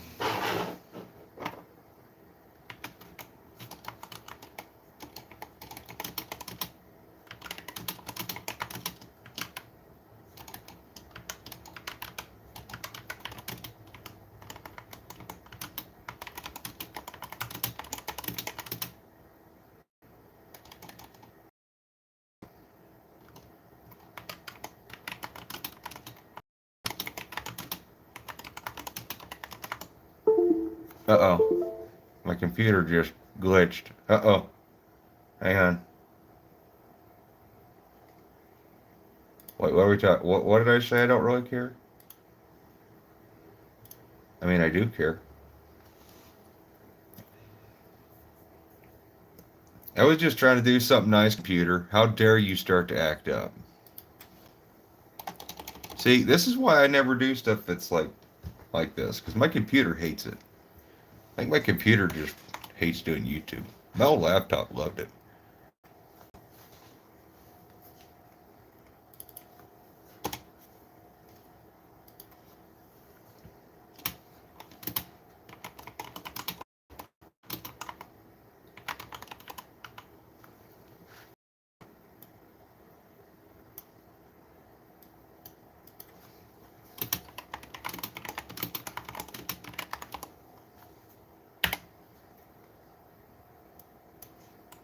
All right.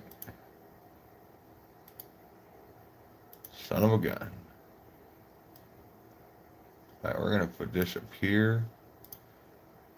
We're going to give that. All right, what color you guys want your text to be? Should we do like BarelyCuda colors? No, I don't like that. Black and gold.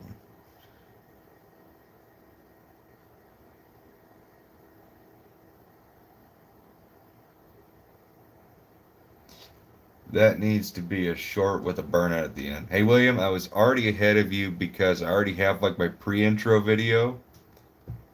Um, so yeah. Okay. We'll try red. We'll do a black background. I'm gonna say props.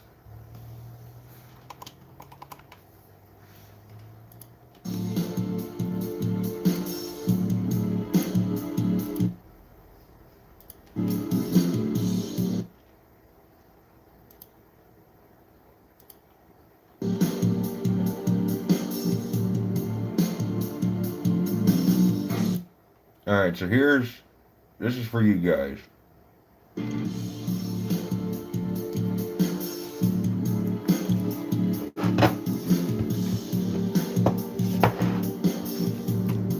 I know it's not much. I mean, like, I would really like to credit every single freaking one of you in this video, but like I said, I can't see all the people from earlier. Like, I know Cowboy BC and Tony Miles, but I'd be afraid I would miss someone else, and I don't want to do that. So I want to make sure this has got a good look to it, and you guys get your representation. Because you guys are cool. Chronic valve dropper since year 3. Oh, are we talking about Ford motors? Oh, yeah, we are. Okay. You guys are. I'm just being mushy, you know, putting a video together. Not black. How about that?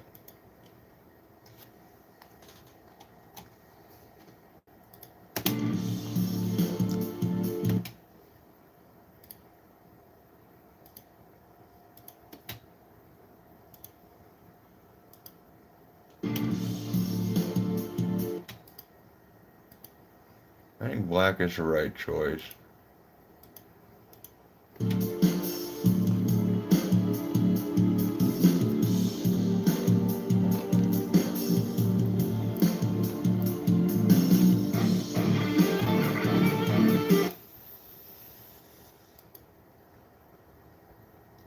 All right.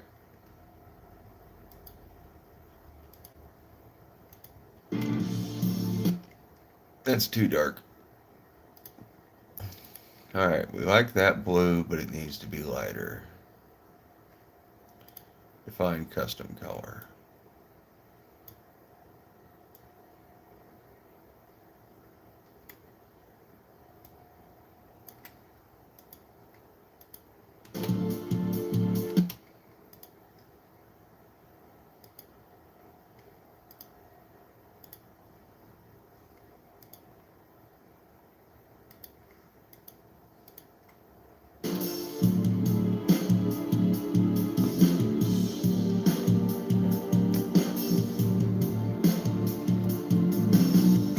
Green. I don't know if we're gonna do green. Sorry, guys. Well, geez. All right, split. I mean, if someone really wants me to try green on there, I can, but I really don't think it's gonna, like, green and what? Like, I got a border color too, so if you want to try, you want me to try it?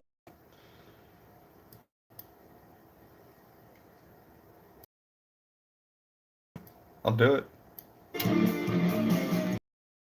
Well, she's back in here. Dang, that works out perfectly. Okay, we want that clip and this. Copy. And then we're gonna go up here to the very top. I like bad ideas. Everybody tells me my ideas are bad, and then I do them anyways. So if you've got a bad idea, I want to hear it and I want to try it. Because I've had pretty good luck with bad ideas.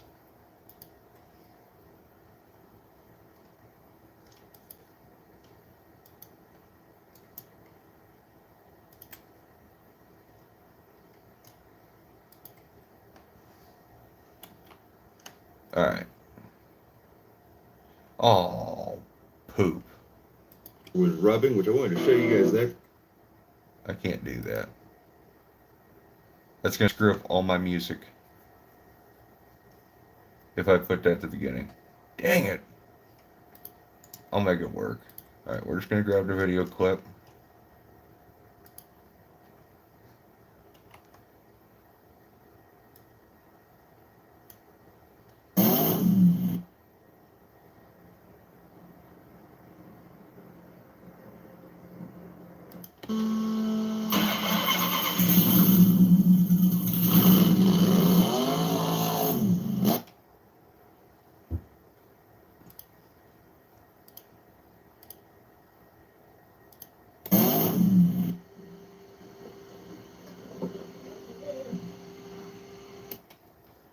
Alright, we can't do what I wanted to do. That screws up too much stuff.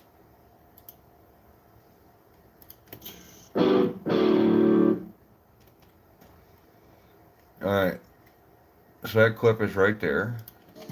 Well, she's back in here from being outside.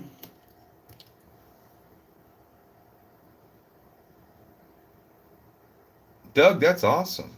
Instead of 915 heads, dude, any Mopar guy would freaking love to get a set of those. A tire cover on that tire because it got quite warm. And I can enter a hex code for a custom color. But about that Jezebel's front runners popping, I think it was because it got too hot. At the first no-name nationals, but both the headers are done. They're at the first no-name nationals, but both the headers are done. They're clearanced. The only thing we got to probably do is just test run them one more time. That paint should be dry now, so we'll do that now that it's that time to settle. And we've worked the suspension up and down, so I'm going to crawl my big butt in there, and we'll have Dad stand here with the camera one last time and make sure it clears there and there, and then we're going to fire this bad boy up for you. Alright, batteries are on, so we're going to run it until we start to see them smoking. And we're going to try and hopefully keep these things alive. I think that'd be okay. Alright, so we're at the 40-minute mark. We have 10 minutes left of video. 11 minutes.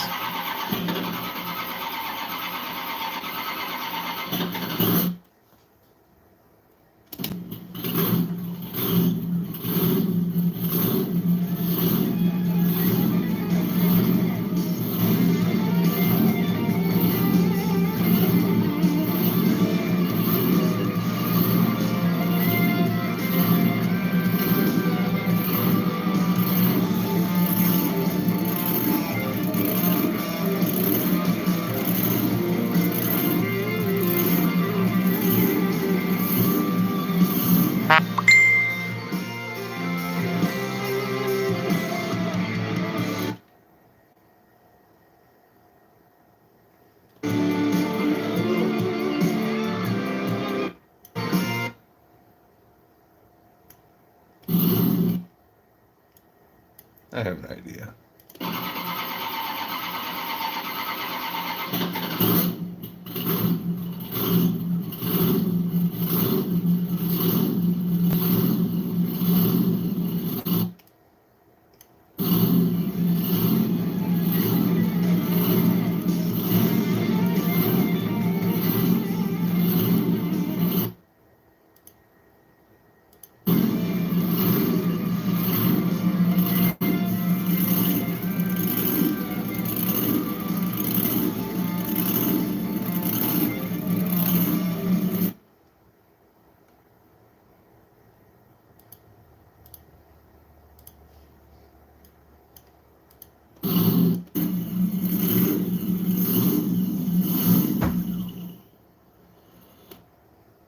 Okay.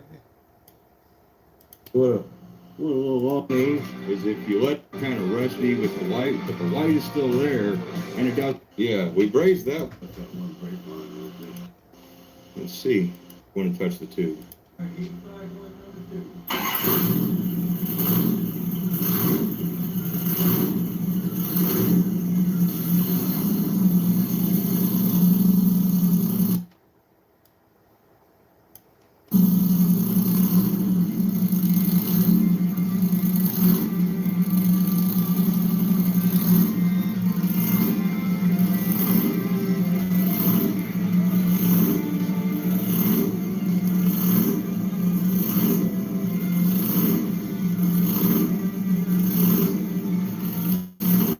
So the blower surge, Corey, is actually fake. If you look at the carburetor linkage, you'll see it's moving.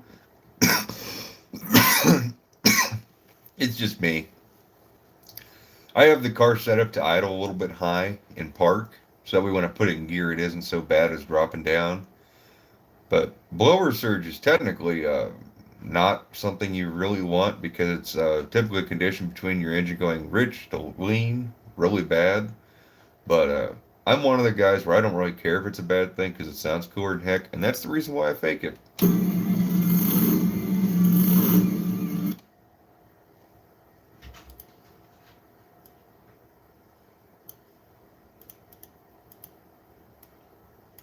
Blower surge is also a lot harder to get out of carburetors. It's more of a mechanical fuel injection thing.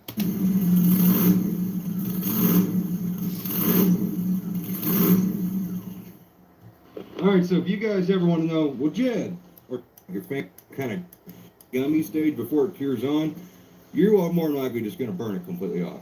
Alrighty, we are at heat. Yes, you did, NSB, and anybody else can get a close-up of it, and 100 other badass YouTube cars if they come to No Name Nationals. Cycle, what is this, 4, technically? You can see we're getting up. We're definitely getting everything baked on, that's for sure. The last cycle, you couldn't put your hand on the last piece of heat shield right there. On the first one, you still could. It was hot, it was uncomfortable, but now you can't touch it, and I ain't even going to try now, so. Slowly but surely, we got the fans running there. Got that 70 seconds.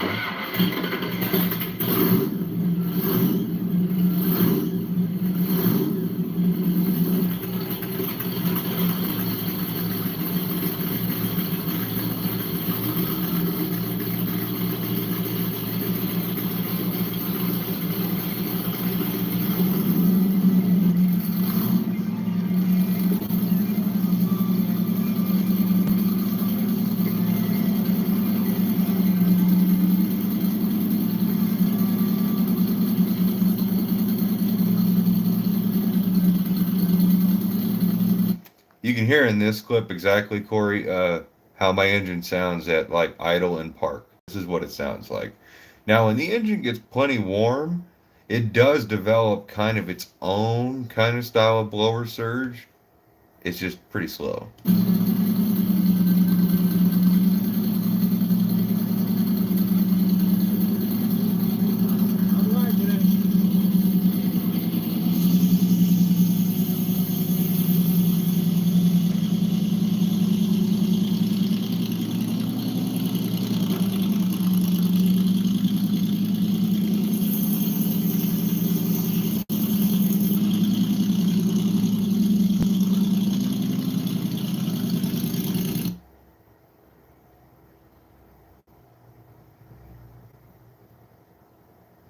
Dean, I love your idea there.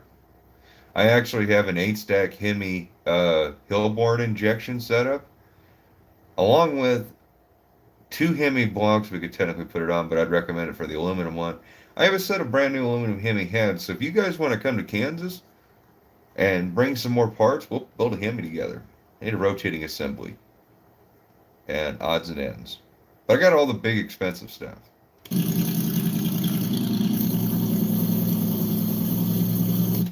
Oh, someone's gonna have to bring rockers too, because I only have one set of rockers, and it's for the Pro Stock. I can smell them cooking now. Smell them cooking now.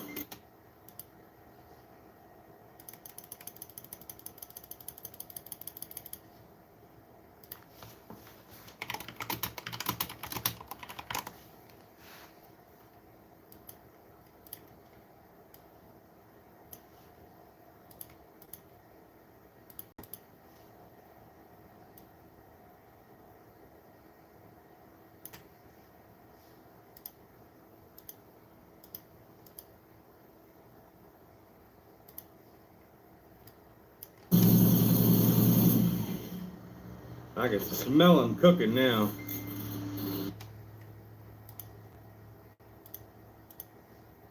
Header wrap really smoking too, because the instruction said if you don't spray it with their silicone stuff, it'll turn white. And I'm like, I don't care if it turns white. It's the header paint we're here to protect. Little bit by little bit, this is what it takes to get that stuff to stay on there. You guys want to know what it takes? This is what it takes.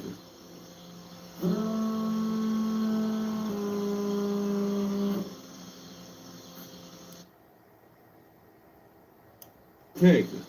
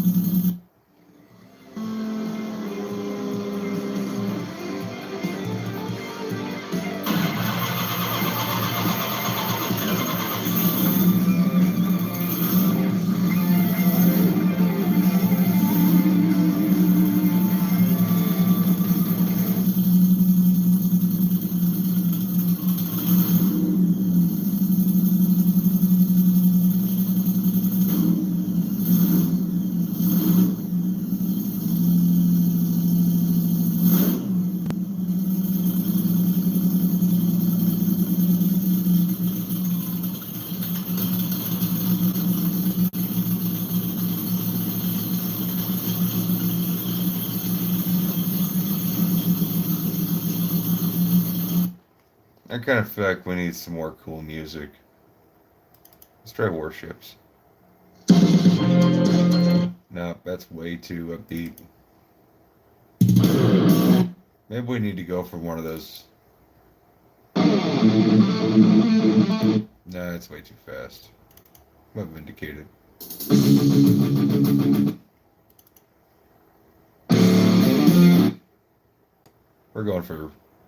We're just gonna put this one in here and see how it sounds. Alright, slow.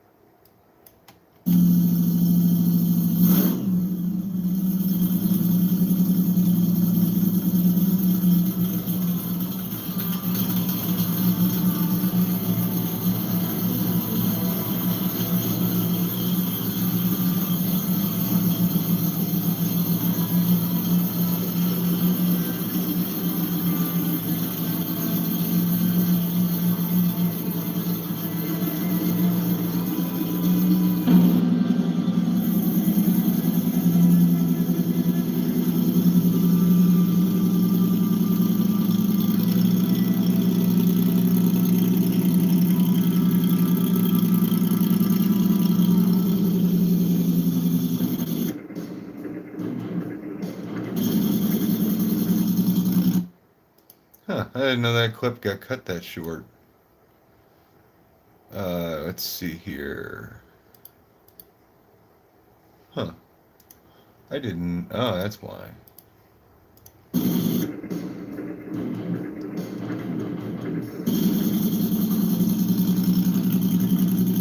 Are you saying, Dean, to no music at all on this clip? I can do that. I've been kind of thinking about it.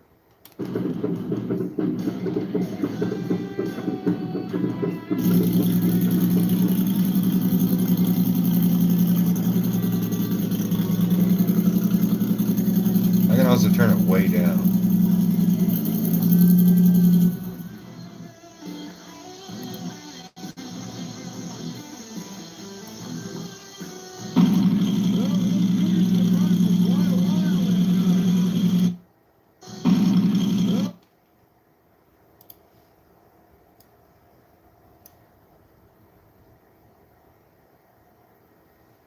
Oh, well, thank you, Dean. Well, I'm just being honest. I mean, that's kind of why I also wanted to do this live, is see what you guys think. I know a lot of times music can ruin a clip of a car running, and guys hate that, and I hate it too. So I don't want to be that guy.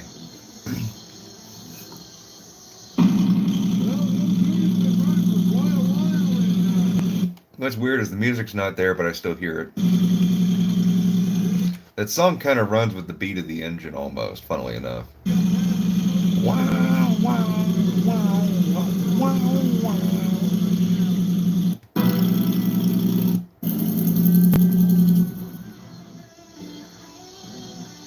Tell me you can't hear it playing after this.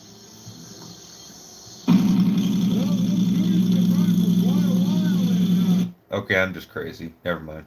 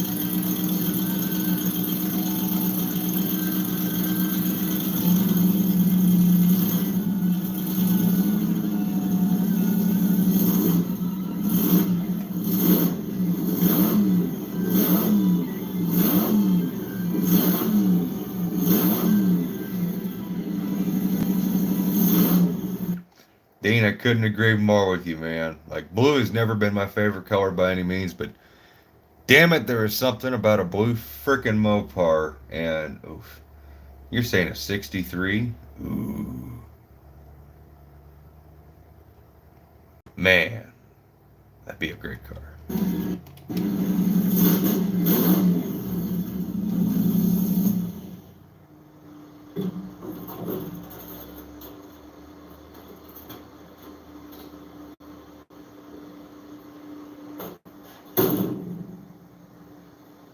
All right, what you didn't get to see is that tote was actually more that angle, actually. And now it's up against the duster. All right, Cuda, you did a good job. It's thoroughly fumigated in here, and, well, we still have paint on our headers, so that's a dang good thing. I'm happy to see that. Well, and that is technically the done video minus, what do you guys think about this?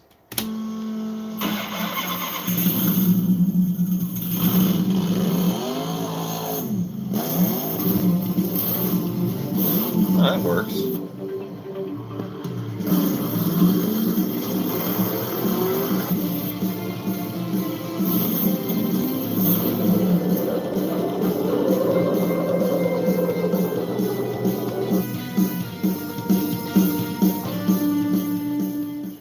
Well, welcome. That really just kind of jumped right into the video.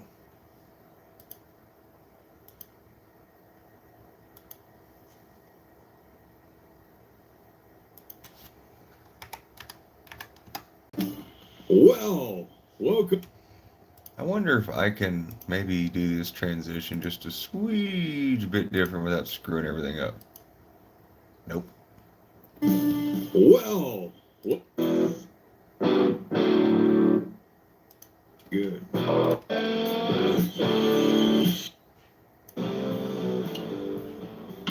Father and son working together. Oh, there we go. That's actually gonna work. Alrighty, well, Alrighty, well, we are here with Dad and the. Well, alrighty then. Alright, so if you guys ever want to know, well, Jed.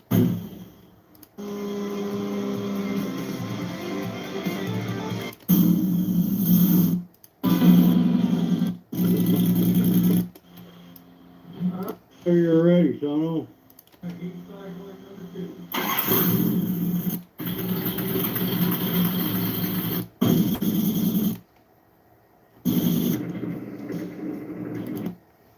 I like this video.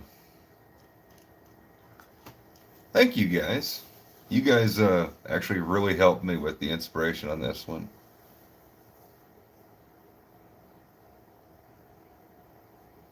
You take care, Corey. Sorry I didn't catch you till now.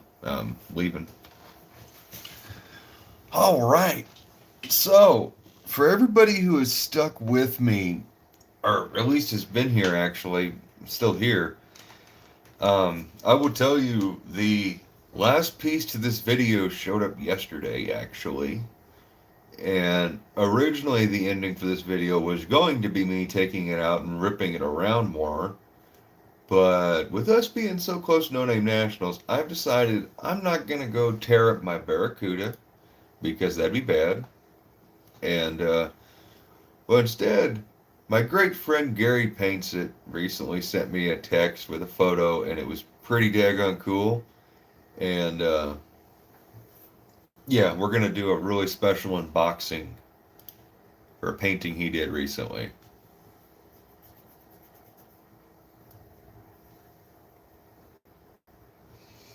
So I figure we'll hang out just for a little bit longer before I have to go film my unboxing and outro and answer any questions you guys might have.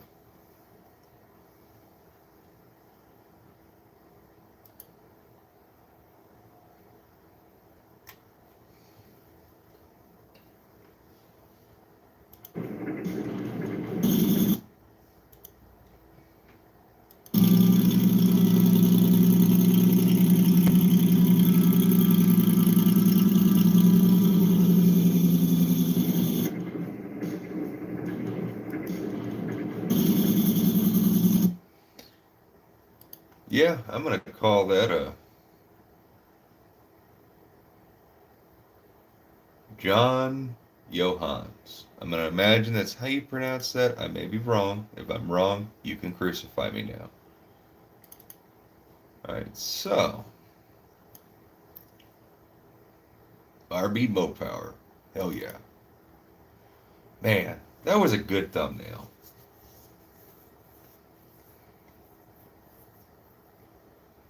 Maybe I should reuse that photo. I don't know if I still have it. Did we take any photos, a thumbnail for this? Alright, let's see here. View, sort by type. Okay, we already got that. Alright. Are these the only photos I took? Oh, I got a photo folder. Let's see here. There's the Barracuda. Okay. Mm-hmm. Mm-hmm. I may not have gave myself a good enough thumbnail. That's a freaking picture of a spider.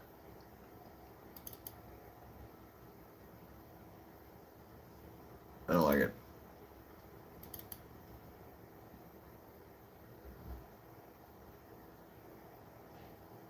Yeah, I think we'll work with that one. Okay. So. Can you send me the spring washers that fell off of your car? I could live off of them. I don't think any spring washers fell off of my car. Thank you, Dean. No, I don't think we got to worry about me cutting my hair. I can always pull it back in a ponytail when it annoys me. And then you guys can make fun of me for having a ponytail.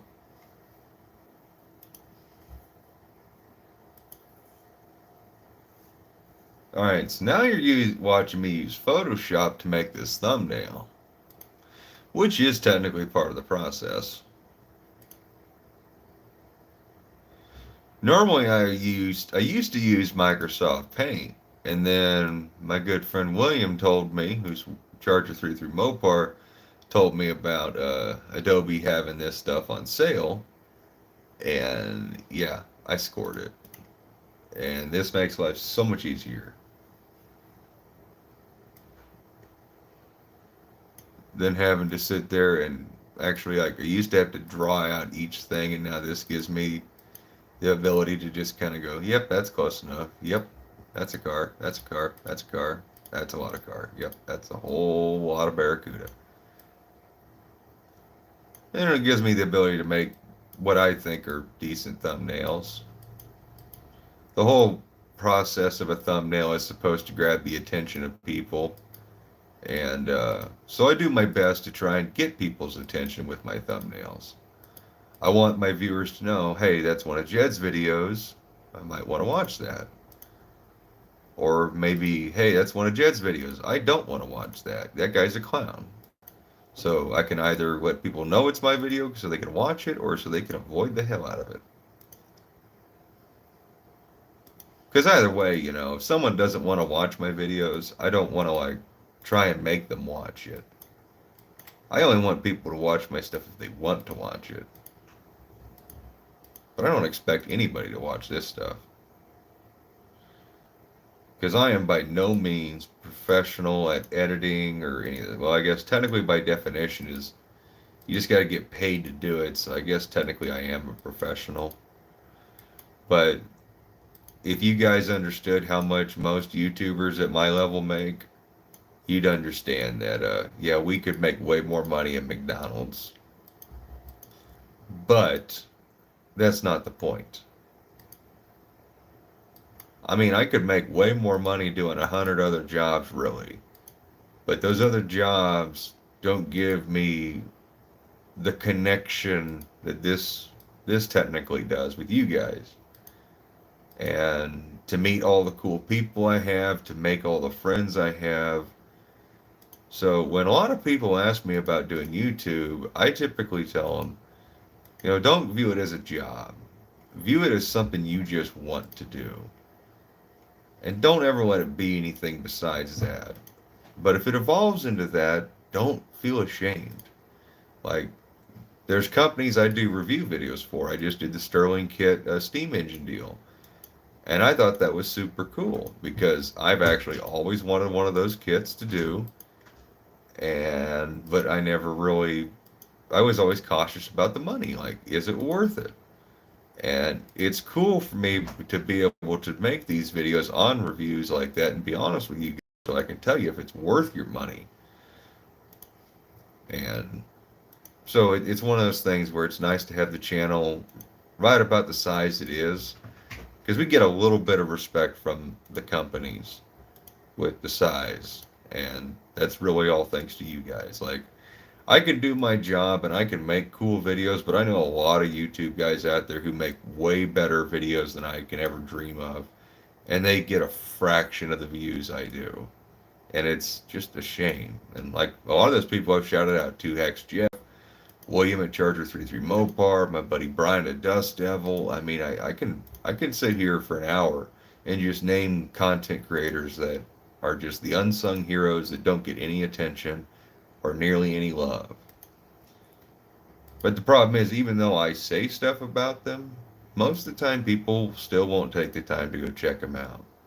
And that's understandable because you get to a point where you've got your select base of people you watch and you don't really want a whole bunch more because there's a lot of options of people to watch on YouTube, and well, sometimes you just don't need another person to watch.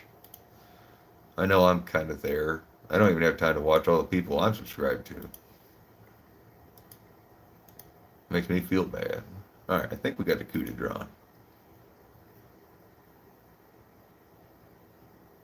Dean, you are so right. I could.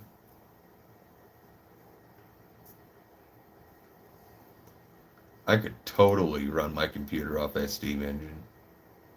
I might need to get a bigger one, though. They've got some bigger ones. And trust me, that's in the future.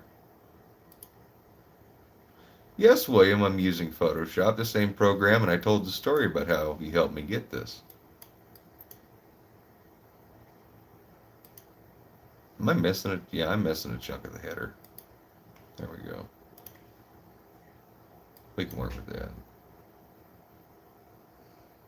We'll feather that a bit. New layer. That's good enough, close enough. Alrighty, so we're gonna go for we're gonna go for a lens blur on the background.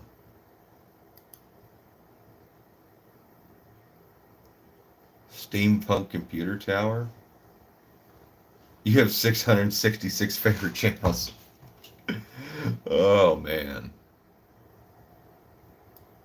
I wonder who your first and final subscriptions would be to.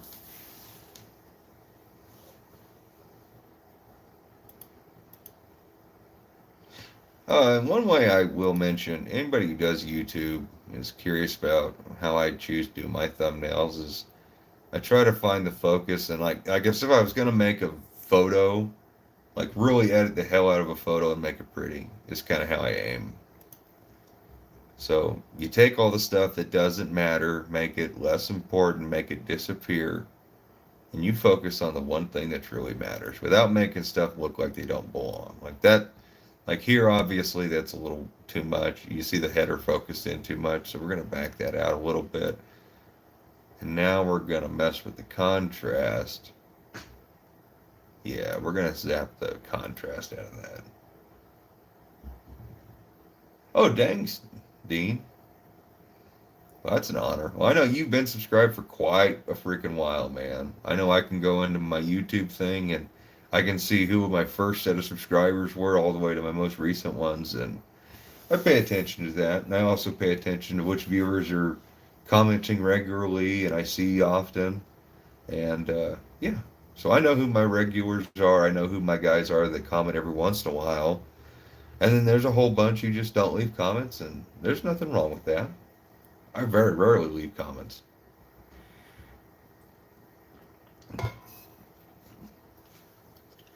Most time when I leave comments is just to let my buddies know I checked it out.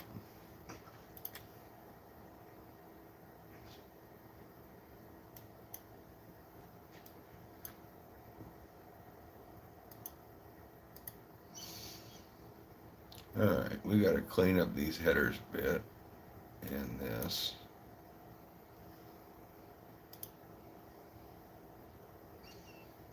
Alright. Alrighty, so now we want to take this background and we want to hue and saturation.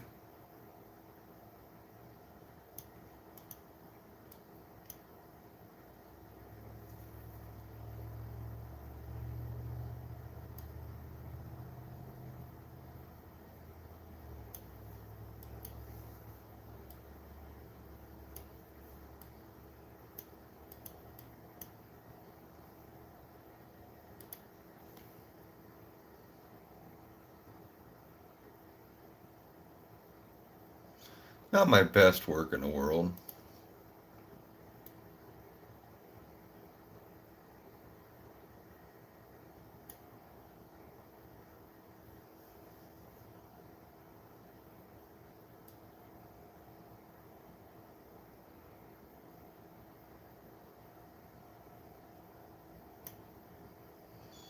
Yeah, that makes it a little bit better. Okay.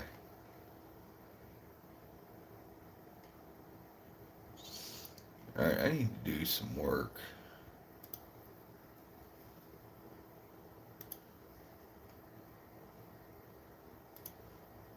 Nope, that's too big.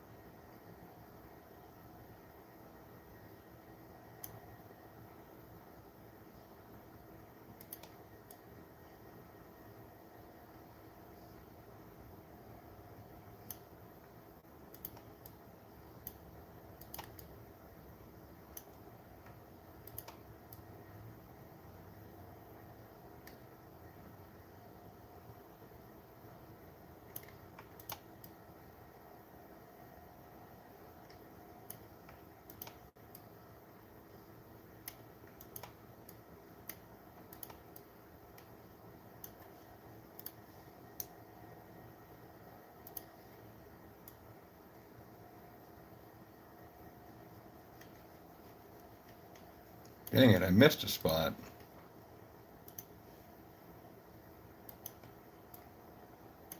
And I just drew the header again. Dang on it.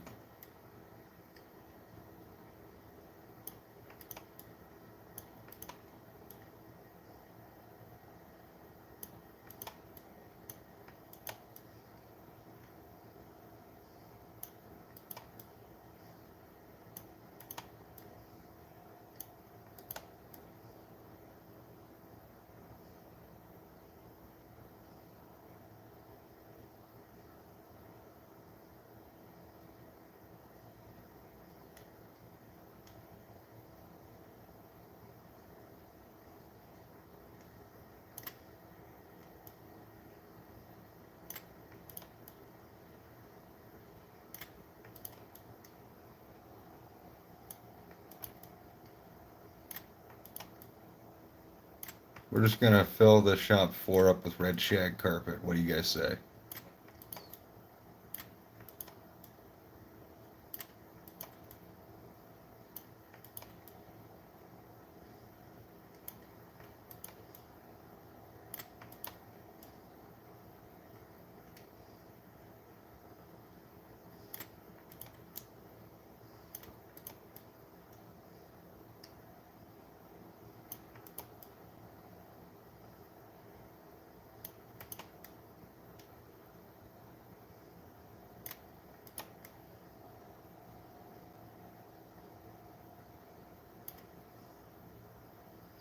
There we go.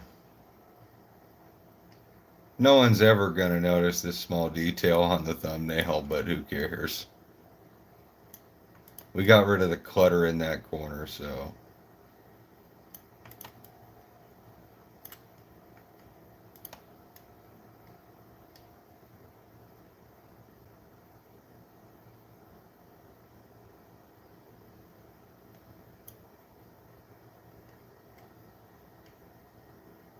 Because Austin Powers, yep. Shag, baby, shag.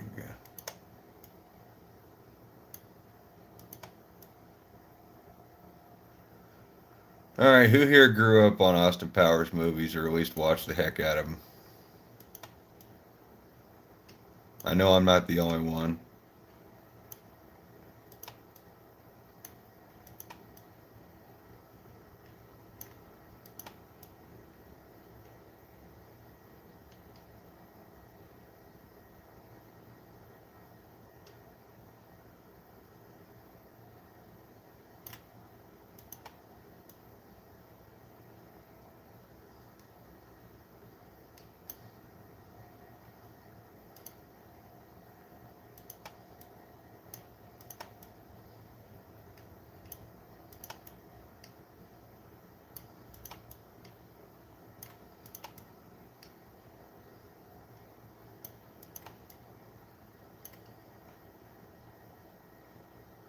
Try Shagadelic cheats in your.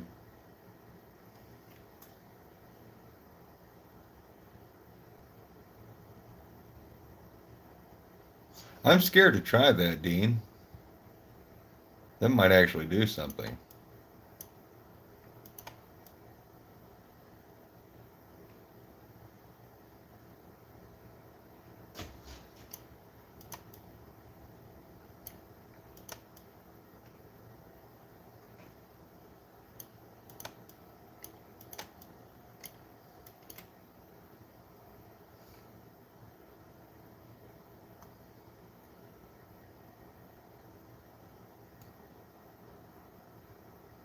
I am so lost in chat right now. Oh, I see. You're commenting on yeah, okay, I got you.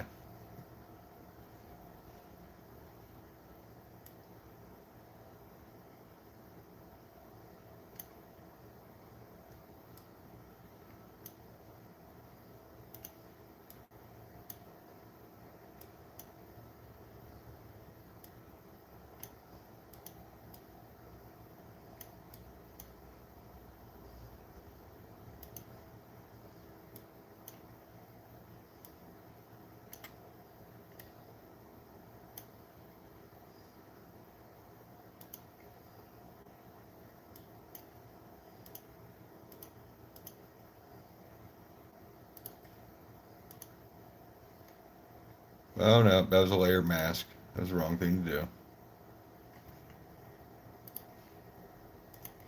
Refine, new layer, save. Alright, so now we just got the header, which we can do this to make that bigger.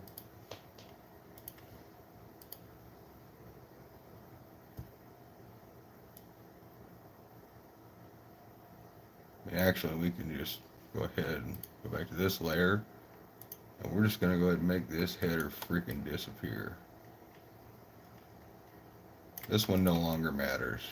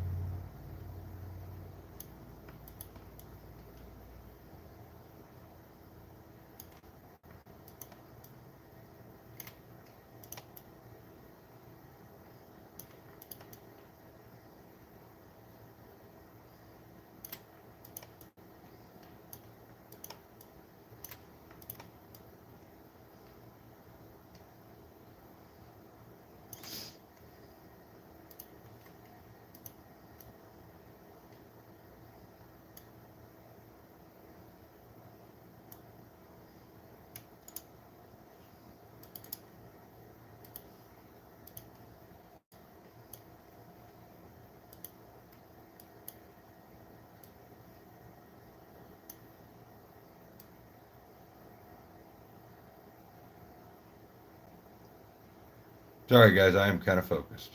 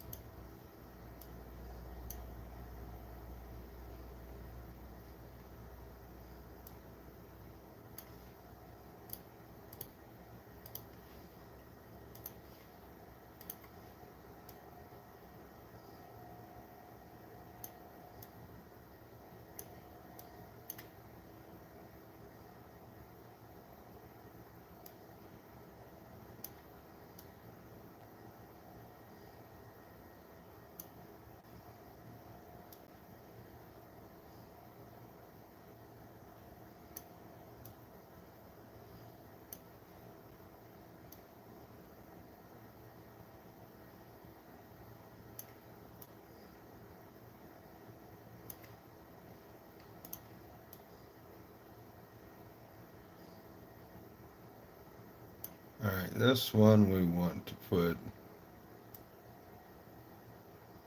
more like this.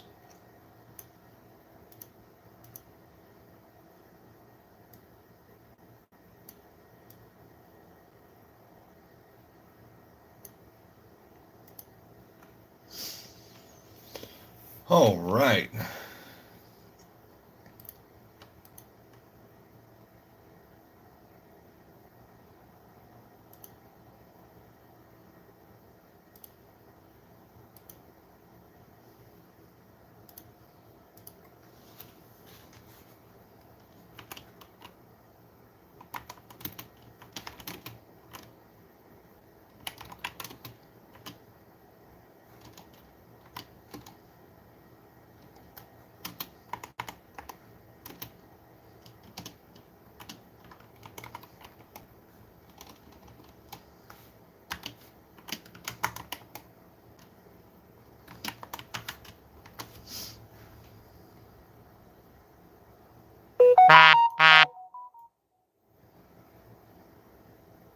That was my phone.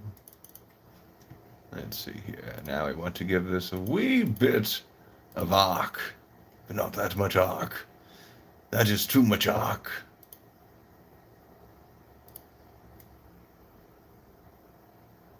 Yeah, that may not work. Okay. Back to the drawing board.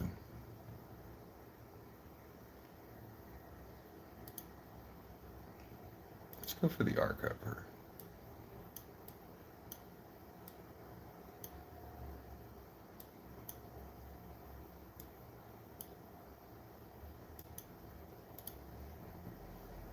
But some of you might be thinking, Jed, you're crazy. I can't read that. I'm like, yeah, no shit, I can't read it either. But we're going to stretch it out. There we go. Look at that. Then we can do this. And now our text is very legible.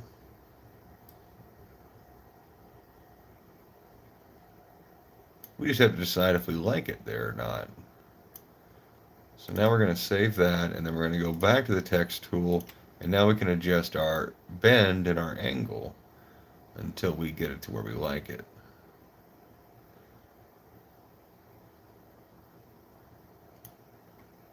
Just like that. And I think, honestly, this might be best suited just like that. And I wonder if we change this. Okay.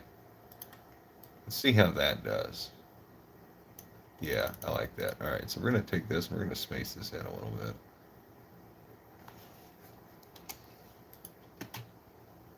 No, we're going to do that.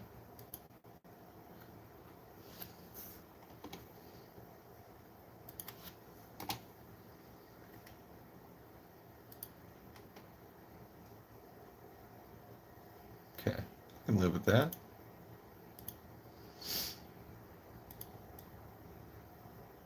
All right, so that's going to live right there.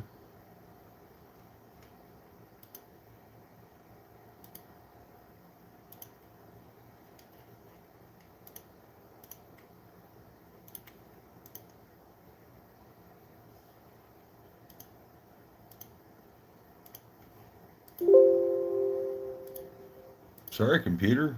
I didn't know you weren't ready yet.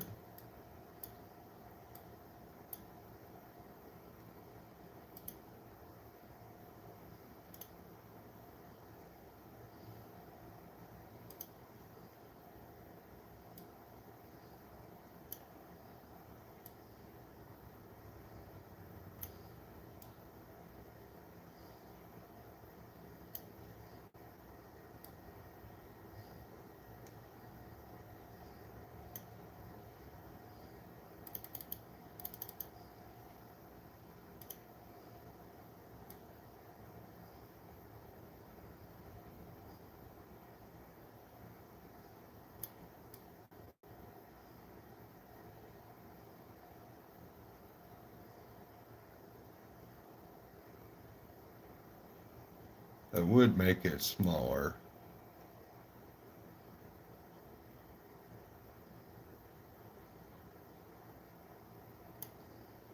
Okay. I think with those things done to that, I can now put this in place, do something like that, and then do that.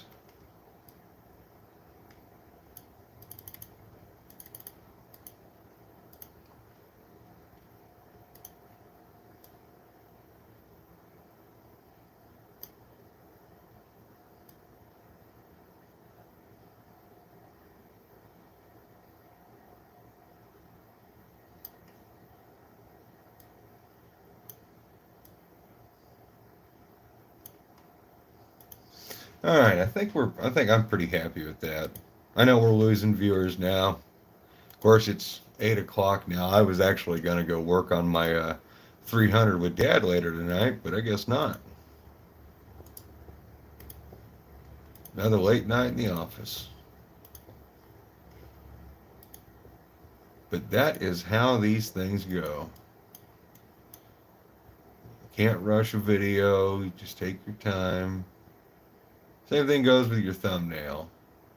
I mean, the thumbnail is a very small piece of your video, but it does have an effect.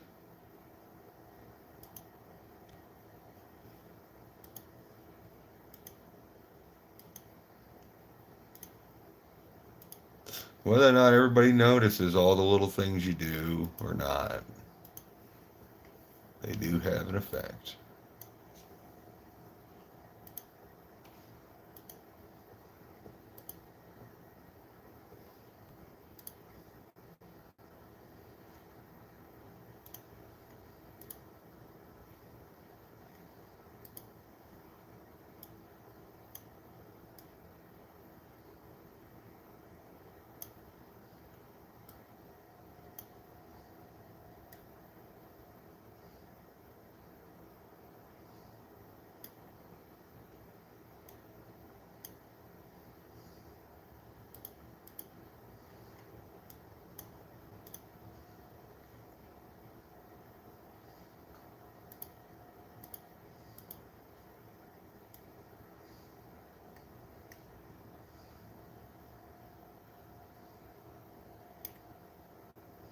Alrighty. Yeah, both of those are the same.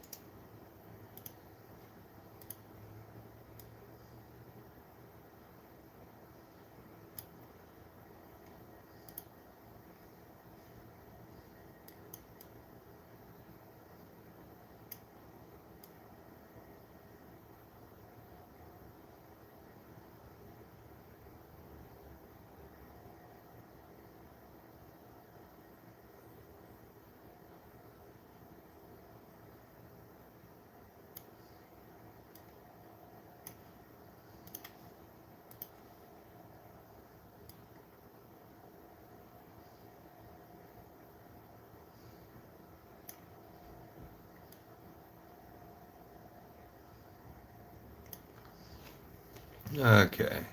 I think that's enough for the small details. Alright, so.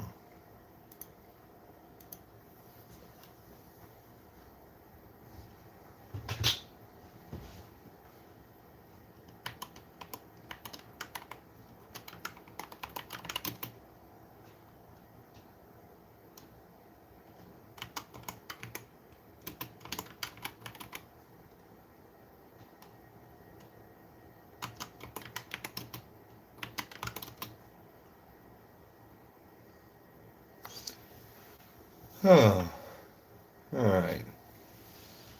What do I want to put as my title?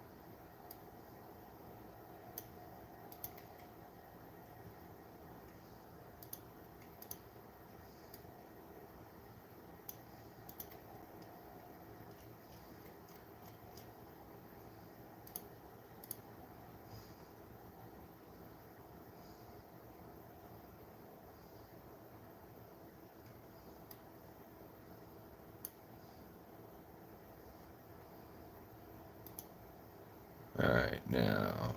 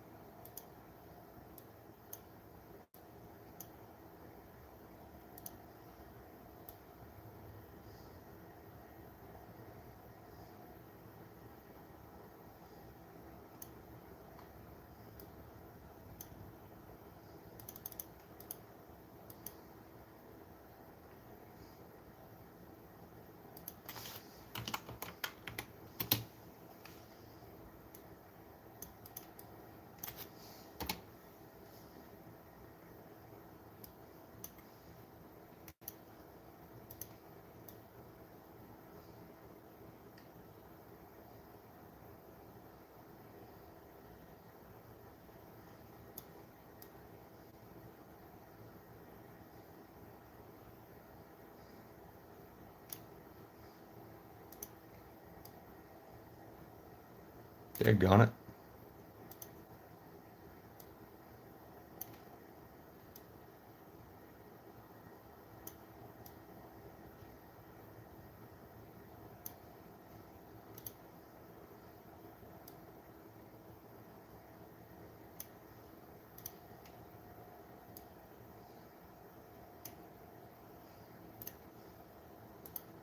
We're going to pretend like that one doesn't exist.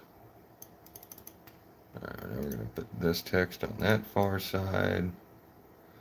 We're going to see if we can get this to do something similar to the other side as a top.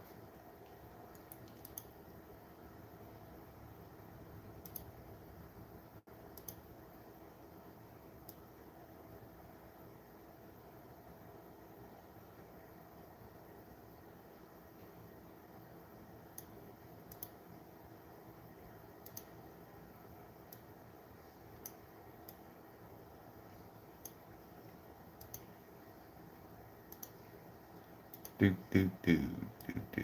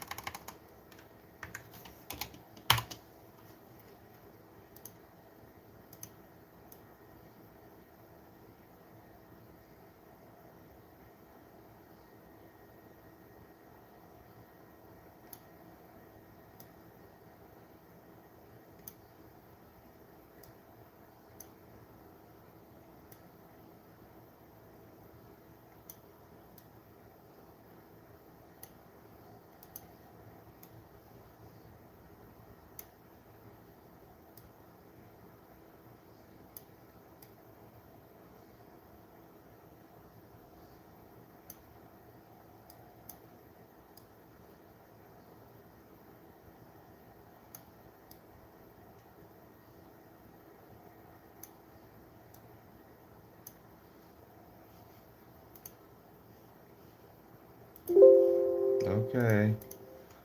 I know.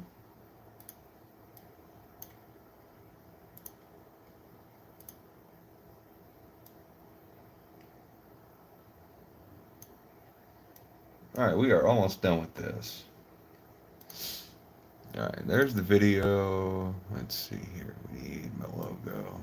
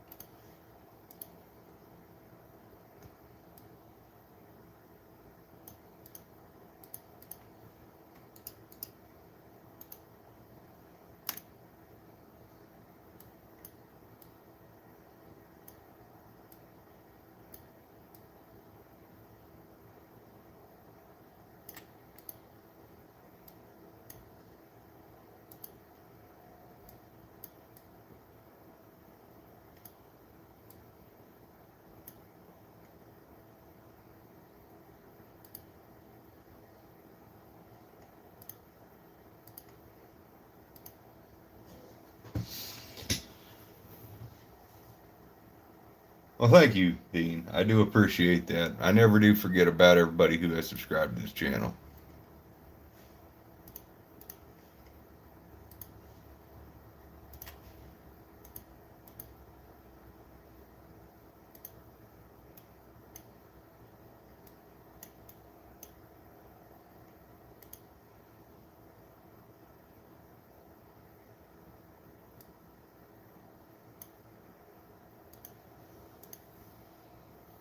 All right, that's a thumbnail. All right, desktop.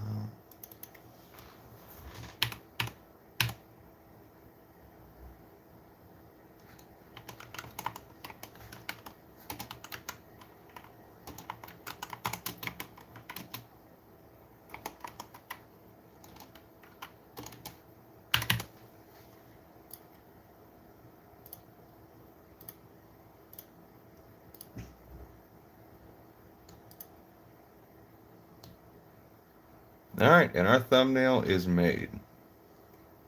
Which, now I just realized I'm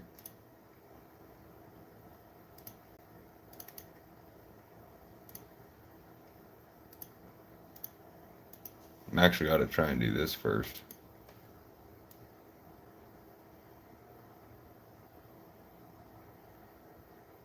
Nah, I was fine with it the first time.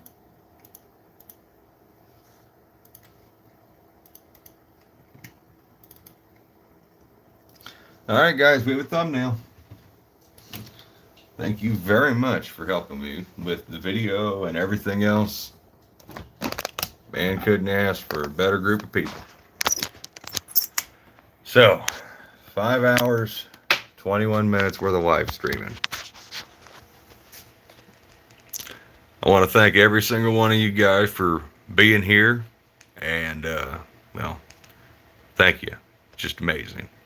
So I hope you guys who did manage to stomach through this entire live will be there for when this video premieres. And, oh yeah, it's going to be good. So I'll see you all tomorrow in this video. Other than that, I will see you guys next time. As always, take care and bye-bye.